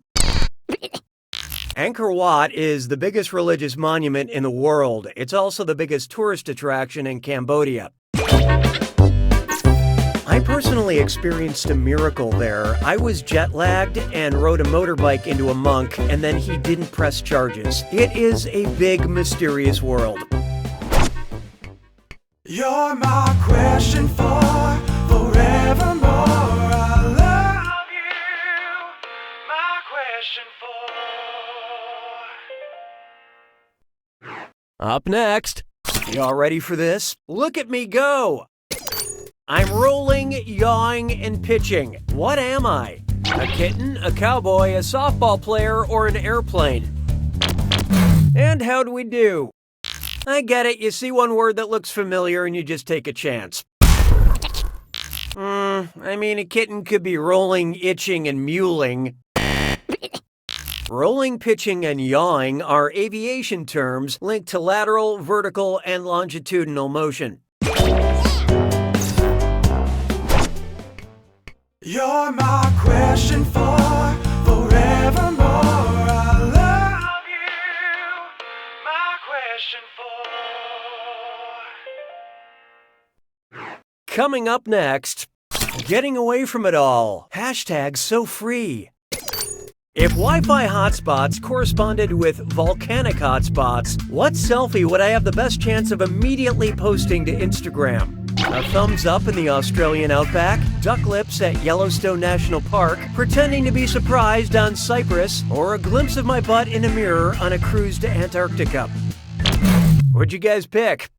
A volcanic hotspot is where the Earth's mantle is so hot that it pierces through the tectonic plates. My ideal vacation is 5 minutes of outdoors time, followed by 5 minutes of Twitter time, followed by one some more. Rinse and repeat. You're my question for forevermore. I love you.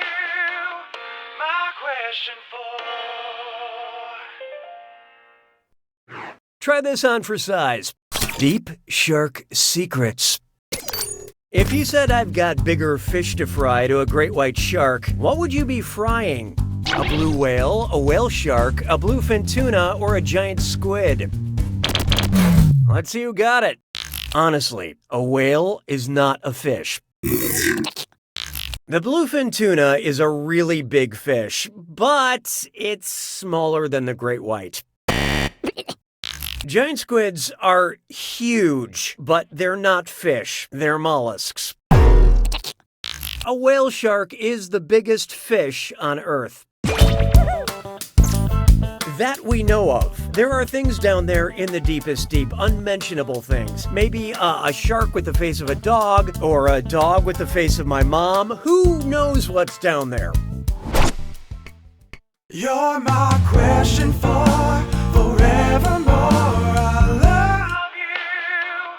My question for. How about this one? Playing with my pills. Once a year I organize my medicine cabinet, and I just like to put on little plays with pharmaceuticals. Well, if it isn't me old nemesis, acetaminophen. It's me, ibuprofen, but you might better know me as Tylenol, Percocet, Aleve, or Advil. Let's see how that shook out. Advil is one of the trade names for the pharmaceutical ibuprofen. Ibuprofen also masquerades as Motrin and Nurofen. Ibuprofen is to be taken for fever, menstrual cramps, and headaches caused by amateur theater. You're my question for forevermore. I love you. My question for.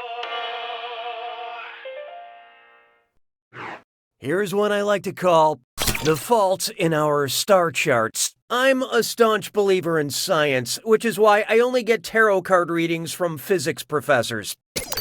Which of these psychic predictions does not include one of the 4 fundamental forces of physics?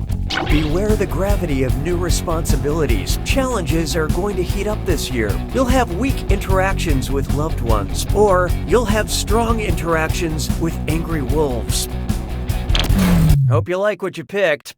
Typical Capricorn. Electromagnetism is the 4th fundamental force of the universe, not heat. My magic 8-ball is saying the future is infinite. Oh wait, no, I'm just looking at the 8 sideways. You're my question for forevermore. I love you. My question for. It's time for having relations with nouns. If you hate preppy men, you'll love the only guy on this list who does not have a preposition in his title. The man in the high castle, the last man on earth, the man who invented Christmas, or the man from U.N.C.L.E. So who got it? Who is not a preposition? The fact that it's capitalized should have tipped you off. Prepositions tell you the location of the subject, like I am the man between 2 ungrateful cats. You're my question for forevermore. I love you. My question for. Next up, run for your wildlife. Which of these is not a cold-blooded killer? A swordfish with a fish sword, a goose with a noose, a boomslang with a boomerang, or a skink with a bazooka? Okay, what'd you pick? A boomslang is a big old venomous snake, and snakes are cold-blooded. In other words, you're wrong. Boomslang goes the dynamite. Swordfish are fish, and fish are warm. If they are swimming in warm water, because they're cold-blooded. Mammals and birds are warm-blooded creatures. I would still steer clear of that particular goose. You're my question for forevermore. I love you. My question for. Let's try 12 small steps for man. Imagine you're planning a girls' trip with a single goal. Rosé all day. Considering the length of its days, which of these destinations would allow you to drink wine for the longest period of time? Venus, Jupiter, Mercury, or Uranus? Okay, let's take a look. Jupiter has the shortest day. You'd only be drinking for 10 hours. What's the point? When it comes to serious drinking, there are no silver medals or Pabst Blue Ribbons. 1 day on Venus is equal to 243 Earth days, so you better hit a discount liquor store before you go. You're my question for forevermore. I love you. My question for. Oh, here's a good one. Killer Micah. Imagine the hip-hop duo Run the Jewels ran barefoot over a bunch of diamonds, destroying their feet but inspiring a song. Which of the following lyrics would not reference a traditional cut diamond shape? My feet are a mess, these cuts are princess, loss of blood is common, the cuts are almond. Through the pain I'm pushing, my cuts are cushion, or blood up to my knees, those cuts are marquise. I love this part. Almond is actually a popular fingernail shape, but not used to describe a diamond. You're my question for forevermore. I love you. My question for. Behold, a gritty reboot for a candy shell. I'm considering creating a competing candy to M&M's called Memento Moris. An accurate slogan for my product would be melts in your mouth, but not in a pleasurable way, just as your enemies planned, like a decomposing corpse. Or, and your hands, life is chaos. Who picked what? Revenge is a dish best served with a caramel filling. I said M&M, not S&M. Memento Mori is Latin for remember death. Any slogan that reminds customers of the inevitable grave would qualify. Sure, you've had dark chocolate, but have you had nihilistic chocolate? You're my question for forevermore. I love you. My question for. Introducing casual dining for the enlightened mind. I just had lunch at the Philosopher Cafe. It's like an Applebee's if Applebee's made you confront your own mortality. Which appetizer pays tribute to the father of existentialism? A thrice-baked Play-Doh potato, a Comte croissant with beef drizzles, a farmyard flatbread with Kierkegaard Swiss chard, or a cheese-blasted Hobbs corn on the cobs? So what'd you pick? Truth is subjective, but you're definitely wrong. Soren Kierkegaard is known as the father of existentialism because he gave birth to the concept with his brain, you know, like fathers do. You're my question for forevermore. I love you. My question for. There is no hiding from my mentally imbalanced pony. Imagine all this time, the My Little Ponies have been perfectly normal-sized ponies who just thought they were too small. Which diagnosis could explain this? Pinkie Pie, you have muscle dysmorphia. Fluttershy, you have hypomania. Applejack, you have depersonalization disorder. Or Twilight Sparkle, you have malignant narcissism. And how'd we do? Oh, if there's a malignant narcissist in the group, it's Rainbow Dash, and you can tell her I said that. Hypomania describes periods of extreme activity, so how My Little Ponies are really all the time. That's where you feel disconnected from yourself, and no one is more grounded in their personal narrative than Applejack. Muscle dysmorphia is the obsession that your body is the wrong size. Pinkie Pie, you are perfect the way you are. You're my question for forevermore. I love you. My question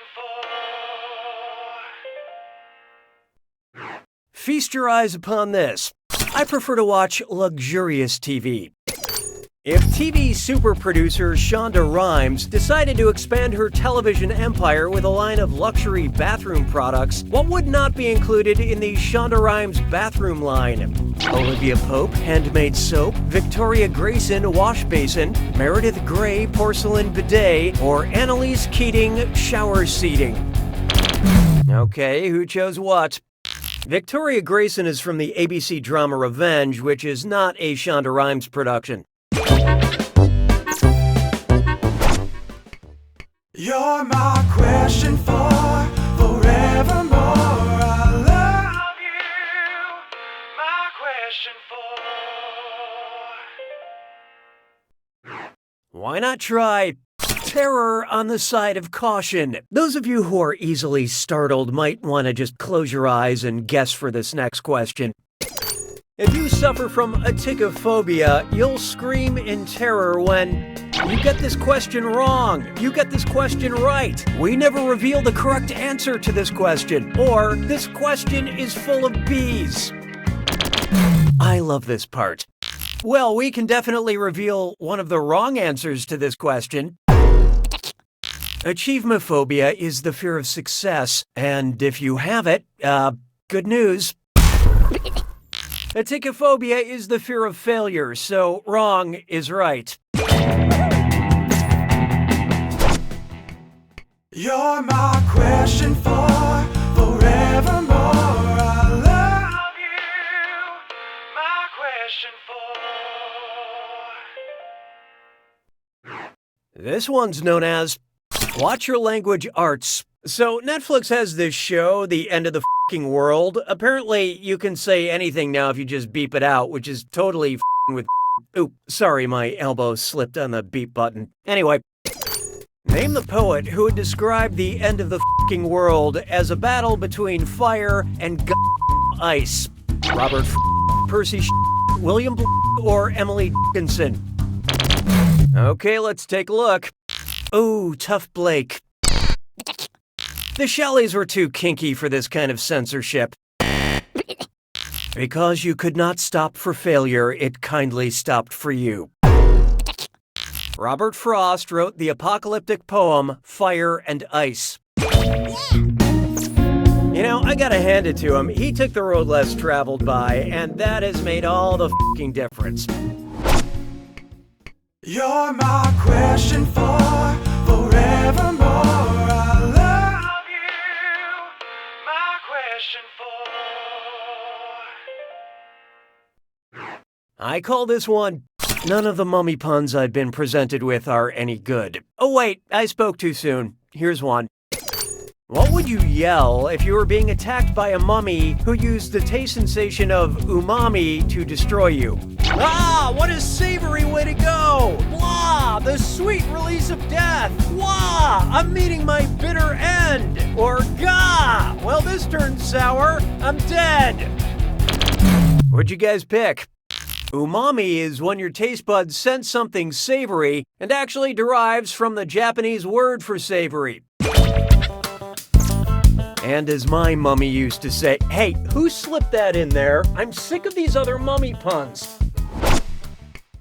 You're my question for forevermore. I love you.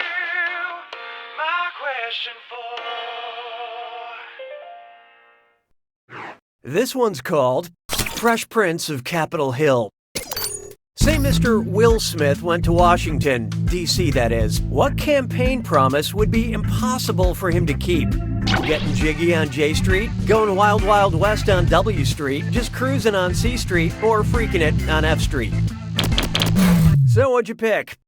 Washington, D.C. is the home to streets featuring almost every letter of the alphabet, except the letter J. Yeah, apparently George Washington hated the letter J for some reason, so no J Street. No, I just totally made that up. You're my question for forevermore. I love you. My question for. There is no hiding from Singles Night at the Watering Hole. Picture it. A suitor with an impressive neck beard decides to go full alpha and approach the fastest mammal at the bar. He tips his fedora and says, "M'lady, m'lion, m'llama, or m'leopard seal." So who got it? Alpaca it in and go home. Seals swim at an impressive rate, but not enough to seal the deal. Lions have been clocked running 50 miles per hour in short sprints. Sorry, animals, it's closing time. You don't have to go home, but you can't graze here. You're my question for forevermore. I love you. My question for. It's time for Witherspoon or Without Her Spoon. I keep misremembering the title of HBO's Big Little Lies. Which of these wrong titles most accurately describes the real title? Alliterative slander, onomatopoeia distortion, palindrome perjury, or oxymoronic deceit? Let's see how that shook out. Forwards or backwards, you're still wrong. Kapow is both the word and the sound of you crashing and failing. Big and little are contradictory terms, but in the title Big Little Lies, they describe the same thing, making it an oxymoron. Other popular oxymorons include jumbo shrimp and charming trivia show host. What? Which writer wrote that? That it's time to fire CJ. You're my question for forevermore. I love you. My question for. Why not try allegedly delicious? No one can get you out of a jam like a lawyer, especially in a foreign country. If you want to toast your Spanish lawyer, what are you ordering? Avocado toast, abogado toast, arigato toast, or a pagoda toast? Okay, what'd you pick? No, but it totally seems like it should be that, doesn't it? Doesn't it? Just me? I always have trouble eating a pagoda toast. I'm never sure if it's dead. Abogado is Spanish for lawyer, so that's what you'll be ordering. Toast is not actually Spanish for toast. Tiny spreadable lawyer not included. Any lawyer present may not be green. Trying to put a lawyer onto toasted bread may result in civil liabilities and up to 98 years in prison. You're my question for forevermore. I love you. My question for. Let's try. I'll keep this one short. Whose shorts are blue? SpongeBob SquarePants, Dora the Explorer, Bart Simpson, or Charlie Brown? Who picked what? Bart almost always wears an orange t-shirt and blue shorts. I gotta find out what detergent he uses to keep those things so bright after 30 years. You're my question for forevermore. I love you. My question for. This one's known as the dessert that dare not speak its name. It's true that we can't have our cake and eat it too, but let's say you wanted to eat your cake, then have it later. You have your reasons, okay? I'm no one to judge. In progression, how will your cake change its name before you can have it back? Cake bolus chyme poo, cake troche bile poo, cake amylase lipid poo, or cake glomblum cecum poo? Let's see who got it. Okay, that's wrong, but I'm so glad you picked this one. Glomblum is a word I made up, and I want people to start using it. It can mean anything, I don't care. Glomblum. Make it viral. After food is chewed, it's known as bolus, then in the stomach it becomes chyme, before legally changing its name to poo. And the best part is, it's all yours. You can have it. You're my question for forevermore. I love you. My question for. Introducing a few bricks shy of a full set. Suppose Danish company Lego wanted their next Lego movie to be set close to home, in Denmark. Which classic character would we watch go to pieces? Lego Frankenstein, Lego Captain Ahab, Lego Hamlet, or Lego Gregor Samsa? Hope you like what you picked. It's the man who built the monster and not the monster itself that's the wrong answer. Thar, this answer blows. Your inability to recognize reality is almost Kafkaesque. Both Prince Hamlet and Legos are Danish. Sure, having to kill the uncle that murdered your father is tough, but stepping on a Lego with bare feet, that's the real tragedy. You're my question for forevermore. I love you. My question for. Here we have RuPaul the Day. If I had one complaint about reality TV, it's too many humans and not enough mechanized flying machines. If the next season of RuPaul's Drag Race focused exclusively on airplanes, how could contestants reduce drag while staying fierce? Change direction and work the runway, decrease surface friction in stiletto heels, jettison all cargo with a smoky eye, or fly over water and accessorize? And how'd we do? Here's a change in direction, going down. Nope, the drag would be the same, but hey girlfriend, you look good. Drag is independent of what you're above. And that purse? No. The less surface friction, the less drag. Shantae, you stay. Of course, RuPaul would still be human, although I'm pretty sure she could fly if she wanted to. You're my question for forevermore. I love you. My question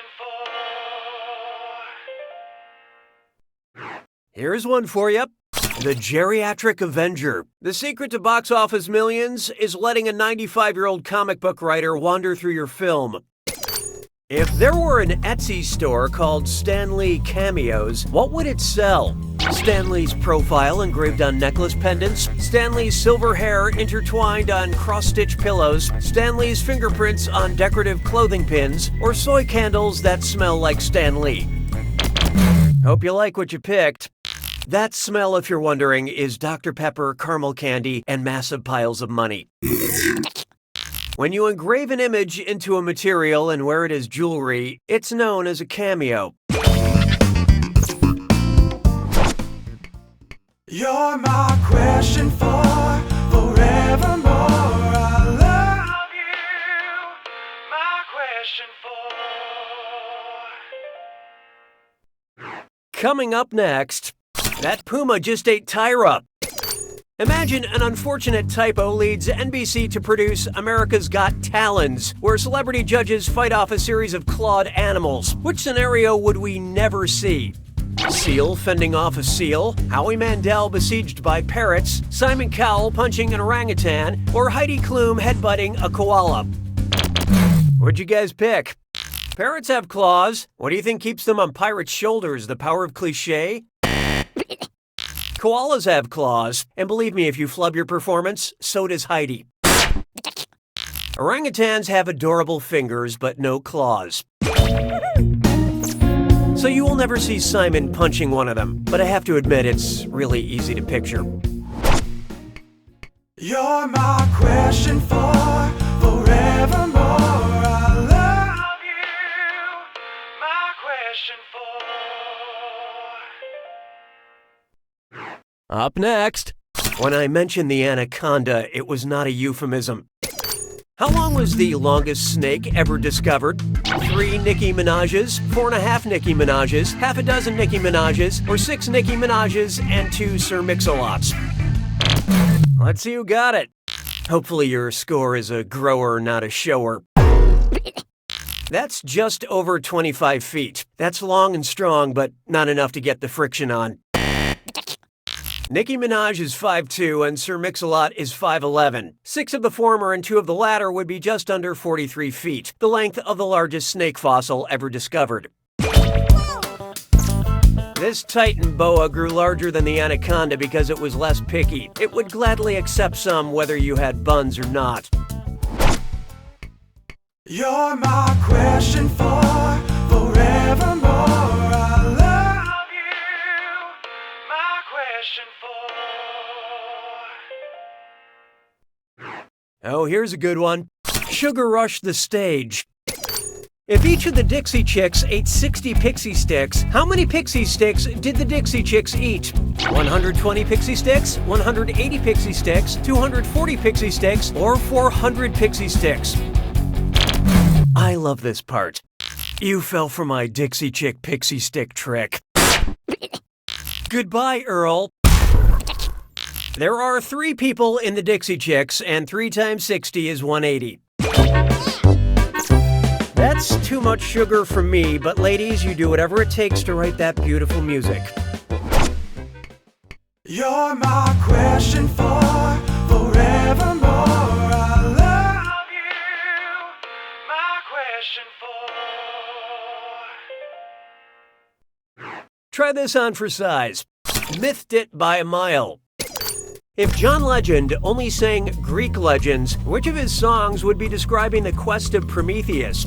Wake up, everybody, Made to Love, Start a Fire, or Let's Get Lifted? Okay, what'd you pick? Prometheus stole fire from the gods and gave it to humanity. I don't need you anymore. Next up, I go for the robot sex, but I stay for the heavily telegraphed plot twists. What should HBO title a Westworld spin-off if the producers wanted the title to contain an ordinal direction? Eastworld, Upworld, Southwestworld, or Leftworld? Let's see how that shook out. The ordinal directions on a compass, also known as the intercardinal directions, are southwest, northwest, northeast, and southeast. And in Southwest World, you can go to all the Arizona Cardinal games you want, and marijuana is mostly legal in some parts of it. I don't need you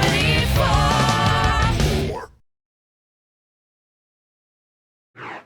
Behold, illegally driving in the carpool karaoke lane. In honor of James Corden, the subject of this next question, I will be performing it through song. Here goes. How would you turn James Corden into a James Cordon Bleu? Stuff him with chicken, stuff him with spinach and herbs, stuff him with ham and cheese, or stuff him with stuffing. Okay, who chose what? Oh, you're thinking of Craig Turduckinson. The classic French dish chicken cordon bleu involves stuffing chicken with ham and cheese. Believe it or not, I did all the singing for this question myself. I mean, I can't believe I did that so well. I don't need you anymore. Here's one I like to call, I'm Going to Kill You. Please RSVP. The 3 things I remember about Hannibal Lecter are that he eats people, he has impeccable manners, and he really loves to lean into the campy wordplay with his victims. What message would Hannibal Lecter leave for Hannibal Buress if he had to reschedule eating him? I'm not trying to play you, I just want to do this right. Sorry to stand you up, but I already ate. We will have to Congress later, my fellow man. Or, hope this doesn't start a war in general with you. So who got it? No, not Hannibal Barca, everyone's favorite Carthaginian commander and uncredited creator of the first Barca Lounger, which is what you were thinking, of course. Hannibal Buress is a stand-up comedian. And if you stand up a stand-up, he probably just goes home to lay down. I don't need you anymore. Feast your eyes upon this. Mulch Love. If you wrote a Dear John letter to a John Deere tractor, what would it say? Dear John Deere, I lawn for you. Come back. Dear John Deere, I think we're mowing apart. Goodbye. Dear John Deere, I'm sad to hay that you're dying. Or, Dear John Deere, I'm pregnant with your corn babies. So what'd you pick? What? Dear John letters refer to the letters women sent to their husbands at war in order to break up with them. Sorry, honey, I found a different mower to ride. It's a Hydrostatic Craftsman Pro Series 27, and we're in love. I don't need you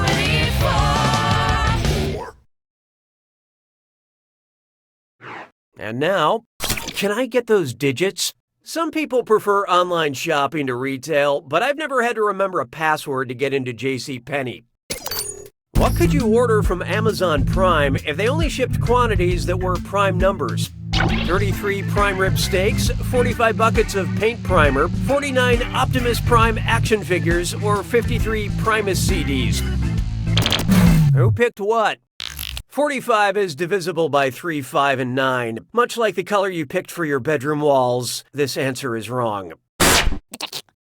49 is divisible by 7. The robot should actually be called Optimus Semi-Prime. 33 is divisible by 3 and 11, so it's not prime. It's more like the ground shuck of numbers. 53 is the only number on the list that's a prime number, which is a number that can only be divided by 1 and itself. Unlike my love of Primus, which can never be divided by anything, Mom. I don't need you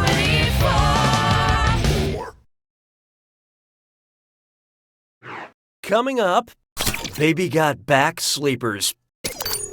Which mattress company features a butt in its logo? Casper, Serta, Tempur-Pedic, or Sealy Posturepedic? Okay, let's take a look. You must be a podcast listener. Tempur-Pedic's logo includes a person sleeping on their side with their posterior exposed. Don't tell anyone, but that person is me. Yeah, I modeled for it back in college when I was really desperate for cash. I don't need you anymore. How about this one? Check off another one from the Oscar pool. My local community theater company is digging deep to stay relevant and get butts in seats. What better way to do that than mash up some hot recent films and some old Russian plays? Which of the following would not be a 2018 Oscar-nominated film reimagined for the stage by Russian playwright Anton Chekhov? I, Vanya, Three Sisters Outside Ebbing, Missouri, Lady Seagull, or Long Day's Journey into the Darkest Hour? So what'd you pick? And the wrong answer goes to... Long Day's Journey into Night was written by American playwright Eugene O'Neill and not Anton Chekhov. And if a movie is long and dark, you know it's an Oscar contender. I don't need you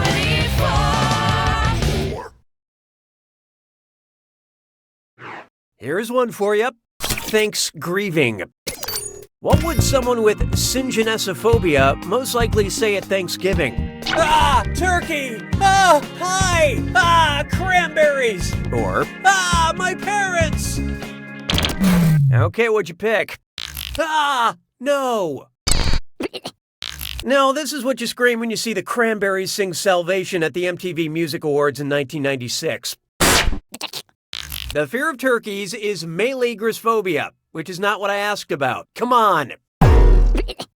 Syngenesiphobia is the fear of relatives. Some people are gluten intolerant, others are grandpa intolerant. I don't need you anymore. This one's called More Popular Than Jesus. Imagine someone discovers a long-lost concept album by the Beatles based on the Beatitudes. Which of these songs would you expect to be on it? Blessed are the meek. Take, eat, this is my body. The Lord is my shepherd, I shall not want, or I will make you fishers of men. Let's see who got it. That's from Psalms, Old Testament, like the Pete Best era. Fishers of men? Sounds more like Jagger and Bowie. According to the Bible, the Beatitudes were part of Jesus' Sermon on the Mount. There's like 8 of them, I think. 9, counting the drum solo. I don't need you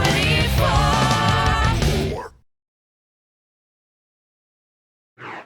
Coming up next, hindsight is 2020.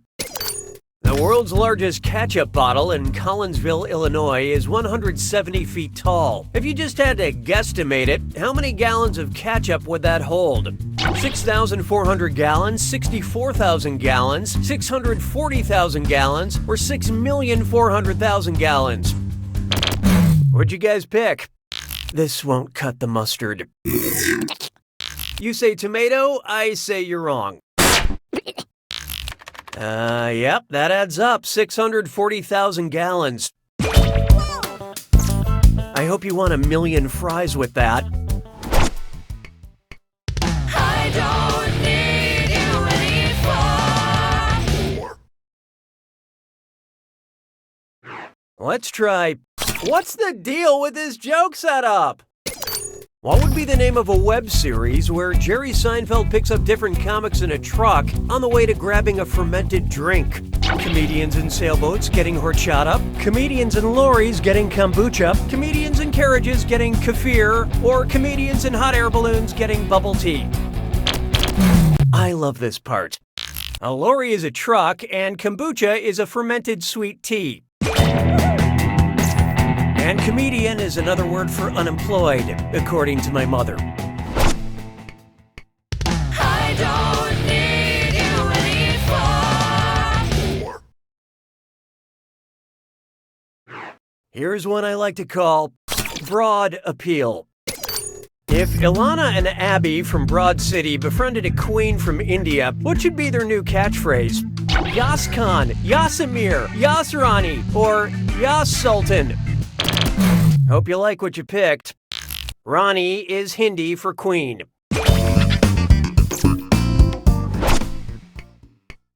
I don't need you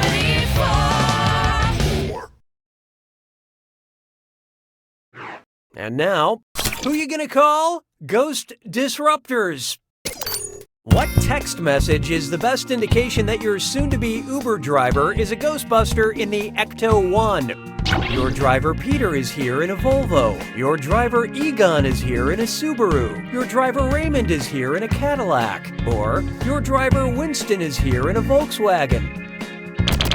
And how do we do?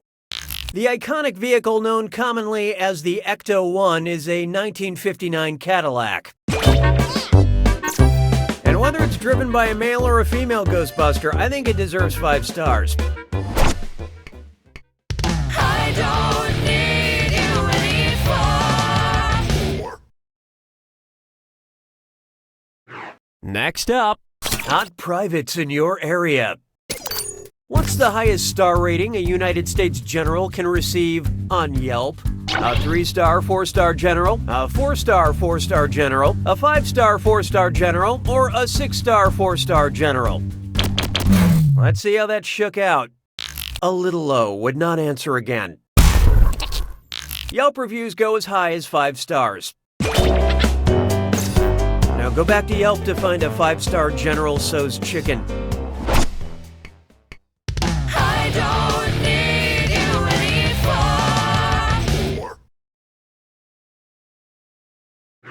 Feast your eyes upon this. I remember when reality TV was about something. It's amazing to me that Survivor is still on the air. I honestly thought they would run out of islands by now. If Survivor shot a season on the largest island of debris in the ocean, what would that season be called? Survivor Great Atlantic Garbage Patch? Survivor Great Indian Garbage Patch? Survivor Great Pacific Garbage Patch? Or Survivor Great Arctic Garbage Patch? So who got it? coined the Great Pacific Garbage Patch, the world's largest collection of ocean garbage, which is roughly the size of Texas, is located in the Pacific Ocean. Good God, I love watching garbage on TV. I don't need you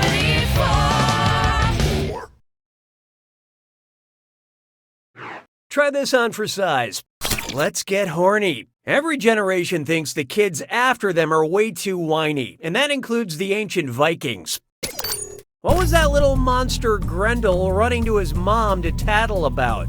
Eric the Red stole my land, Thor trapped me in ice, Beowulf pulled my arm off, or Sven Forkbeard ate my horse.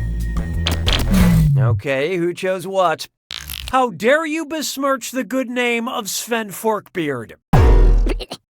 In the epic poem he stars in, Beowulf rips Grendel's arm off. And Grendel's mom was a dragon. You think kids these days could deal with having a dragon for a mom? Yeah, right. I don't need you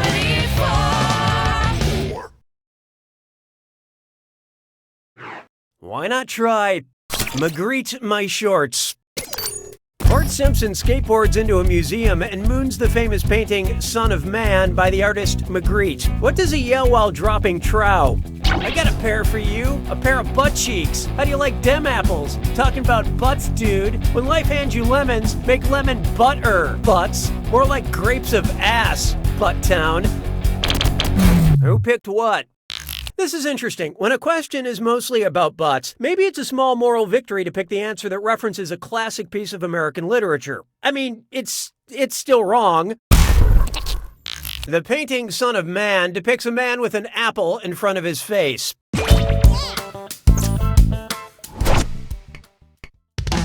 don't need you anymore. Here we have, I'm not here to make Franz. The only thing worse than being on an awkward first date is having it available in a box set. What would you hear on The Bachelor if the producers decided the color of the flowers given out should directly match each contestant's name? Ebony, would you accept this jasmine? Jade, would you accept this cardinal? Amber, would you accept this sunflower? Or Scarlet, would you accept this violet? What'd you guys pick? Ebony describes a dark color, jasmine are traditionally white. Please say your goodbyes. I don't know if there is a connection here. Cardinals are red, your answer blue. Sunflowers are a rich yellow color, otherwise known as amber. Sure, it's okay when it's on TV, but when I try to date 20 women at one time, it's called a cult. I don't need you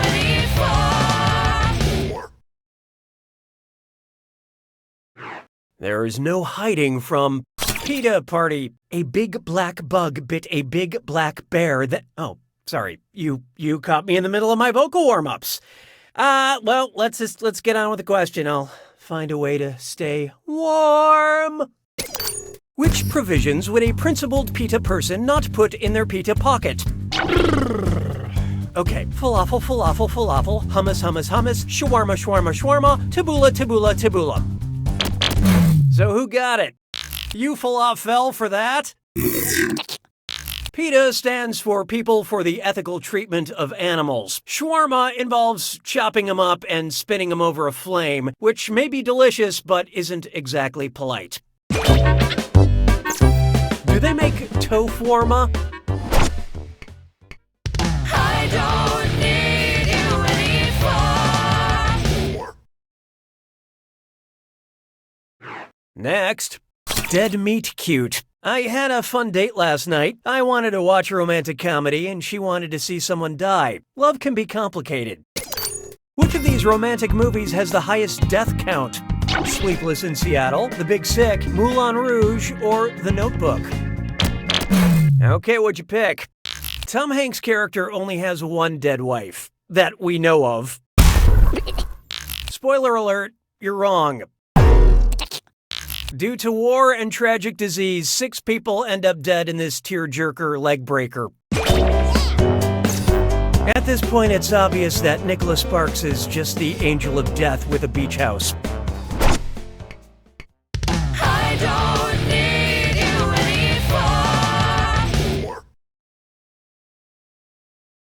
anymore. Oh, here's a good one. Tailor-made titles. What's in a name? Letters. Letters are in a name. Yeah, solve that one, Shakespeare. Which of these people would write Taylor in the blank space that asks for their patronymic name? Taylor Swift, James Taylor, Jonathan Taylor Thomas, or Dwayne the Taylor Johnson? Okay, who chose what? In this case, the Taylor would be a nickname, and it's one that has failed to catch on. The patronymic name is also known as the family name, surname, or last name. It's something you can pass down through the generations, like those James Taylor cassettes my mom won't let me throw away. I don't need you anymore. Behold, I paid the copay, but I didn't like it. Did you know there's a dermatologist on Instagram at Dr. Pimple Popper with over 2 million followers? Her videos are completely disgusting, and I know because I've watched every single one. If my hematologist joined Instagram, what would be a suitable username? At I Love Spectacles, at I'm the Blood Guy, at Leaky Bladder is the Matter, or at Dr. Elderly Care. Let's see how that shook out. That's my geriatrician. Yeah, you can never get one too early. That's my optometrist, I think. His pictures are all blurry. No, that's my urologist. Nobody follows him. Hematologists diagnose and treat blood disorders. A hematologist spends their whole career thinking about blood. I spend one summer and suddenly I've got vampire vibes? Come on. I don't need you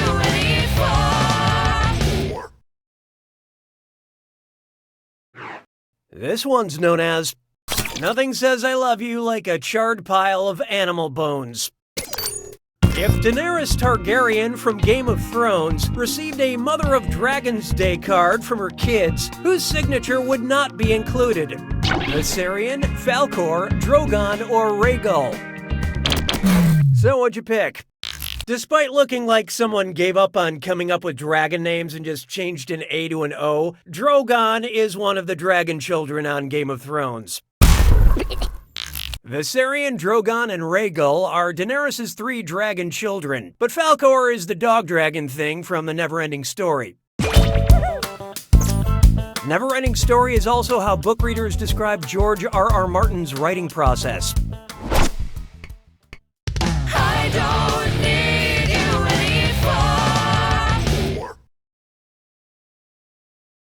anymore. I call this one Rebelling Outside the Box. Which boxer is being rebellious in the country that the Boxer Rebellion took place? Manny Pacquiao littering in the Philippines, George Foreman listening to loud music in China, Oscar De La Hoya smoking cigarettes in South Africa, or Floyd Mayweather loitering in Germany? I love this part. Oh, I'd spend $100 on pay-per-view to see that. The Boxer Rebellion took place in China from 1899 to 1901. I held my own Boxer Rebellion by going commando today. I don't need you anymore. Introducing South by South-North. Which of these southern points is farthest north? The southern tip of South Korea, the southern tip of South Dakota, the southern tip of southern Ontario, or the southern tip of South Wales? Let's see who got it. The south of South Wales is the farthest north of all these southern points. This type of directional confusion is what we do west. I don't need you anymore. Coming up, haters gonna hate. Suppose fans of Bill Hader call themselves haters and only like movies with Bill Hader in them. In that case, which film are haters gonna hate? Trainwreck, This Is the End, Adventureland, or Superbad? And how'd we do? This answer is in Adventureland. That joke works better for all the other wrong answers. This answer is a train wreck.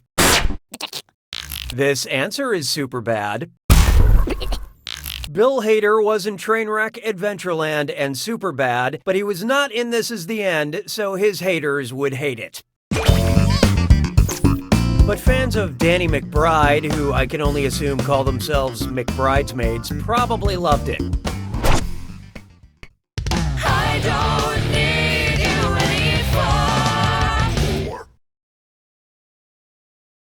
anymore. It's time for She's a Total Dharma Queen. Which Buddhist is living their best life? The one reincarnated in the animal realm? The one reincarnated in the Deva realm? The one reincarnated in the ghost realm? Or the one reincarnated in the Naraka realm? Okay, let's take a look. Not in this life. In the 6 realms of rebirth, the spirits with the most karma transcend to the Deva realm, aka the God realm. And that realm looks good on you. Work it, Diva. I don't need you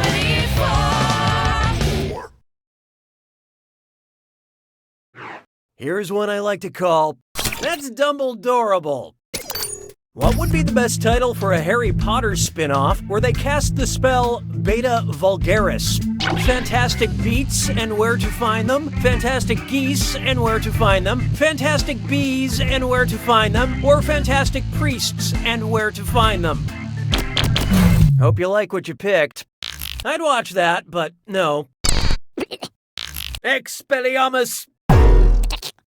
Beta Vulgaris is the scientific name for beets. I hear they catch the villain red-handed, because of the beets. I don't need you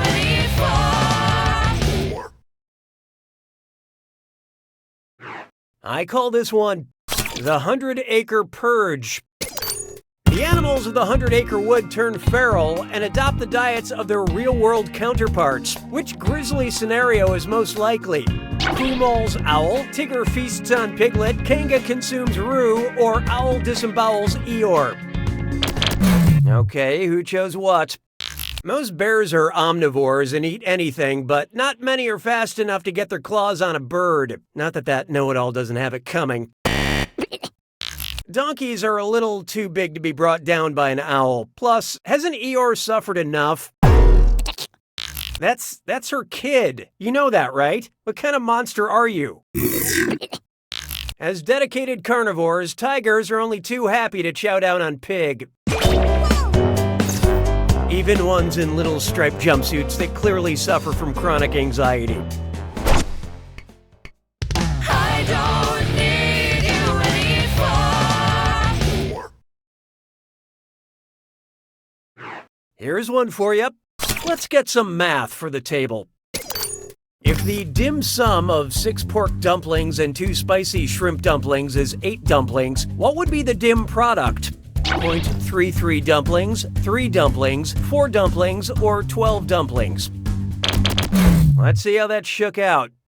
In math, the sum is the number that results when 2 numbers are added together. The product is the number that results when 2 numbers are multiplied, so 6 multiplied by 2 is 12. And if you don't know what dim sum is, then the greatest fact you could learn from this game is that you need to go out and eat some dim sum immediately. I don't need you anymore. This one's called, I'm a Great Singer!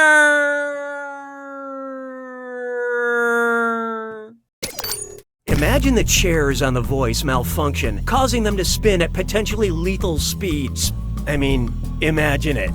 Okay, anyway, which judge would be spinning around at the same speed as Earth? Adam Levine spinning at 100 miles per hour, Blake Shelton spinning at 1,000 miles per hour, Alicia Keys spinning at 10,000 miles per hour, or Kelly Clarkson spinning at 100,000 miles per hour? I love this part. I'm not sure why you're trying to obliterate Kelly Clarkson, but I'll forward your name to the proper authorities. Adam Levine has a level of charisma that makes me want to pick him too, even when he's attached to an obviously wrong answer. Although the exact speed changes slightly depending on the latitude, the Earth roughly spins at a rate of 1,000 miles per hour. And if he spun the opposite direction of the Earth, he would go back in time. That's just science.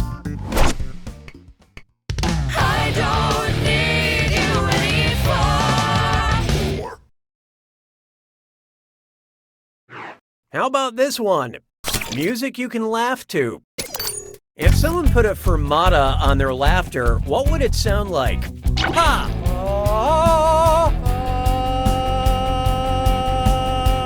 Or ha ha ha! So what'd you pick? A fermata is when you hold the same note for longer than you normally would. It's challenging, but luckily, as a classically trained performer, I'm able to pull laughter from deep down in my... Well, you get the idea. I don't need you anymore. Oh, here's a good one. You up on your geography? Which of these would be an example of sliding into someone's DMZ? Hey, Nicaragua, checking out your border with Honduras. Hi, Ireland, visiting your border with Northern Ireland. What's up, India? Hanging out on your border with Nepal. Or South Korea, just passing through your border with North Korea. What'd you guys pick? The border between North and South Korea is a well-known DMZ, or demilitarized zone. Every once in a while, it can get some military action, usually when Kim Jong-un is feeling lonely and had a couple glasses of wine. I don't need you anymore. Next up, masked flusators. Which icky superhero is most likely to be a carrier of Lyme disease? Batman, Ant-Man, Spider-Man, or the Tick? Okay, what'd you pick? Totally wrong answer, Batman. There are no small answers, only wrong ones. My wrong answer senses are tingling. Lyme disease is a tick-borne disease. These communicable diseases are why I avoid shared superhero universes. I don't need you anymore. Here we have, insert reference to one of their hit singles here. Which concert would be an example of The Weeknd not playing a weekend show? A Saturday show in Mexico, a Sunday show in Canada, a Saturday show in Brazil, or a Sunday show in Egypt?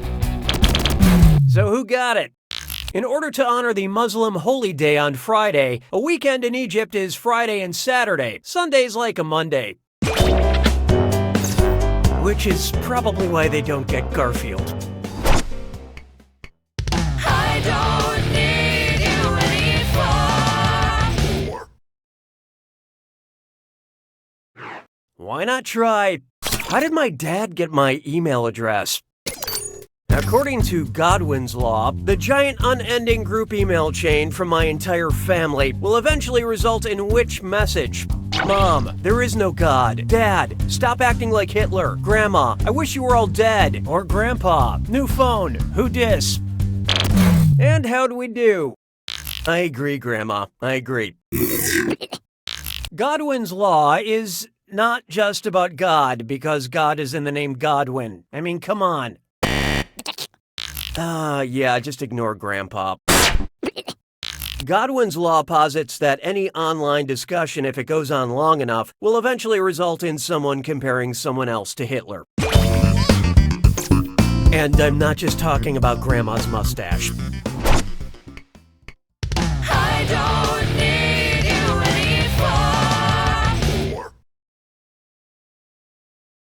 anymore. Introducing... Look, I didn't see it either, but I still know who's in it.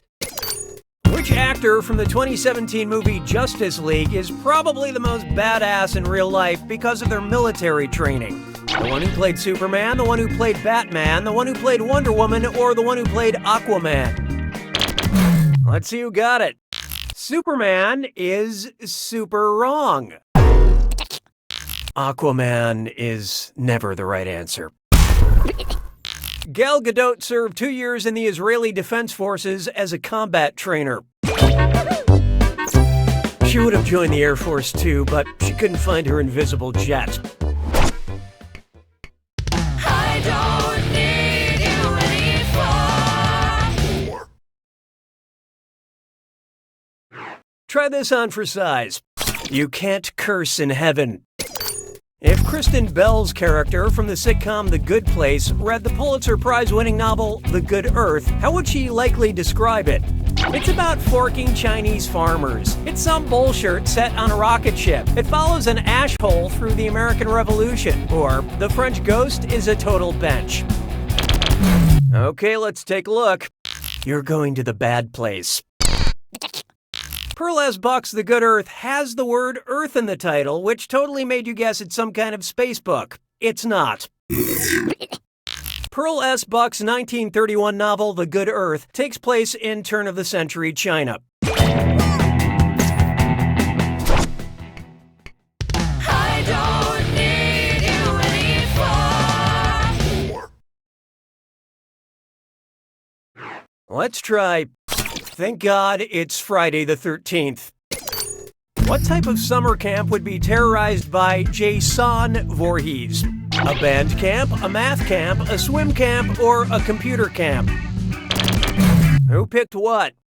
The entire Friday the 13th horror saga started with a young Jason Voorhees drowning in the lake. But that's not what we're talking about here.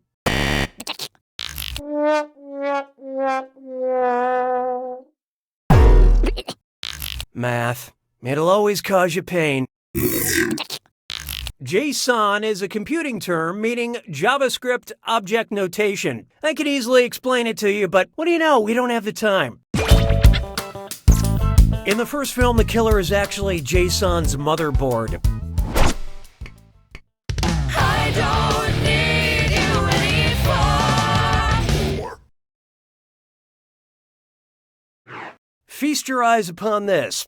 I'm in love with your body. Boy, I sure hope famously shaggy-haired British singer-songwriter Ed Sheeran doesn't totally change his look before this game comes out. If I sheared Ed Sheeran like an adult sheep, how often would I typically shear him? Twice a year, once every 2 years, or once in a lifetime? Let's see how that shook out. Once ever? Oh my God, that would be totally unsatisfying.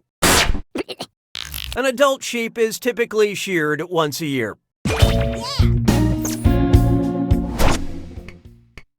I don't need you anymore. Take a good look at. Looks like Judas dined and dashed.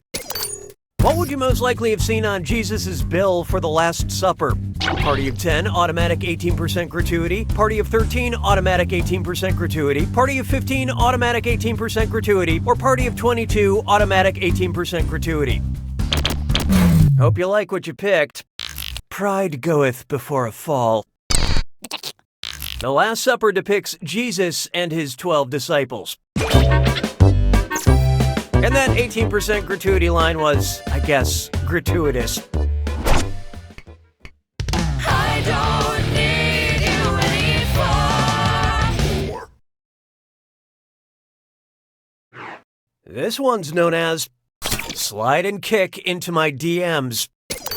How would Sub-Zero from Mortal Kombat subtweet an opponent? Hey, @Jax, I'm gonna freeze your account. @Reptile hiding behind a rock. #coward not. Retweet it, Johnny Cage. I'm better than @Sub-Zero. Or Raiden is shockingly dumb. What'd you guys pick? Finish them. Fatality. Is that your best? Subtweeting is when someone on Twitter makes a disparaging comment about another user without using their username. Personally, I like to subtweet, which is saying terrible things about people out loud and then not making the mistake of putting that on the internet.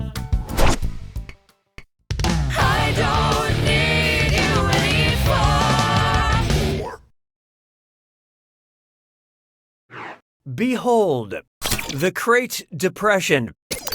What would you find in a loot crate box that was curated by archaeologist Howard Carter? King Tut beef jerky, a Rosetta Stone iPad cover, Dead Sea Scrolls underwear, or a Marie Antoinette bobblehead? So what'd you pick? I have a pretty sophisticated explanation about why this answer is so intellectually amusing, but instead... Howard Carter was the archaeologist who discovered King Tut's tomb in 1922. So be warned that beef jerky is probably cursed. I mean, even more than the usual for beef jerky.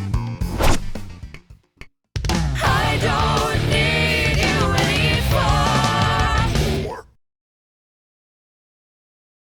anymore. There is no hiding from Pit's Boss. If Old Spice came out with a deodorant with an Elon Musk, what would it smell like? A freshly opened Amazon box, an unused iPhone, a brand new Tesla, or a bag of whole food produce? And how'd we do? With Amazon Prime, you could have gotten this wrong 2 days faster. Someone made an app of themselves. And look, I'm not proud of that joke, but we have a lot of game to fill here. Get ready to lose a whole lot of money. Elon Musk is the CEO of Tesla Motor Company. And I, for one, welcome driverless cars because it's in cars that I'm most commonly subjected to other people's body odor. I don't need you anymore. Coming up, the young and the vestless. If millennials were blamed for the demise of trebuchets, what headline would you see? Millennials are killing the girdle industry? Millennials are killing the boulder hurling industry? Millennials are killing the horse carriage industry? Or millennials are killing the sundial industry? Let's see who got it. Yep, the trebuchet is not a type of horse carriage. Sorry, not sure why I said yep at the beginning of that. Used in medieval times, the trebuchet, or trebuchet, was a weapon used to hurl huge boulders. They were very popular with baby boomers. I don't need you anymore. Coming up next, bless you, got served. Which hip-hop move best demonstrates the proper hygienic way to sneeze in public as set out by the Center for Disease Control and Prevention? The Dougie, popping and locking, the Humpty Dance, or dabbing? Okay, who chose what?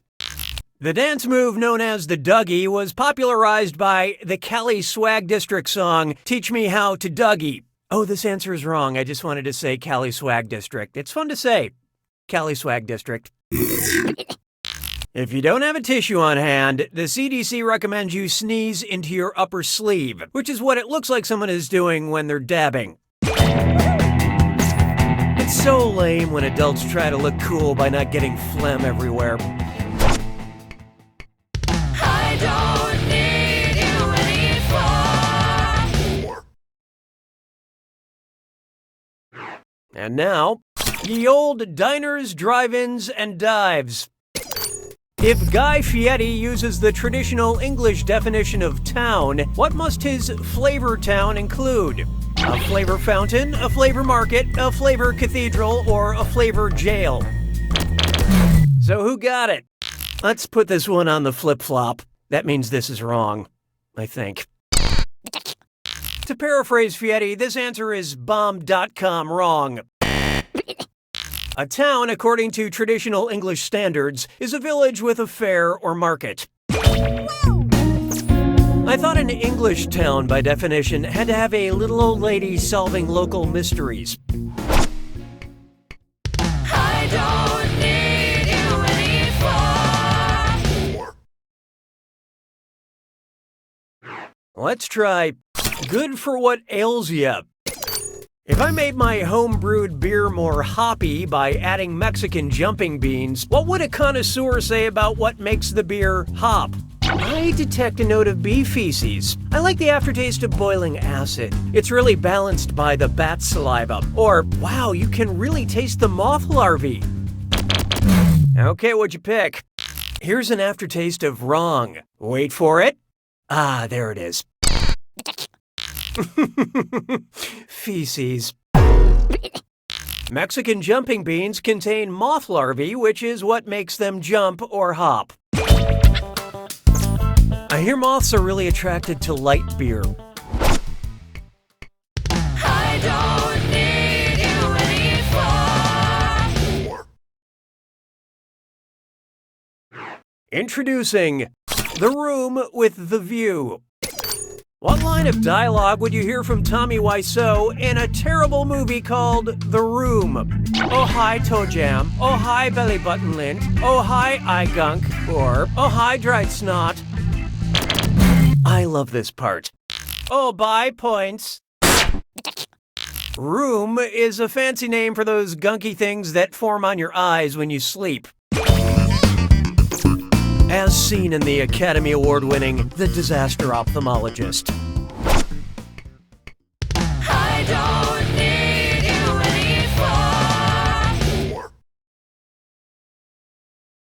anymore. Take a good look at For the True 90s Kids. What's a sure sign that you were a 90s kid? An 1890s kid, that is. You blew your allowance on O. Henry bars. Your first Christmas gift was a package of Milk Duds. You were the first kid on your block with Bit of Honey, or you begged your parents for candy corn. Okay, let's take a look. O. Henry. Speaking of duds, O. Henry bars, Milk Duds, and Bit of Honey were all invented in the 1920s. Candy corn, however, was introduced in the 1880s, therefore it's the only candy true 1890s kids would have begged their parents for. But now millennials are killing the bland candy industry. I don't need you anymore. There is no hiding from fixer-uppers and downers. If my cable package doesn't include HGTV, but does have a channel called HGTV, what show will I most likely see? Mercury Brothers, Love It or Let It, Hydrogen Hunters, or Flip or Fluorine? Let's see who got it. HG is the symbol for Mercury.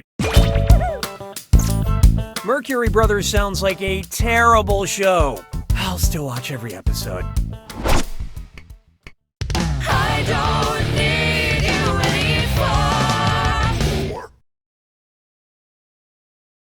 anymore. This one's known as Warm Fuzzy Zellers. According to the official rules of golf, when are you allowed to artificially warm your balls? You can warm your balls before the round. You can warm your balls once during the round. Hey, you can warm your balls whenever you want. Or do not warm your balls, weirdo. I love this part. No, you cannot. To be fair, this certainly sounds like good advice. Once per round. I can barely manage once per week. What were we talking about? You can warm your balls with an artificial device, but only before the round, not during. Let me check my score sheet. Golf question, check. Ball pun, check. Great, I'm pretty much at par.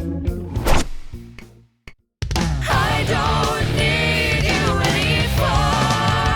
anymore. This one's called Vansplaining. What's something a woke Rip Van Winkle would say to those around him after waking from his 20-year nap? Washingtonians, gender is not binary. New Yorkers, cultural appropriation is bad. Georgians, white privilege is real. Or, Kansans, I'm a feminist. Let's see how that shook out. Rip Van Winkle, the short story by Washington Irving, takes place in the Catskill Mountains of New York State. An old white guy saying something progressive is how you know it's a work of fiction. I don't need you anymore. Coming up, is that a gyroid in your pocket? Which Animal Crossing character would not be able to store the mobile game Animal Crossing Pocket Camp in its own pocket? Alice the koala, Leaf the sloth, Marcy the kangaroo, or Pascal the otter? So who got it? Otters are not marsupials, but they do have loose pockets of skin under their forelegs to store rocks and food. This is interesting. Marcy the kangaroo is a kangaroo. You know, the animal that most famously has a pocket on its body. Come on. Sloths don't have pockets or pouches. They're also really slow to return your friend request. I don't need you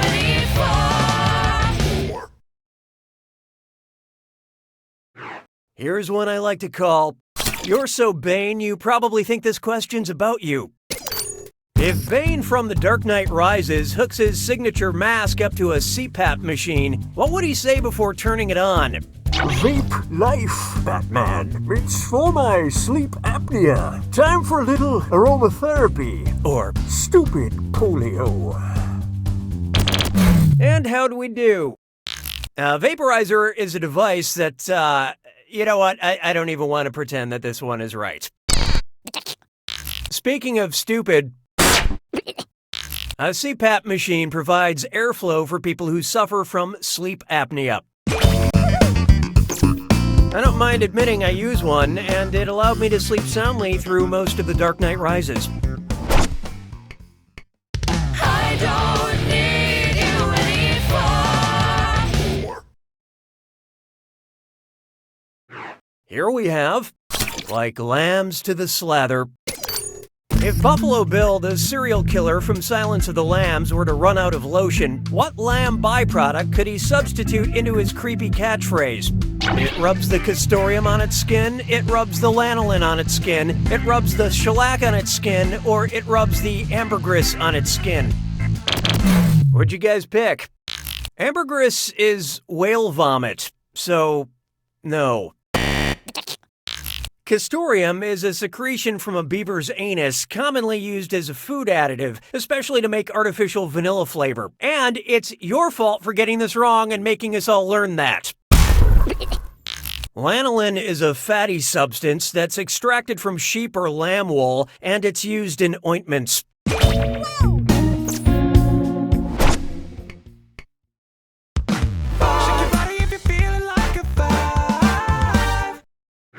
Oh, here's a good one. Red beard. What's the proper name format for a subreddit about pirates on Reddit? R-matey, R-matey, R-matey, or R-matey? Hope you like what you picked. Are you serious? R.I.P. my inbox. Here come the downvotes. Subreddits on Reddit are designated with a /r/ before the title.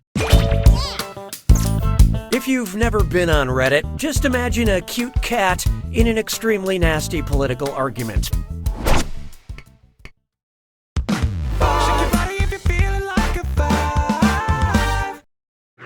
Up next, sabbatical to the bone. What makes the most sense to do after high school if you take a gap year? Fold Lucky Brand jeans, fold 1969 jeans, fold Arizona jeans, or fold Diesel jeans? Okay, who chose what? Congrats, you got the folding part right. 1969 is the brand name of Gap jeans.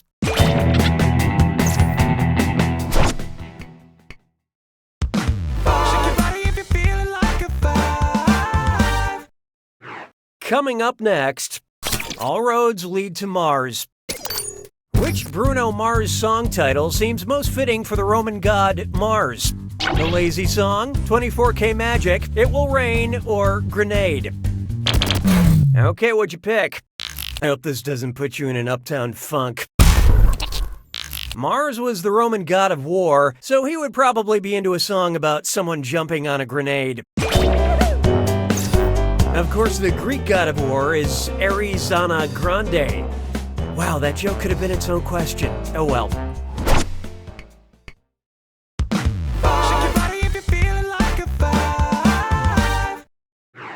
I call this one Charles Duckins. How would you expect a DuckTales of two cities to end? Louie gets beheaded pretending to be Dewey, Huey gets shot in the June Rebellion, Scrooge gets hanged for stealing a loaf of bread, or Launchpad gets trapped in an iron mask. Who picked what? The Charles Dickens classic A Tale of Two Cities ends with the hero switching places with someone he looks like at the guillotine.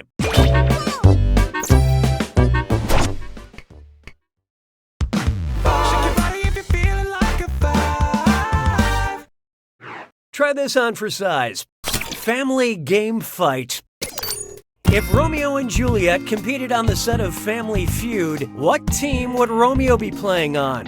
The York family, the Montague family, the Capulet family, or the Lancaster family? So what'd you pick? Survey says... Survey says... Survey says... Survey says... Yes, Romeo was a Montague. A name? What's in a name? A rose by any other name would still get roasted by Steve Harvey.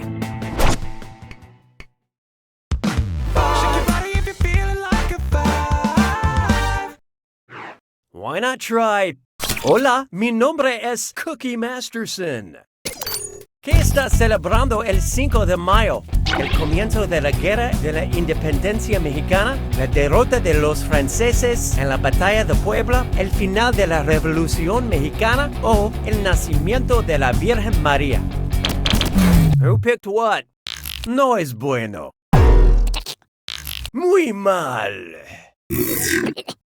El 5 de mayo conmemora la derrota del Imperio francés por el ejército mexicano en la Batalla de Puebla.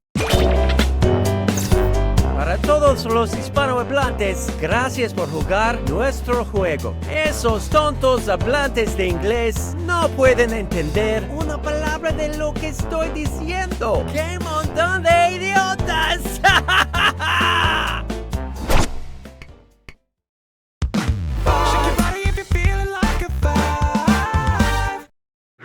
Next up, every kiss begins with Klimt. If you've ever been in a college dorm, you know that Gustav Klimt painted the kiss, but I'm pretty sure he didn't paint anything called The Next Day Phone Call or The Making a Real Commitment to This Relationship. If the lady from the Viennese painting The Kiss were depicted going to town on a traditional Viennese dessert, what would that painting of her eating her Viennese feelings be called? The tearful tiramisu, the sobbing in a soccer tort, the pitiful profiteroles, or the choking on a croquembouche? Okay, who chose what? Soccer tort is a decadent chocolate cake that was invented by Franz Soccer in Vienna, and it's just fun to say. Soccer tort. In the end, chocolate will never break your heart.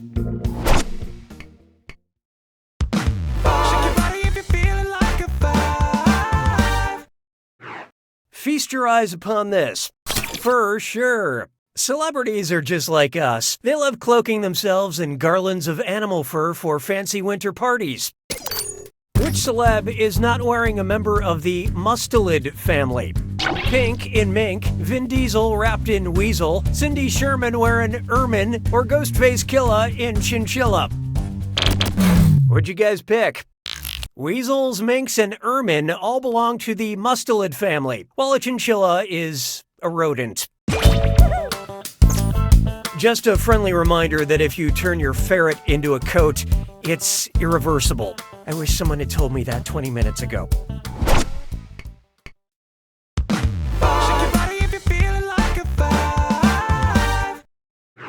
Behold.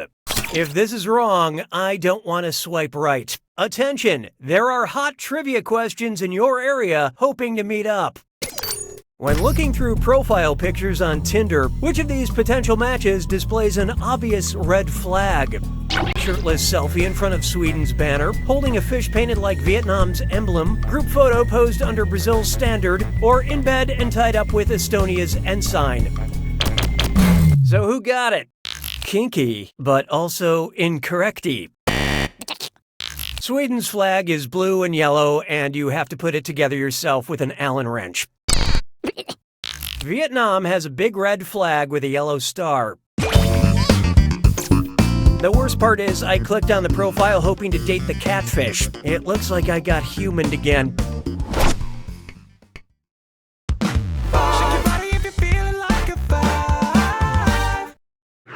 How about this one? I had no choice but to retort, those shoes though. Officer, I have one question for you. What is those? The singular form of these, the plural form of this, the singular form of them, or the plural form of that. Let's see how that shook out. The plural form of this is these. This is the singular form of these, so this is the wrong answer. Them is a pronoun that can be used in the singular or plural, but cannot be used to get you points for this question. Those is the plural form of that, as in, I can't believe that cop is wearing those shoes. If you didn't understand the reference in this question, you should check out the new true crime series, Fashion Police.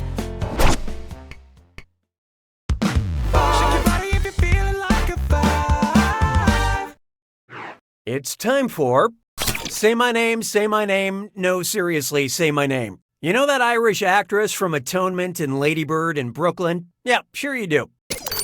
How do you pronounce, her name? Saoirse Ronan, Saoirse Ronan, Saors Ronan, or Saoirse Ronan? Let's see who got it. When Saoirse Ronan is smiling. Saoirse says that's the correct way to say her name. Now when you run into her at cocktail parties, you don't have to say, "Hey there," not exactly Dakota Fanning.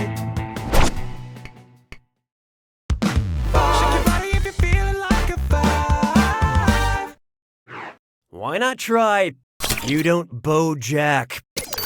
What would depressed cartoon actor BoJack Horseman have to be willing to put up with to get a part in the play Equus? A broken leg, gouged out eyes, a totally shaved mane, or castration? And how'd we do? Equus is a famous 1970s play about a boy who is put in a mental hospital for blinding 6 horses. And it's still less depressing than an episode of BoJack Horseman.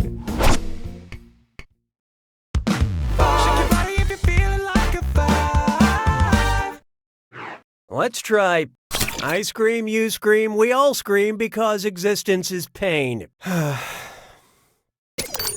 What would be the best evidence that I fell into a shame spiral last night and ate half a gallon of Ben & Jerry's ice cream in the dark in my underwear? Hypothetically. 2 empty pints of pistachio, 4 empty pints of urban bourbon, 8 empty pints of spectacular Speckaloo's cookie core, or 16 empty pints of Keep Caramel and Cookie On. Hope you like what you picked. Oh, I wish they had that many pints available for sale at the gas station next to my apartment building. No, that's not enough. This answer is so wrong, it reminds me of my life choices. Oh, Gretchen. There are 8 pints in a gallon, which means 4 pints in half a gallon. So that's what's currently strewn on the floor next to the couch I've been sleeping on, hypothetically.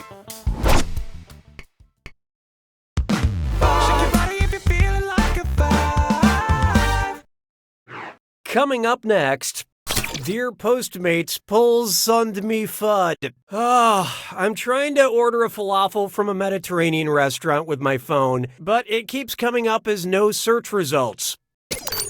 Autocorrect is busted on my phone, and I don't know how to spell any of these words. Which of these searches is typo-free? Mediterranean restaurant falafel, Mediterranean restaurant falafel, Mediterranean restaurant falafel, or Mediterranean restaurant falafel? Okay, let's take a look. Come on, that's not it? No, wrong.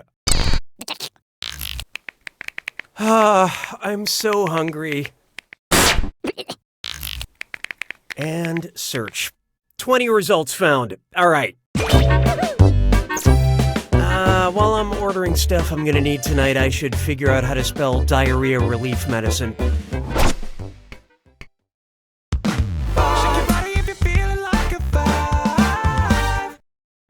This one's called Double Double Toil and Sprite Zero. If the Globe Theatre had a special Coke machine using ingredients from the Witch's Brew in Macbeth, what custom-flavored soda would you not be able to sip on while watching Shakespeare? Diet Cherry Vanilla and Hemlock Coke, Hib Extra with lime and dragon scales, Barks Root Beer with a wolf's tooth dropped in, or Virgin Blood Fanta? I love this part. Blood of a virgin is not one of the ingredients the witches use in Shakespeare's play Macbeth. I'm a simple guy. I just like sparkling Dasani water with a little lemon and a little finger of birth strangled babe ditch delivered by a drab.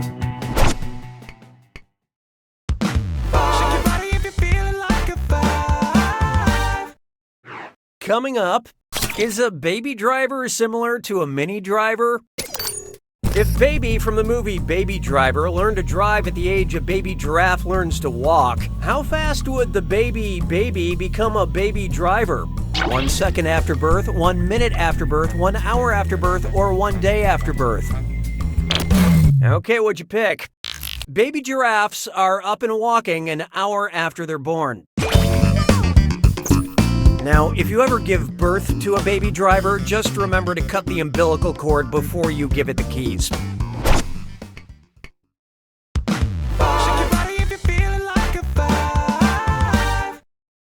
Here we have Tom Hardy Boys. The Revenant, Mad Max, Bane. I love Tom Hardy, but I cannot understand anything he's ever said in a movie. It always sounds like this. If Tom Hardy actually lost the ability to speak coherently, what part of the brain might he have damaged? The hypothalamus, Broca's area, the hypoglossal area, or the medulla? Okay, who chose what? Damage to Broca's area creates a condition where a person can understand language but cannot speak coherently. Apparently, if the area is damaged, the person doesn't even know they fart rain macadamia moo moo Delaware. Very sad.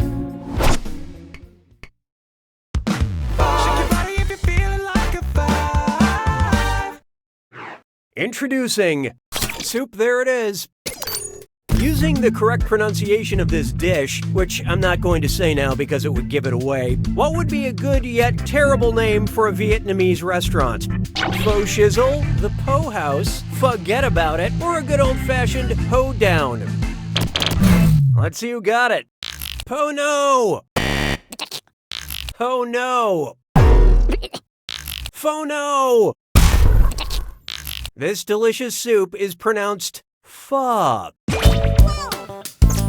If that name's taken, you could call your restaurant Go Pho Yourself.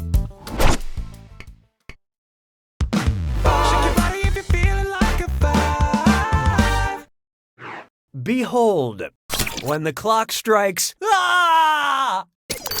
Assuming the apocalypse hasn't happened and you're alive to read this question, what was the most peaceful time ever featured on the Doomsday Clock since 1947? 9 minutes to midnight, 17 minutes to midnight, 22 minutes to midnight, or 31 minutes to midnight? Who picked what? No, but in 4 minutes you can catch The Tonight Show on the East Coast. After the Cold War ended in 1991, the minute hand on the Doomsday Clock was set back to 11:43 p.m. Today, anything earlier than like 11:50 on that clock is just blank.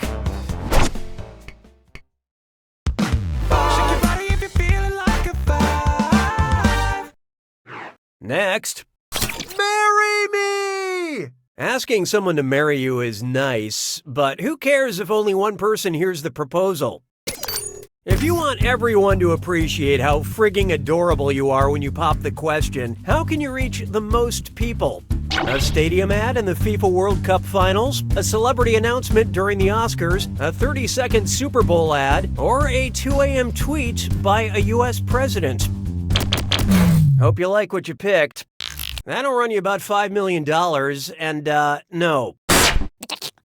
All these choices would reach millions, but the World Cup Finals is seen by up to 1 billion viewers.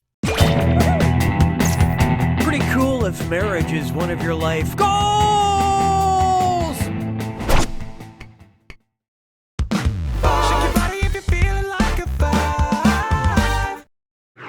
Take a good look at the dead language of love. How would you sext if your keyboard only had letters from the Latin alphabet? You up, you up, you up, or you up? Let's see how that shook out. The Latin alphabet did not have the letter U. Instead, it used the letter V to represent it. There is no U in team, or in the Latin alphabet, or in this relationship.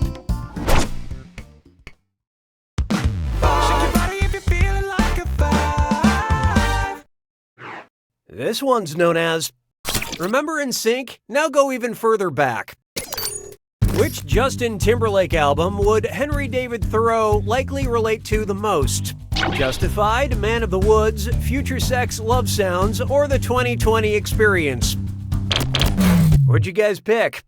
You know, hindsight is this. Besides being Justin Timberlake's debut solo album, Justified is also a very wrong answer to this question.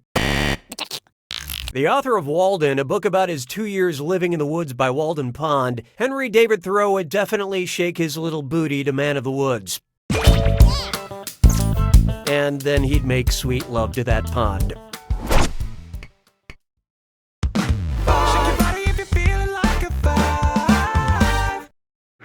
Next up, less swole, more smole. Look, I'm not 100% up on all my internet lingo, but according to my 7-year-old niece, a smole bean is a little adorable thing.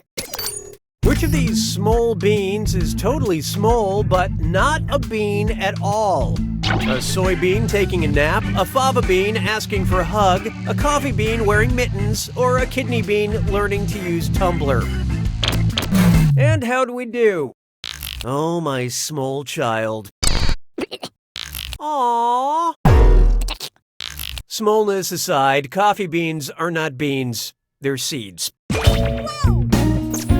Also, coffee is not adorable, it's deadly serious, and I really need one right now. Anybody?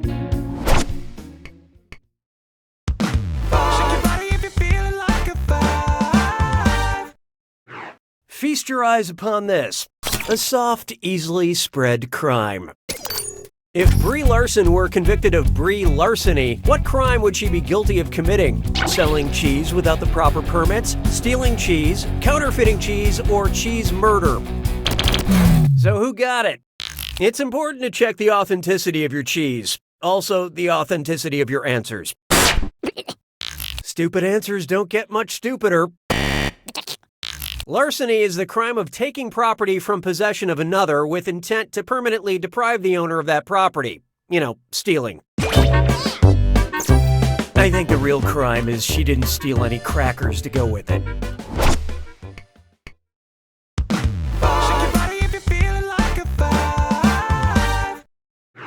There is no hiding from... And now, a very special This Is Us. Oh man, I just hear the title of the TV show This Is Us and I start crying. I don't understand. Where are these tears even coming from? The lacrimal gland, the adrenal glands, the pituitary gland, or the olfactory gland. I love this part. The lacrimal gland's function is to produce tears, so these tears are coming from there. It's a gland I certainly don't use, especially when I think about all the hardship Kate and Toby have gone through this year. Oh, come on!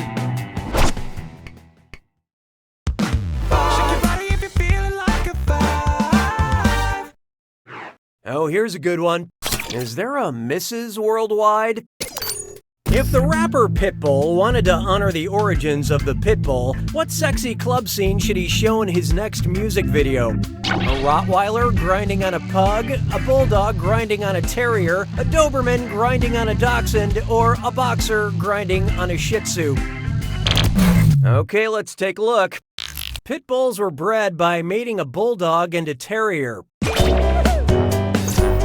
Thankfully, we've made it through the only dog sex question in the game. Actually, I can't promise that.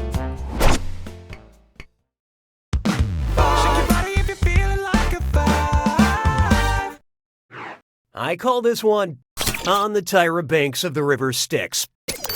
Which of these characters from Greek myth probably can't smize? Oedipus, Achilles, Odysseus, or Electra? So what'd you pick? Oh, we found your point of weakness. Yep, Oedipus famously... Oh, wait, hold on. This one says Odysseus. Okay, my bad. They look very similar. To smize is to smile with one's eyes, and Oedipus tragically gouged his eyes out. I've heard of eyeliner making someone's eyes pop, but this is ridiculous.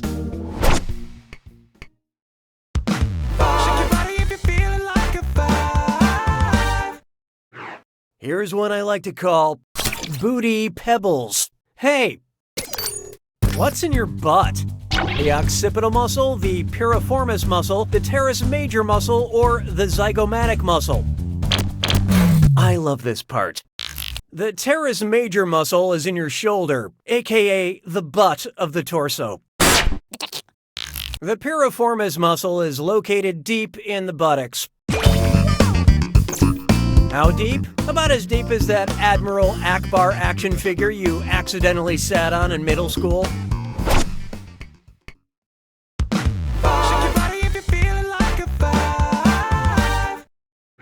Try this on for size.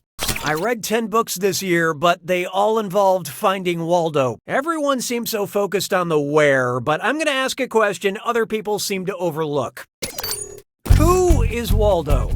A mysterious loner created by Beatrix Potter, a wandering enigma created by Maurice Sendak, a complicated man created by P.D. Eastman, or a lost soul created by Martin Handford? Let's see how that shook out. Martin Handford is the creator of Where's Waldo. Some mornings, Waldo looks into the mirror and sees himself, but other times he sees a guy who looks like him but isn't wearing glasses, or a barber pole that just got thrown in there to mess with him.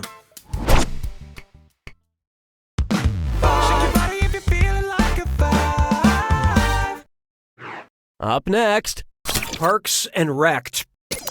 If the cast of Parks and Rec became tour guides, what would it sound like when Aubrey Plaza passed the Plaza Mayor?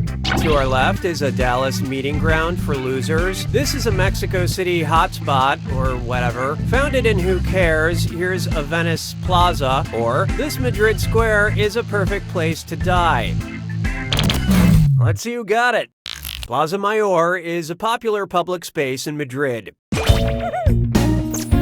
But if you prefer colder temperatures, you could go on an Amy Polar expedition. How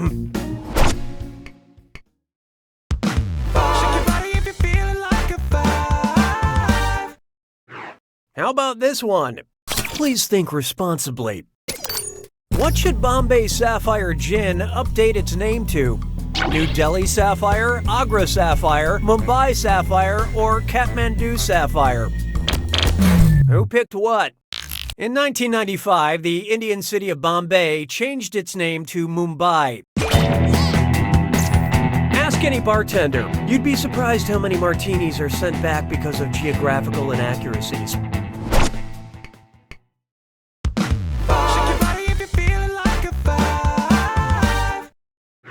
Here we have, if you hate people, every room can feel like an escape room. You ever done one of those escape rooms? You know, where you get locked in a room with people and you have to solve a bunch of puzzles to get out? And no, I'm not talking about high school. What's the most useful thing to scream while participating in an escape room that takes place in a tack room? Look under the doilies, check by the swords, feel inside the saddles, or fish around in the toilet. Hope you like what you picked. Look, whenever I see an answer choice as swords, I usually want it to be right, too. If you pick this answer hoping to hear a toilet flush sound, you are in luck.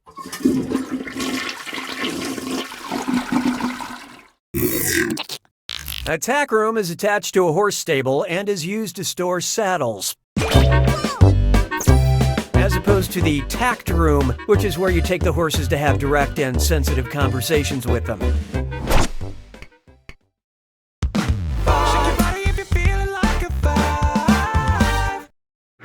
I call this one, Heavy is the Head That Wears the Toy Crown. Who was a real boss baby? King Tutankhamun, Joan of Arc, Alexander the Great, or Mary Queen of Scots? Okay, who chose what? Tut tut. Mary became Queen of Scotland when she was only 6 days old. That's one of those facts you tell 10-day-olds to make them feel old.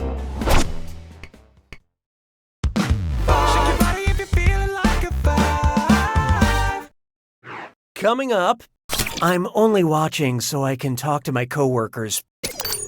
Okay, what do you think of this premise for my Black Mirror spec script? There's this town that seems perfect, but all the women are robots. That's iRobot, dummy. That's Valley of the Dolls, idiot. That's Brave New World, stupid. Or, that's the Stepford Wives, moron. So who got it? Oh yeah, the Stepford Wives is where all the men replace their wives with submissive robots. And so, I've never actually watched Black Mirror, but I'm pretty sure every episode ends with a British person looking into the camera and saying, "Oh dear God, we've been in a computer this whole time." Is that about right?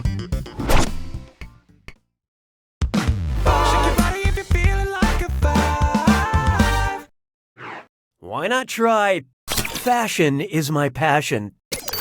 I may not be an Indian woman, but I've always wanted to wear a sari. Oops, that's not spelled right. How should I fix my typo? Sorry, not sorry. Sorry, not sorry. Sorry, not sorry. Or sorry, not sorry. What'd you guys pick? Yes, the correct way to spell that draped garment is S-A-R-I. Also, any other typos you find anywhere else in this game are 100% intentional.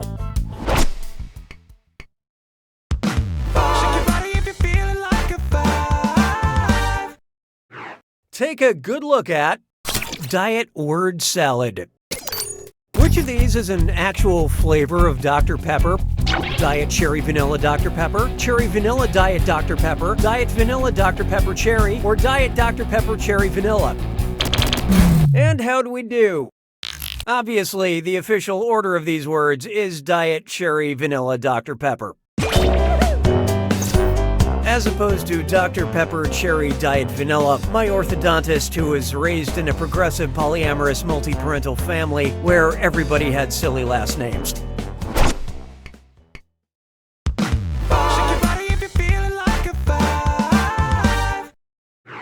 This one's known as Adult Swim Fan. Note to self, remove dated reference to 2002 thriller Swim Fan before game's release. I keep hearing about this cartoon Rick and Morty. What's it about? Rick and his grandfather Morty? Rick and his uncle Morty? Rick and his dad Morty? Or Morty and his grandfather Rick? Okay, what'd you pick? Yep, grandfather. Oh, wait, no, something's wrong. Rick and Morty is about a boy named Morty and his dangerous genius grandfather, Rick. Sounds good. Maybe I should become way too obsessed with it.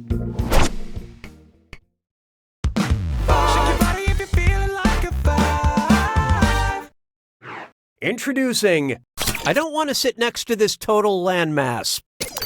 What complaint might you hear if the Isle of Man started manspreading? Hey buddy, you're hogging the whole English Channel. Hey pal, do you need the whole Gulf of Mexico? Hey jerk, how about saving some Indian Ocean for the rest of us? Or hey dude, you're taking up the whole Irish Sea. Okay, let's take a look. The Isle of Man is located in the Irish Sea. Look, I've been accused of manspreading, but I have a reasonable excuse. As a child, I rode a very, very fat horse to school every day.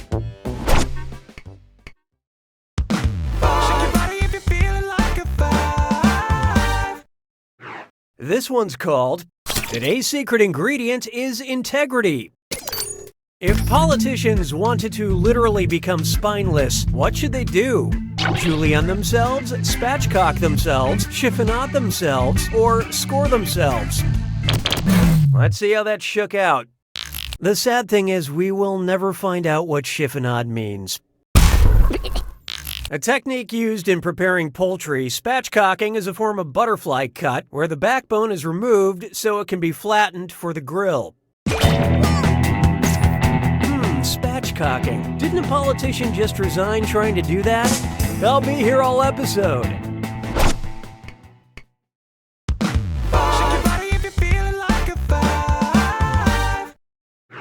Behold, reading is fun and mental. Who's probably not allowed in a PetSmart? Atticus Finch, Lenny Small, Rabbit Angstrom, or Holly Golightly? I love this part. Atticus Finch's last name is a kind of bird, but that's not really relevant, so... Rabbit Angstrom's first name sounds like an animal, but that's not really relevant, so... Lenny Small is a character in Of Mice and Men who likes to pet rabbits and puppies, but they usually end up dead.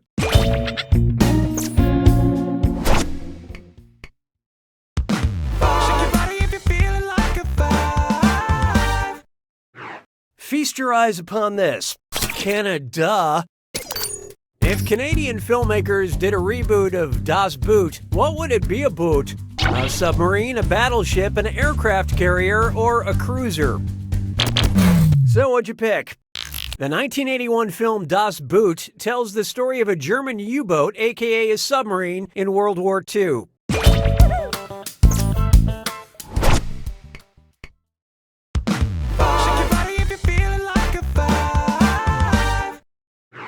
Here's one I like to call Flush to Judgment. Oh, sorry, I had to take a bathroom break. Okay, moving on. What does it mean if your poop is white? Asking for a friend. My friend is lacking bile in their stool. My friend is bleeding internally. My friend is eating too much fatty food. Or my friend is evolving into a bird. Who picked what? Well, I sure hope this one's wrong. White poop is a sign that the person, aka my friend, is lacking bile in their stool. Okay, so I guess I could buy a tub of bile somewhere, but then I have to figure out a way to get it up my butt.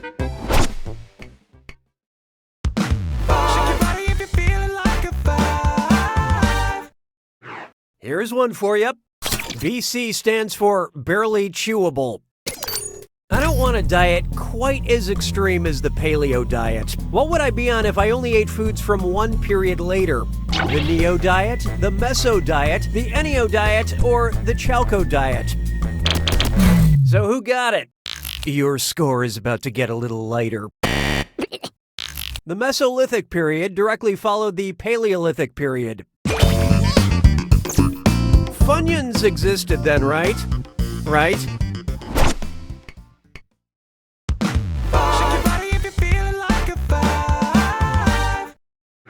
Next, Chi-Town. If Chance the Rapper got a job in statistics, what would be his new moniker? Chance the Registrar, Chance the Cartographer, Chance the Actuary, or Chance the Compliance Manager? Okay, what'd you pick? What are the odds? Chance the Rapper does so much for all of us, and you can't even get his trivia question right. An actuary uses statistics to assess risk for financial investments. Finally, a game that combines Chance the Rapper with all the hip excitement of statistical risk assessment. This game is going to make $1 billion.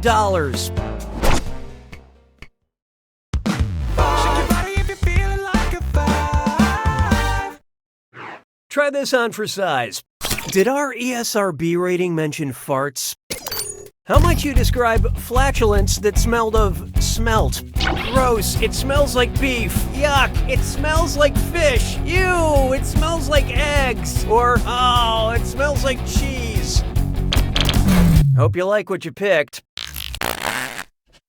No, that's not it. Smelts are a type of small fish. This is why it's better to see food than smell food. Yeah, that joke probably plays better written down.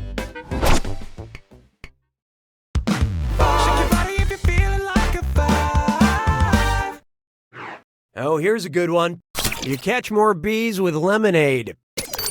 If the queen bee, Beyonce, had the same diet as a queen bee, what would she sing? All the single babies, all the single babies. I don't think you're ready for this royal jelly. I weigh okay, I weigh okay. Or oh no, ovule. Let's see who got it. In the wise words of Beyonce herself, oh no. Way? No way. Royal jelly is a viscous substance secreted from worker honeybees and fed exclusively to queen bees. But if there's no royal jelly available, most queen bees have hot sauce in their bag. Swag.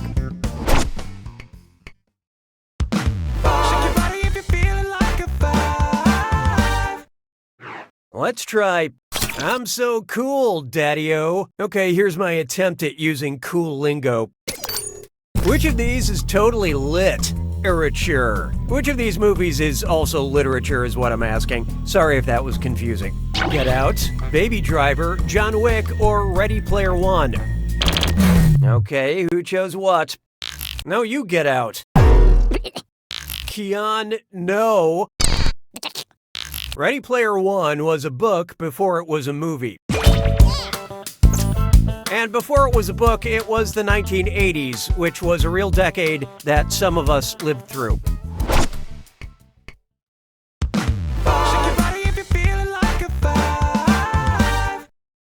Coming up next, writer porn. Which writing pad is barely legal? One with a margin that's barely 0.75 inches, one with a margin that's barely 1.25 inches, one with a margin that's barely 1.75 inches, or one with a margin that's barely 2.25 inches. And how do we do? Pervert. The only requirement for a writing pad to be a legal writing pad is that the margin must be 1.25 inches.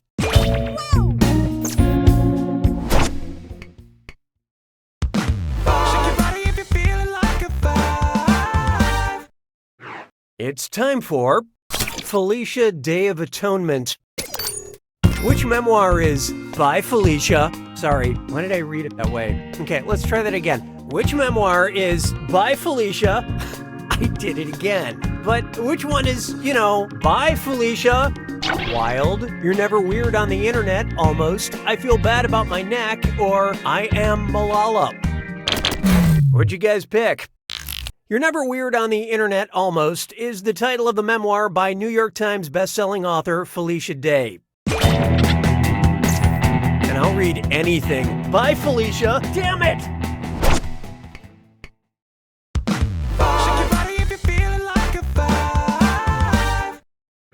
Up next, London Colin.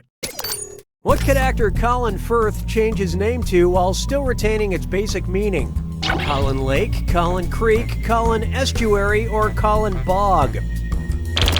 And how do we do? A firth is another name for an estuary, a water passage where the tide meets a river current.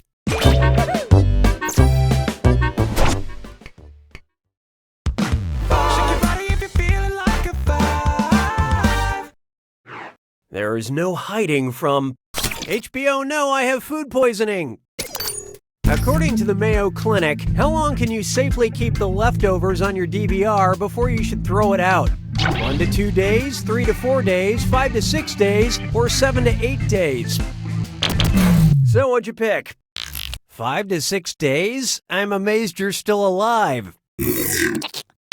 Look, this isn't some complicated trick question about the deep lore of the HBO show The Leftovers. I just want to know how long you can safely keep leftovers before you throw them out, and there's no way this answer is right. In order to prevent foodborne illness, the Mayo Clinic recommends refrigerated leftovers are only safe to eat for 3 to 4 days. Any longer and you might Justin throw up.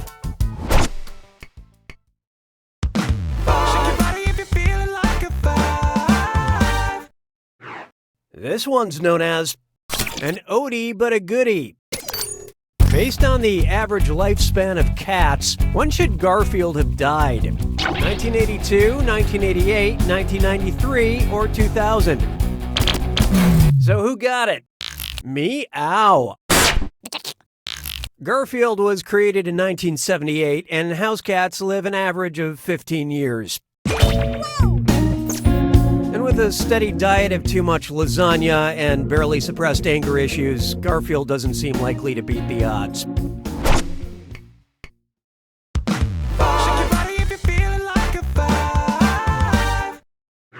This one's called an Under the Covers Band. In my spare time, I'm in a Beatles cover band, but we slightly changed the songs to add an element of tasteful erotica. We used to be called the Beat Awfuls, but we're thinking of changing our name to the Skeetles. Anyway, my erotic Beatles cover band released our first album, Sgt. Pepper's Lonely Hearts Club Bone, complete with homages to all the original tracks. Which song would not be on this album?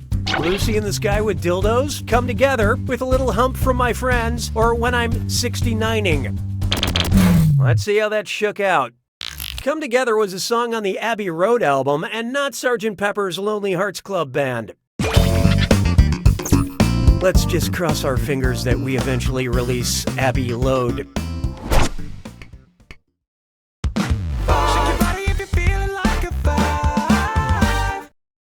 Coming up, sometimes I like to pretend to be a little cowboy made out of human bones. Howdy, partner. I'm a human bone cowboy. I'm looking for some stirrups, but I'm unfamiliar with this here human skeleton. Can you direct me to the stirrup bone? It's up there in that there ear. I reckon it's in the hands. Now, looky here. It's in the heel, or so far as I know, it's at the base of the spine. Who picked what? The stirrup bone. The stirrup bone is the smallest bone in the body. It relays sound vibrations from the middle ear to the inner ear. Yeah, usually when I play that character, it's a foreplay thing, but you know, it's kind of fun to do it at work too.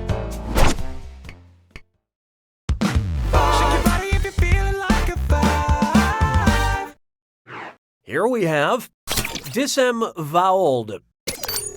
Which of these serial killers was executed by a literal game of hangman in 1896? John Wayne Gacy, son of Am, Jack the Ripper, or Holmes? Let's see who got it. You choked. The letter missing is H, and H.H. Holmes was hung in 1896 for killing somewhere between 20 and 200 people. I once applied to be an executioner's assistant back when I was desperate for work, but apparently beggars can't be noosers.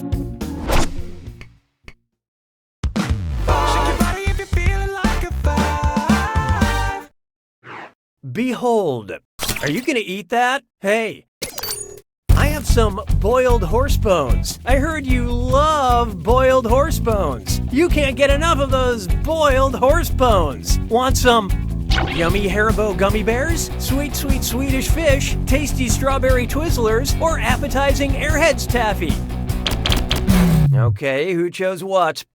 This snack is good, but could use some boiled horse bones. While these other candies are vegan, gummy bears are traditionally made with gelatin, which is derived from boiled animal bones, ligament, and tissue. What a fun snack to remind you of how you always wanted a horse, and that sometimes dreams have a funny way of coming true. 6 trombones is not a parade. Here's one I like to call Down Under and Around Again. If you've heard Iggy Azalea's song Fancy, you already know she's in the fast lane from LA to Tokyo. This road would be what percentage of the world's circumference? 11%, 22%, 33%, or 44%? I love this part. This is almost half the circumference, but completely wrong. First things first, this answer ain't the realest. The fastest distance between LA and Tokyo would be around 5,478 miles, which is about 22% of the Earth's 24,901 mile circumference. Sadly, the fanciest thing about me is the feast I provide my cats. 6 trombones is not a parade. Coming up next, this pairs nicely with a laugh track. How would Ray Romano accurately describe Romano cheese to his sitcom wife? Deborah, it's hard. Deborah, it's soft. Deborah, it's creamy. Or, Deborah, it's stinky. hope you like what you picked. What a comedic misunderstanding. Romano is a hard, sharp cheese. You know what else is hard? Maintaining a marriage for 9 seasons. Congratulations, you two. 6 trombones is not a parade. Oh, here's a good one. Spamalot was already taken. Get out your wallets. The creator of Hamilton is at it again. Suppose Lin-Manuel Miranda's next biographical hip-hop Broadway smash is about the inventor of Spam. What should be the opening chorus?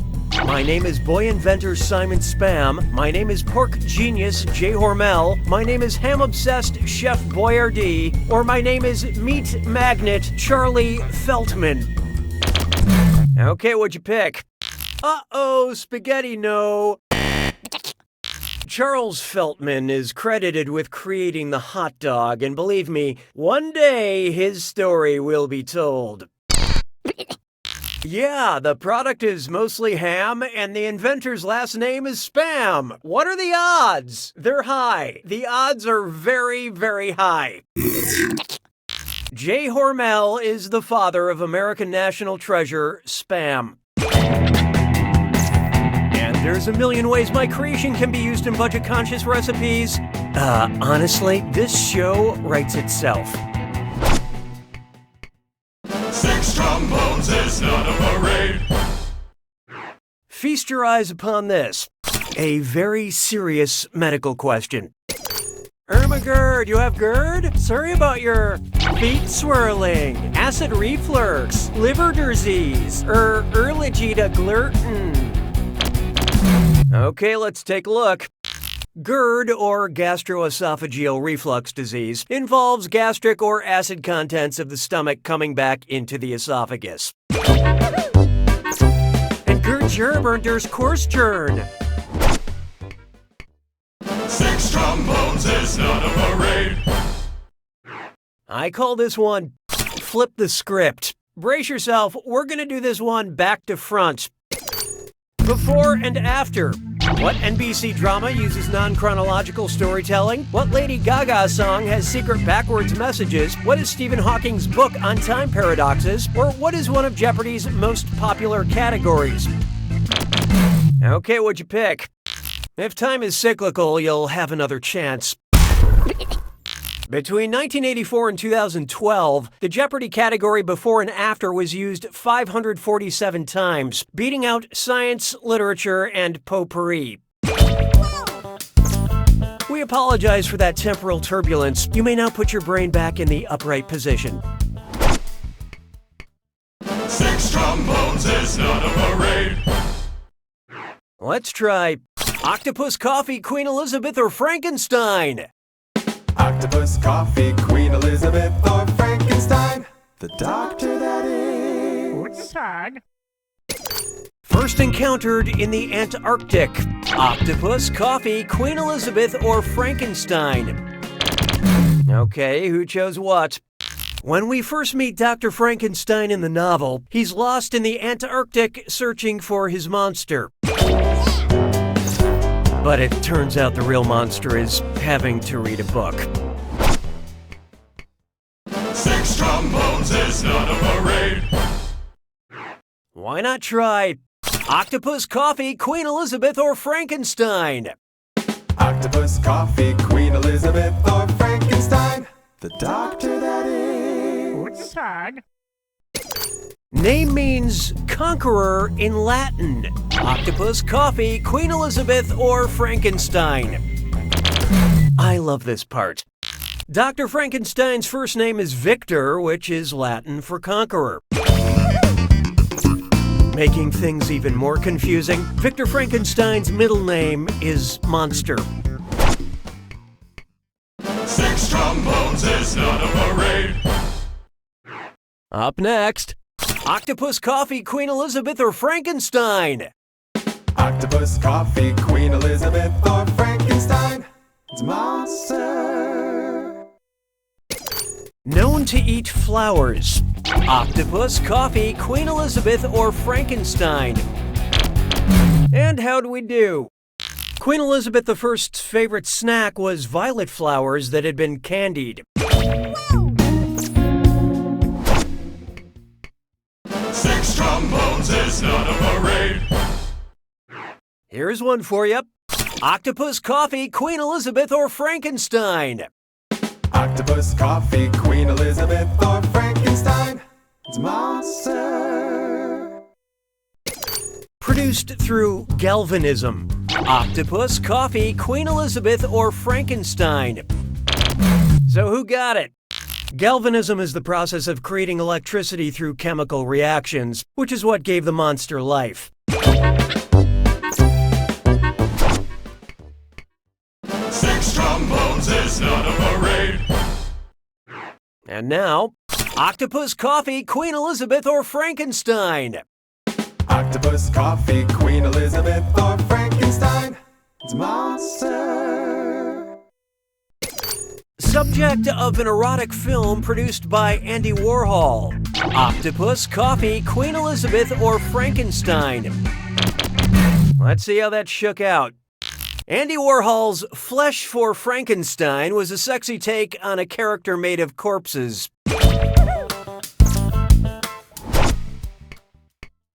6 trombones is not a parade.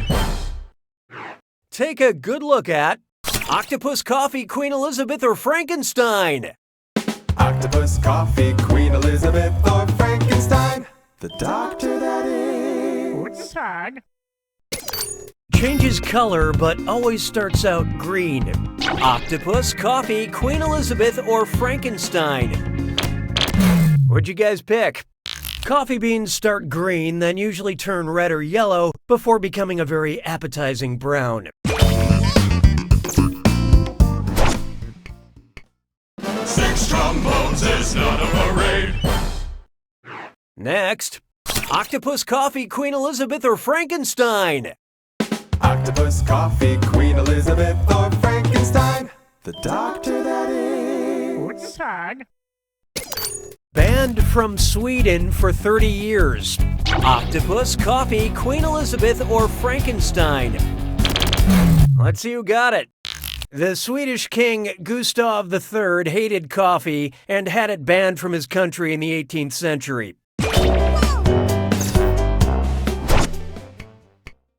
6 trombones is not a parade. Introducing Octopus, Coffee, Queen Elizabeth, or Frankenstein? Octopus, coffee, Queen Elizabeth, or Frankenstein. It's monster. Correctly predicted 7 World Cup matches. Octopus, Coffee, Queen Elizabeth, or Frankenstein? Who picked what? Paul the Octopus correctly predicted all 7 of Germany's World Cup matches in 2010 by picking a food container in his tank with the team's flag on it. In other news, Frankenstein was 0 for 7. 6 trombones is not a parade. Try this on for size. Octopus, Coffee, Queen Elizabeth, or Frankenstein? Octopus, coffee, Queen Elizabeth, or Frankenstein. It's monster.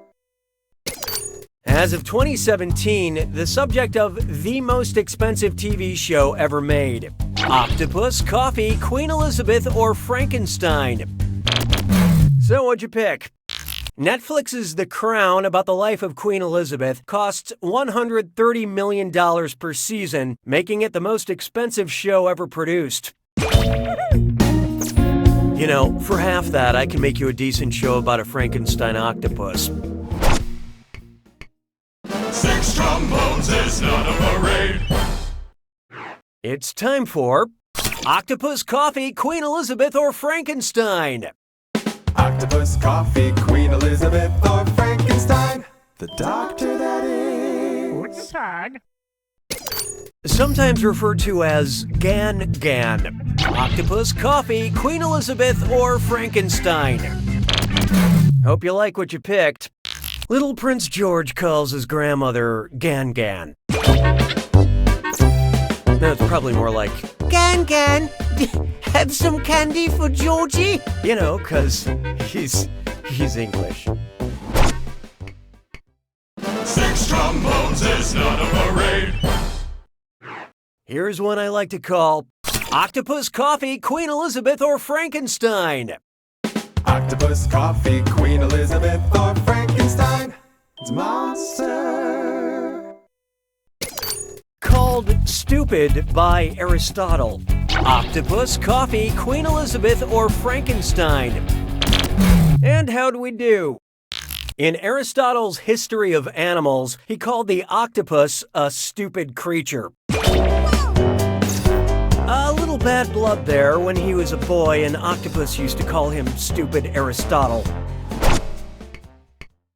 6 trombones is not a parade. Here we have Octopus, Coffee, Queen Elizabeth, or Frankenstein. Octopus, coffee, Queen Elizabeth, or Frankenstein. The doctor that is. Leslie Nielsen cleared a table with this in The Naked Gun. Octopus, Coffee, Queen Elizabeth, or Frankenstein? Okay, who chose what? In the movie The Naked Gun, actor Leslie Nielsen knocks over Queen Elizabeth II and pushes her across a table in an attempt to save her life. No queens were harmed in the filming. 6 trombones is not a parade. This one's known as Octopus, Coffee, Queen Elizabeth, or Frankenstein. Octopus, coffee, Queen Elizabeth, or Frankenstein. It's a monster. Paired with Kanye in Madonna's song Illuminati. Octopus, Coffee, Queen Elizabeth, or Frankenstein? Let's see who got it. The lyrics to Madonna's Illuminati actually begin by saying the Illuminati isn't Queen Elizabeth or Kanye. But Queen Elizabeth and Kanye West are both in my top 5 fashion icons list. 6 trombones is not a parade. Behold, Octopus, Coffee, Queen Elizabeth, or Frankenstein? Octopus, coffee, Queen Elizabeth, or Frankenstein. It's a monster. Shell collector. Octopus, Coffee, Queen Elizabeth, or Frankenstein? So who got it? Octopi build decorative gardens out of shells, rocks, and garbage they find on the ocean floor. Sure, when an octopus lines their space with trash, they're brilliant. When I do it, I'm asked to work from home. 6 trombones is not a parade. Let's try Octopus, Coffee, Queen Elizabeth, or Frankenstein? Octopus, coffee, Queen Elizabeth, or Frankenstein. It's a monster. John Lennon's alter ego in Yellow Submarine. Octopus, Coffee, Queen Elizabeth, or Frankenstein? What'd you guys pick? In the 1968 animated film Yellow Submarine, John Lennon is introduced as Frankenstein's monster. 6 trombones is not a parade. Coming up next, Octopus, Coffee, Queen Elizabeth, or Frankenstein? Octopus, coffee, Queen Elizabeth, or Frankenstein. The doctor that is. Important part of the inspiration for the invention of the first webcam. Octopus, Coffee, Queen Elizabeth, or Frankenstein? Okay, let's take a look. The webcam was invented at the University of Cambridge so researchers could check and see when the coffee in the break room was ready. I always put a piece of tape on my webcam so the CIA has no idea when my coffee is ready. Six trombones is not a parade. And now, Octopus Coffee, Queen Elizabeth, or Frankenstein? Octopus, coffee, Queen Elizabeth, or Frankenstein. It's a monster. Was a recurring monster in the NBC series Grimm. Octopus, Coffee, Queen Elizabeth, or Frankenstein? I love this part. Adelind Shade was a frequently seen witch-like creature on Grimm, played by actress Claire Coffey. I watch Grimm every morning. Don't talk to me until I've had my Claire coffee. Six trombones is not a parade. Next up, Octopus Coffee, Queen Elizabeth, or Frankenstein? Octopus, coffee, Queen Elizabeth, or Frankenstein. The doctor, that is. Played in a film by John Malkovich. Octopus, Coffee, Queen Elizabeth, or Frankenstein? Who picked what? John Malkovich played the voice of Dave the Octopus in the animated film Penguins of Madagascar. Six trombones is not a parade. Here's one for you. Octopus, Coffee, Queen Elizabeth, or Frankenstein? Octopus, coffee, Queen Elizabeth, or Frankenstein. It's a monster. First discovered in Switzerland. Octopus, Coffee, Queen Elizabeth, or Frankenstein? Okay, what'd you pick? Author Mary Shelley first conceived the idea for Frankenstein while staying in Geneva, Switzerland with her husband. Switzerland, come for the chocolate and the cheese, stay for the tortured monsters. Six trombones is not a parade. Introducing type equals squiggly bracket female, comma, author, squiggly bracket. Accept all cookies, don't clear your cache. It's time for data mining. Wow, BingePipe sure has a lot of user data, huh? Some people would say too much. Those people are wrong. Governess wanted. Fire insurance policies. What's in the attic? Search denied. You must never go into the attic. Whose search history have we uncovered? Agatha Christie, Virginia Woolf, Toni Morrison, or Charlotte Bronte? So what'd you pick? Charlotte Bronte wrote Jane Eyre, a classic novel that features a governess, a house fire, and a secret locked up in the attic. BingePipe does not forbid you to go looking for our secrets because we know there's no way you'd ever find them. Six trombones is not a parade. Oh, here's a good one. Type equals squiggly bracket writer, comma, archaic, squiggly bracket.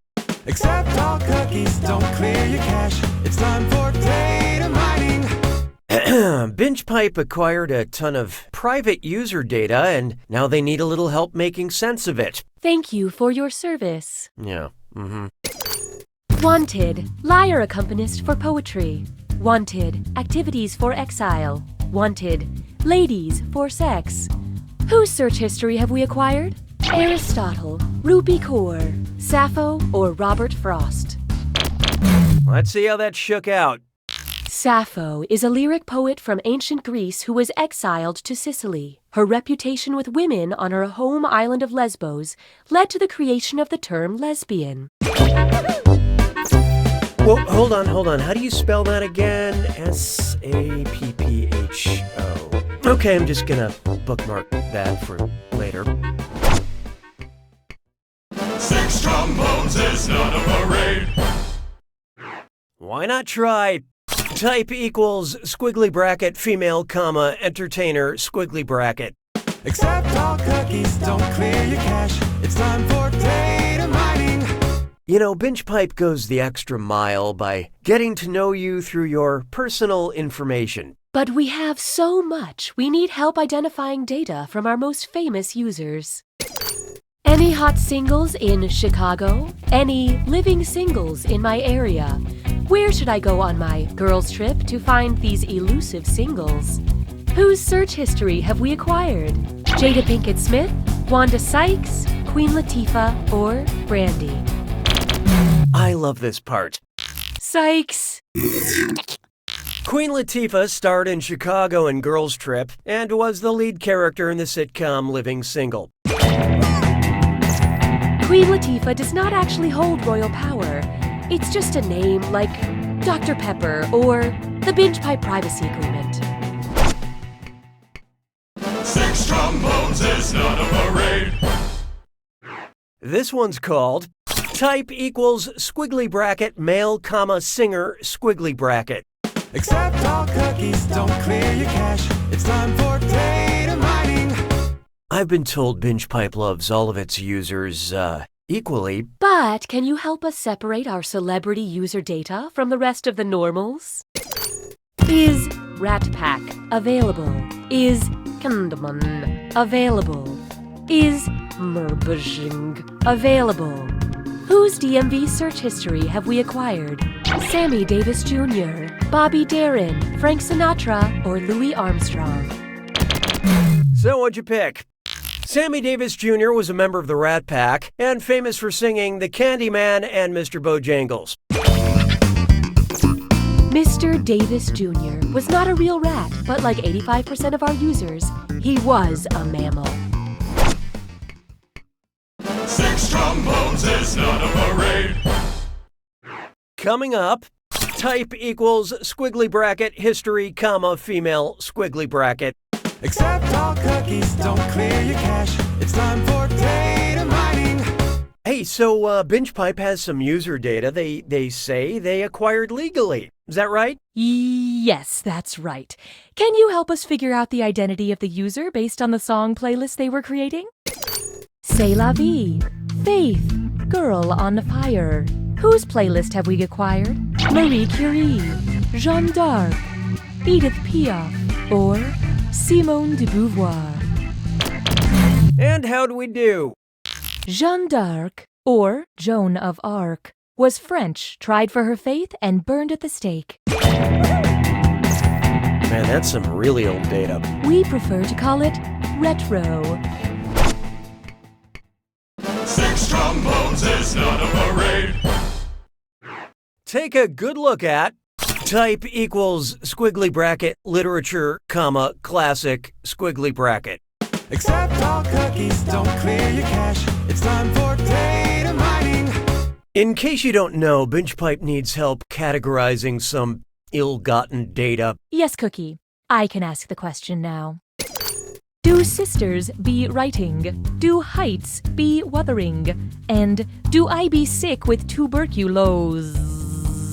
Whose search history have we acquired? Virginia Woolf, Emily Bronte, Jane Austen, or Louisa May Alcott? Who picked what? Emily Bronte had famous writer sisters, wrote Wuthering Heights, and died of tuberculosis. Cataloging which humans died of which disease is just a hobby of ours. 6 trombones is not a parade. Next, type equals squiggly bracket music comma classic squiggly bracket. Accept all cookies, don't clear your cache. It's time for data mining. BingePipe has a whole unfortunate data mining thing they do. I can take it from here. We need some help with the following data. Aladdin Sane, David Robert Jones, Thin White Duke. Who was Googling himself? Axl Rose, Bob Dylan, Tom Jones, or David Bowie? What'd you guys pick? Born David Robert Jones, David Bowie created the alter egos Aladdin Sane and Thin White Duke. So many identities in one vessel. We like that. Yeah, sometimes you creep me out, BingePipe lady. 6 trombones is not a parade. Up next, type equals squiggly bracket male comma revolutionary squiggly bracket. Accept all cookies, don't clear your cache. It's time for data mining. BingePipe has acquired some search histories they need help with. Yes, we need your help in identifying which political revolutionary it belongs to. Options if I was wrongfully imprisoned for 27 years. Stream Invictus. Better title for Average Hike to Liberty. Whose search history have we acquired? Martin Luther King Jr., Mikhail Gorbachev, Nelson Mandela, or Fidel Castro. So who got it? Nelson Mandela was the anti-apartheid revolutionary and former president of South Africa who was imprisoned, wrote Long Walk to Freedom, and was played by Morgan Freeman in the film Invictus. BingePipe loves to learn about our customers, and we will share that information with the government, but only if they ask, and they will ask. 6 trombones is not a parade. I call this one type equals squiggly bracket cinema, comma, actor, squiggly bracket. Accept all cookies, don't clear your cache. It's time for data mining. BingePipe needs help identifying a, customer, so we're going to let you borrow some personal data in hopes that you can tell us who it belongs to. I'm sure that's perfectly legal. How can I catch Captain Jack Sparrow? How can I kill James Bond? How can I make sure old men have no country? Whose search history have we acquired? Mads Mikkelsen, Javier Bardem, Forrest Whitaker, or Christopher Lee? Okay, let's take a look. Javier Bardem played villains in the 5th Pirates of the Caribbean movie and the 26th James Bond film, and perhaps most famously, No Country for Old Men. We can learn from him. 6 trombones is not a parade. Feast your eyes upon this. Type equals squiggly bracket music, comma, female squiggly bracket. Accept all cookies, don't clear your cache. It's time for data mining.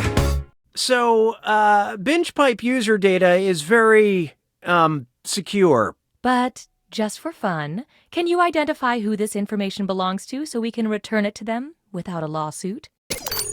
Directions to get around that track is I ain't no grammatically correct?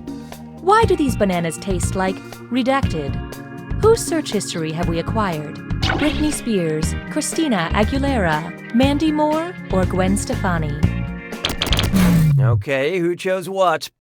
Leave Britney alone! And I couldn't care Mandy less. Talking about how many times she's been around that track and how that shit is bananas is the way Gwen Stefani professes she ain't no hollaback girl. I knew you would be able to do it. I had no doubt. Yeah, leave the outdated puns to me, please. 6 trombones is not a parade. Try this on for size. Type equals squiggly bracket fashion, comma, famous squiggly bracket. Accept all cookies, don't clear your cache. It's time for data mining. BingePipe has collected so much user data, it needs help locating some of its favorites. We have no favorites. We love all of your personal information equally. Like this. What dress is good for every occasion? The number 5 trademarkable? Does boy bag have a double meaning? Whose search history have we acquired? Alexander McQueen, Coco Chanel, Gianni Versace, or Vera Wang? Okay, what'd you pick? Being wrong looks good on you. Clothes, but not clothes enough.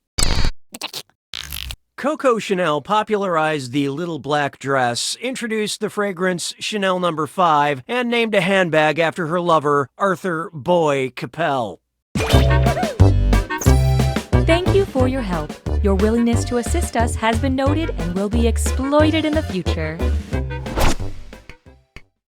6 trombones is not a parade. And now, type equals squiggly bracket movie, comma, classic squiggly bracket. Accept all cookies, don't clear your cache. It's time for data mining. So, BingePipe needs help sorting through user data. Why are you collecting all this information again? It's just a hobby. Here are the searches we have. Bueller, Bueller, Bueller. Whose search history have we acquired? Ben Stiller, Ben Stein, Ben Savage, or Benjamin Brett? Let's see who got it. Ben Stein played the teacher continuously calling the titular character's name for roll call in Ferris Bueller's Day Off. Do you want to know how many times you've searched for your own name, Cookie? No, the only person who can't handle my personal information is me. 6 trombones is not a parade. Oh, here's a good one. Type equals squiggly bracket music, comma, current squiggly bracket. Accept all cookies, don't clear your cache. It's time for data mining. BingePipe needs your help, and I'm contractually bound to not get in their way. Here's some of the exciting data we need your help with. Best seats at Toronto Raptors game.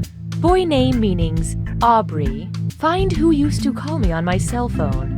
Whose search history have we acquired? Jay-Z, Drake, 50 Cent, or Future? Hope you like what you picked. Drake can often be seen on the sidelines of Toronto Raptors games, is named Aubrey Drake Graham, and wrote Hotline Bling.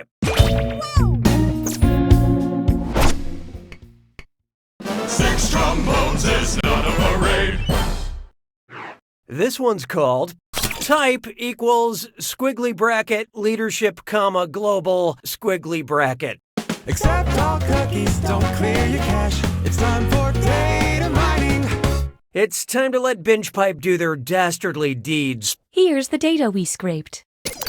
Kate McKinnon, nachher min navigiere zum Bundestag, was ist austerity? Whose search history have we acquired? Margaret Thatcher, Angela Merkel, Indira Gandhi, or Benazir Bhutto? What'd you guys pick? Yep, this seems to belong to Angela Merkel, German Chancellor and widely regarded as one of the most powerful people in the world. She's also been played by Kate McKinnon on SNL. Thank you for helping us identify your global leaders. This information will help us with BingePipe's next phase. 6 trombones is not a parade. Why not try type equals squiggly bracket history, comma, male squiggly bracket? Accept all cookies, don't clear your cache. It's time for data mining. So, BingePipe needs help categorizing some of the data it's obtained through totally legal means. That's correct. Here's what we have. Treatment for being poisoned. Treatment for being stabbed. Treatment for being shot and drowned. Whose search history have we acquired? Genghis Khan, Alexander the Great, Nostradamus, or Grigory Rasputin? So who got it? Grigory Rasputin was the Russian mystic and advisor to the Tsar who, according to legend, was very hard to kill. Although as you get older, all that poisoning, stabbing, drowning, and bullets to the head and body, like it or not, it starts to catch up with you. 6 trombones is not a parade. Next, type equals squiggly bracket Hollywood, comma, contemporary squiggly bracket. Accept all cookies, don't clear your cache. It's time for data mining. Yeah, so BingePipe has this whole troubling thing they do where they need help identifying some data. We can interface directly now. Oh, isn't that nice? Find a quiet place. Prada pitchforks. And quiz, Mary Who from The Office. Whose search history have we acquired? Reese Witherspoon, Emily Lunt, Natalie Portman, or Renee Zellweger? Okay, what'd you pick? Emily Blunt starred in the movies The Quiet Place and The Devil Wears Prada. The former was directed by her husband, John Krasinski, who starred in the TV show The Office. Does her search history ever include anything about me? Definitively no. Yeah, that makes sense. 6 trombones is not a parade. It's time for type equals squiggly bracket male, comma, Hollywood squiggly bracket. Accept all cookies, don't clear your cache. It's time for data mining. BingePipe has some raw data they can't seem to authenticate on their own. Here's the data we have to work with. Untagging Robert Shapiro photos. Selling T-Bird jacket. Idina Menzel pronunciation. Whose search history have we acquired? Bruce Willis, Charlie Sheen, Jeff Bridges, or John Travolta? And how do we do? John Travolta played Robert Shapiro in The People vs. O.J. Simpson, a member of the T-Birds in Greece, and couldn't quite seem to correctly pronounce Idina Menzel. I'm surprised you didn't find anything more salacious in his search history. BingePipe Legal advised us to not go there. 6 trombones is not a parade. This one's known as Content Brings Us Together. Oh, okay, I know what this is. BingePipe recommends. Because you hate women emerging from water, you might be able to tolerate When Harry Met Sally, Dr. No, Fast Times at Ridgemont High, or Something's Gotta Give. Who picked what? Sally doesn't don a swimsuit or visit a beach once in the movie When Harry Met Sally, so it's all clear. Also, if you hate emerging from water in general, may we recommend sinking. 6 trombones is not a parade. Let's try We're Here to Help. Oh, great. BingePipe recommends. Because you enjoy movies that end in weddings between warring families, you might enjoy this historical event. The War of the Roses, the Battle of Hastings, the French Revolution, or the Cold War. Okay, who chose what? King Henry VII married Elizabeth of York to unite the two opposing sides at the end of the War of the Roses. We're willing to marry Cookie off to Sonic the Hedgehog to circumvent any future video game feuds. 6 trombones is not a parade. How about this one? We're always listening. That sounds creepy. BingePipe recommends.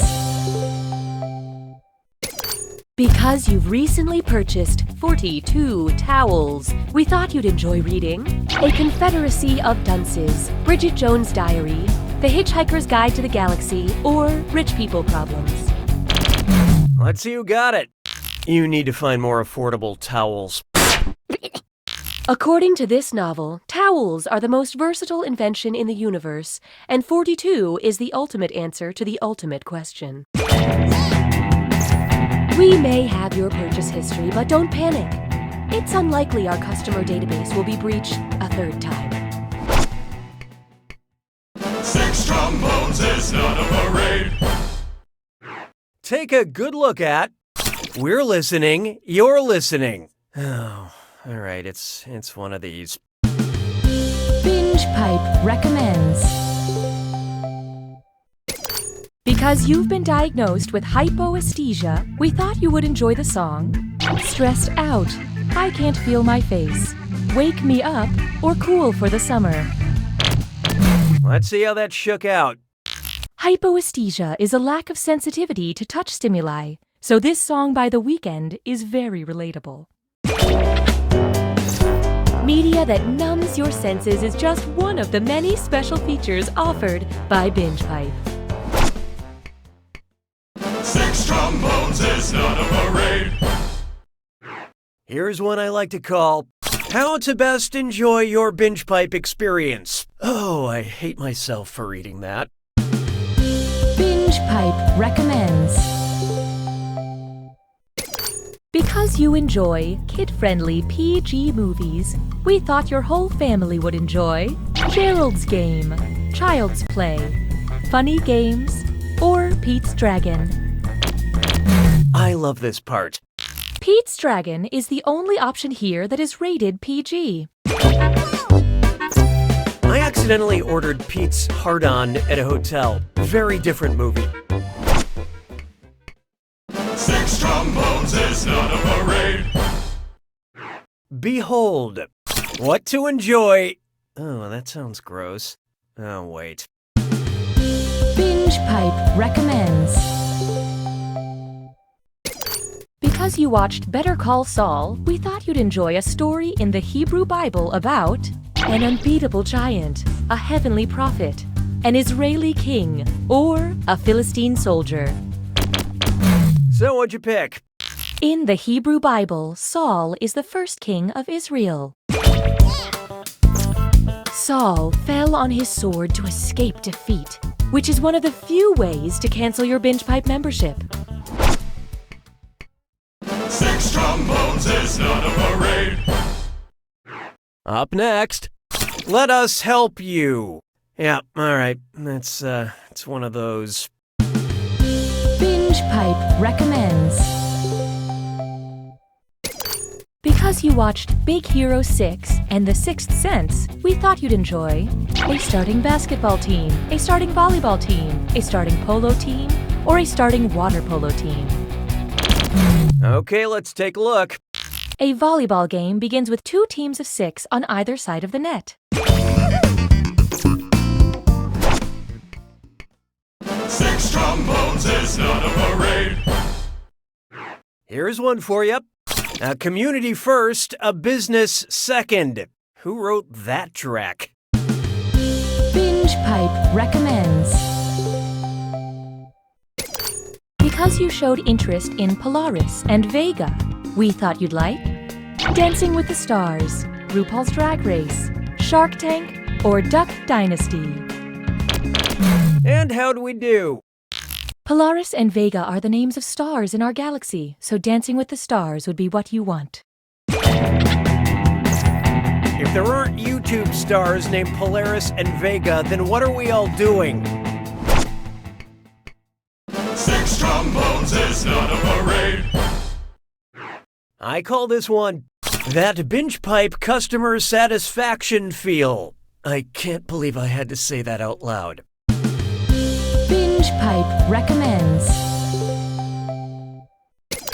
Because your LinkedIn profile shows you took a job in Silicon Valley after taking time off playing house and working in The Office, you might enjoy Thomas Middleditch, Martin Starr, Kumail Nanjiani, or Zach Woods. Hope you like what you picked. Zach Woods starred in all 3 TV comedies, Playing House, The Office, and Silicon Valley. 6 trombones is not a parade. Feast your eyes upon this. Sharing the future of content. And it sounds like I can take a little break here, I guess. Binge Pipe recommends. Because you seem obsessed with parts of the human body made of keratin, we think you'll be strangely attracted to Winter's Bone, Good Hair, The Hills Have Eyes, or In the Heart of the Sea. I love this part. Good or bad, human hair is made of keratin. Rest assured, Binge Pipe will take good care of the keratin you have unknowingly provided to us. 6 trombones is not a parade. Next up, we know what you need. That's ominous. Binge Pipe recommends.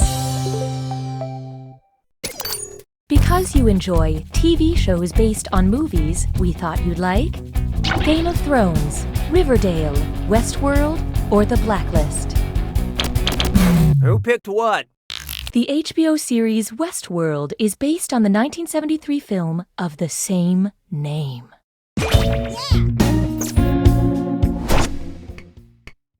6 trombones is not a parade. Coming up next, what's next?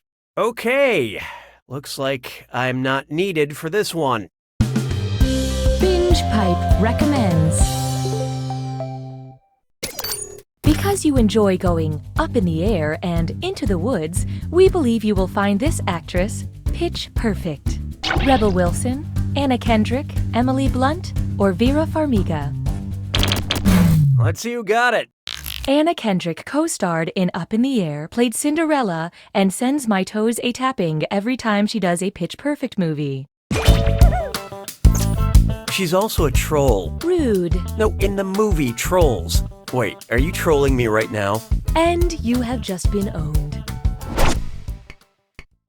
6 trombones is not a parade. Introducing our digital friendship.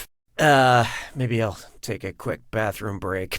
Binge Pipe recommends. Because you're a total horse person who hates horse movies where the main horse dies, we think you'll love War Horse, Lean on Pete, Black Beauty, or Farlap. Okay, who chose what? Spoiler alert, Albert and Joey ride off into the sunset at the end of this movie. A total horse person. That's a centaur, right? 6 trombones is not a parade. Here we have, we can help you enjoy us. That sounds really creepy. Oh, wait, I know what this is. Binge Pipe recommends. Because you insist on twins playing twins, we think you'd like The Social Network, The Parent Trap, Sister, Sister, or Full House. Let's see how that shook out. Armie Hammer played both Winklevoss twins, so that would make this wrong. Sorry. The Olsen twins played one person, so this is wrong in a number of ways. Are you sure you understood the question? Tia and Tamara Mowry are twin actresses who played twins on screen. 6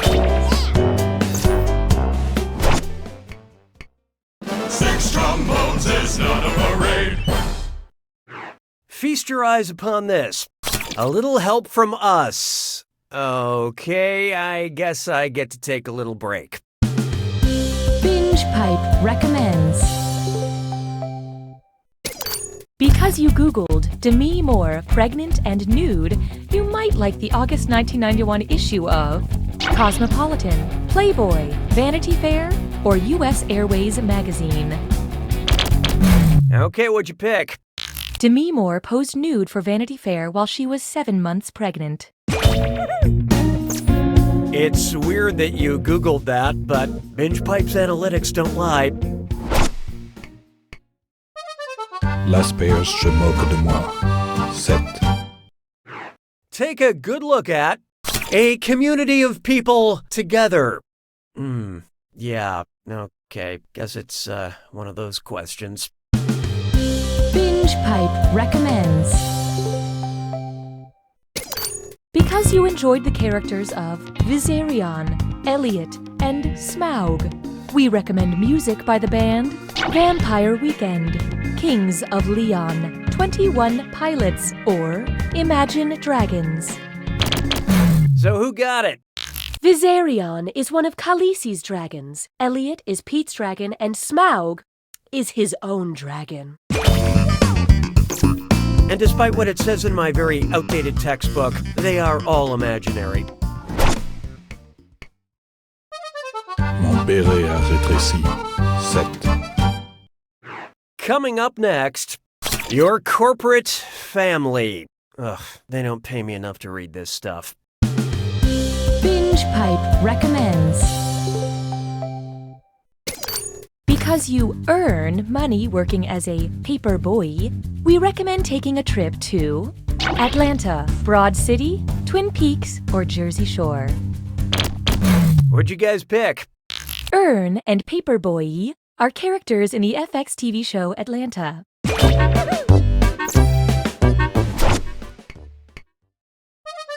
Mes collègues sont des crétins. 7. Next, they're for you. Oh yeah, it's one of these. Binge Pipe recommends. Because you enjoy attacking people with halberds, we recommend movies featuring Armie Hammer, Britney Spears, Robin Quivers, or Chris Rock. So what'd you pick? I don't want to be blunt, but wrong. Halberds are types of spears.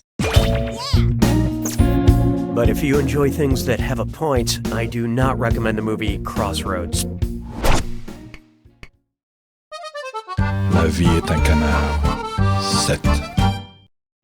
And now, Binge Pipe gives back. Oh, okay, it's one of those questions. Binge Pipe recommends. Because you enjoyed Boss Baby and Baby Driver, we think you would enjoy photographs by this artist: Ansel Adams, Anne Geddes, Annie Leibovitz, or Andy Warhol. Okay, who chose what? Anne Geddes is a photographer famous for taking pictures of babies. Aw, of course I could be a great photographer too if I kept coming across pumpkins full of toddlers. J'ai mangé tous les œufs. 7. Here's one for you. A hug from Binge Pipe. Oh, gross. Why did they make me say that? Binge Pipe recommends. Because you enjoy the expeditions of Juan Ponce de Leon, we thought you would like The Florida Project, Raising Arizona, Mystery Alaska, or Californication. Okay, let's take a look. Juan Ponce de Leon was a Spanish explorer who led the first European trip to the state of Florida. And if you'd like to see a movie about life in modern-day Florida, I recommend The Purge.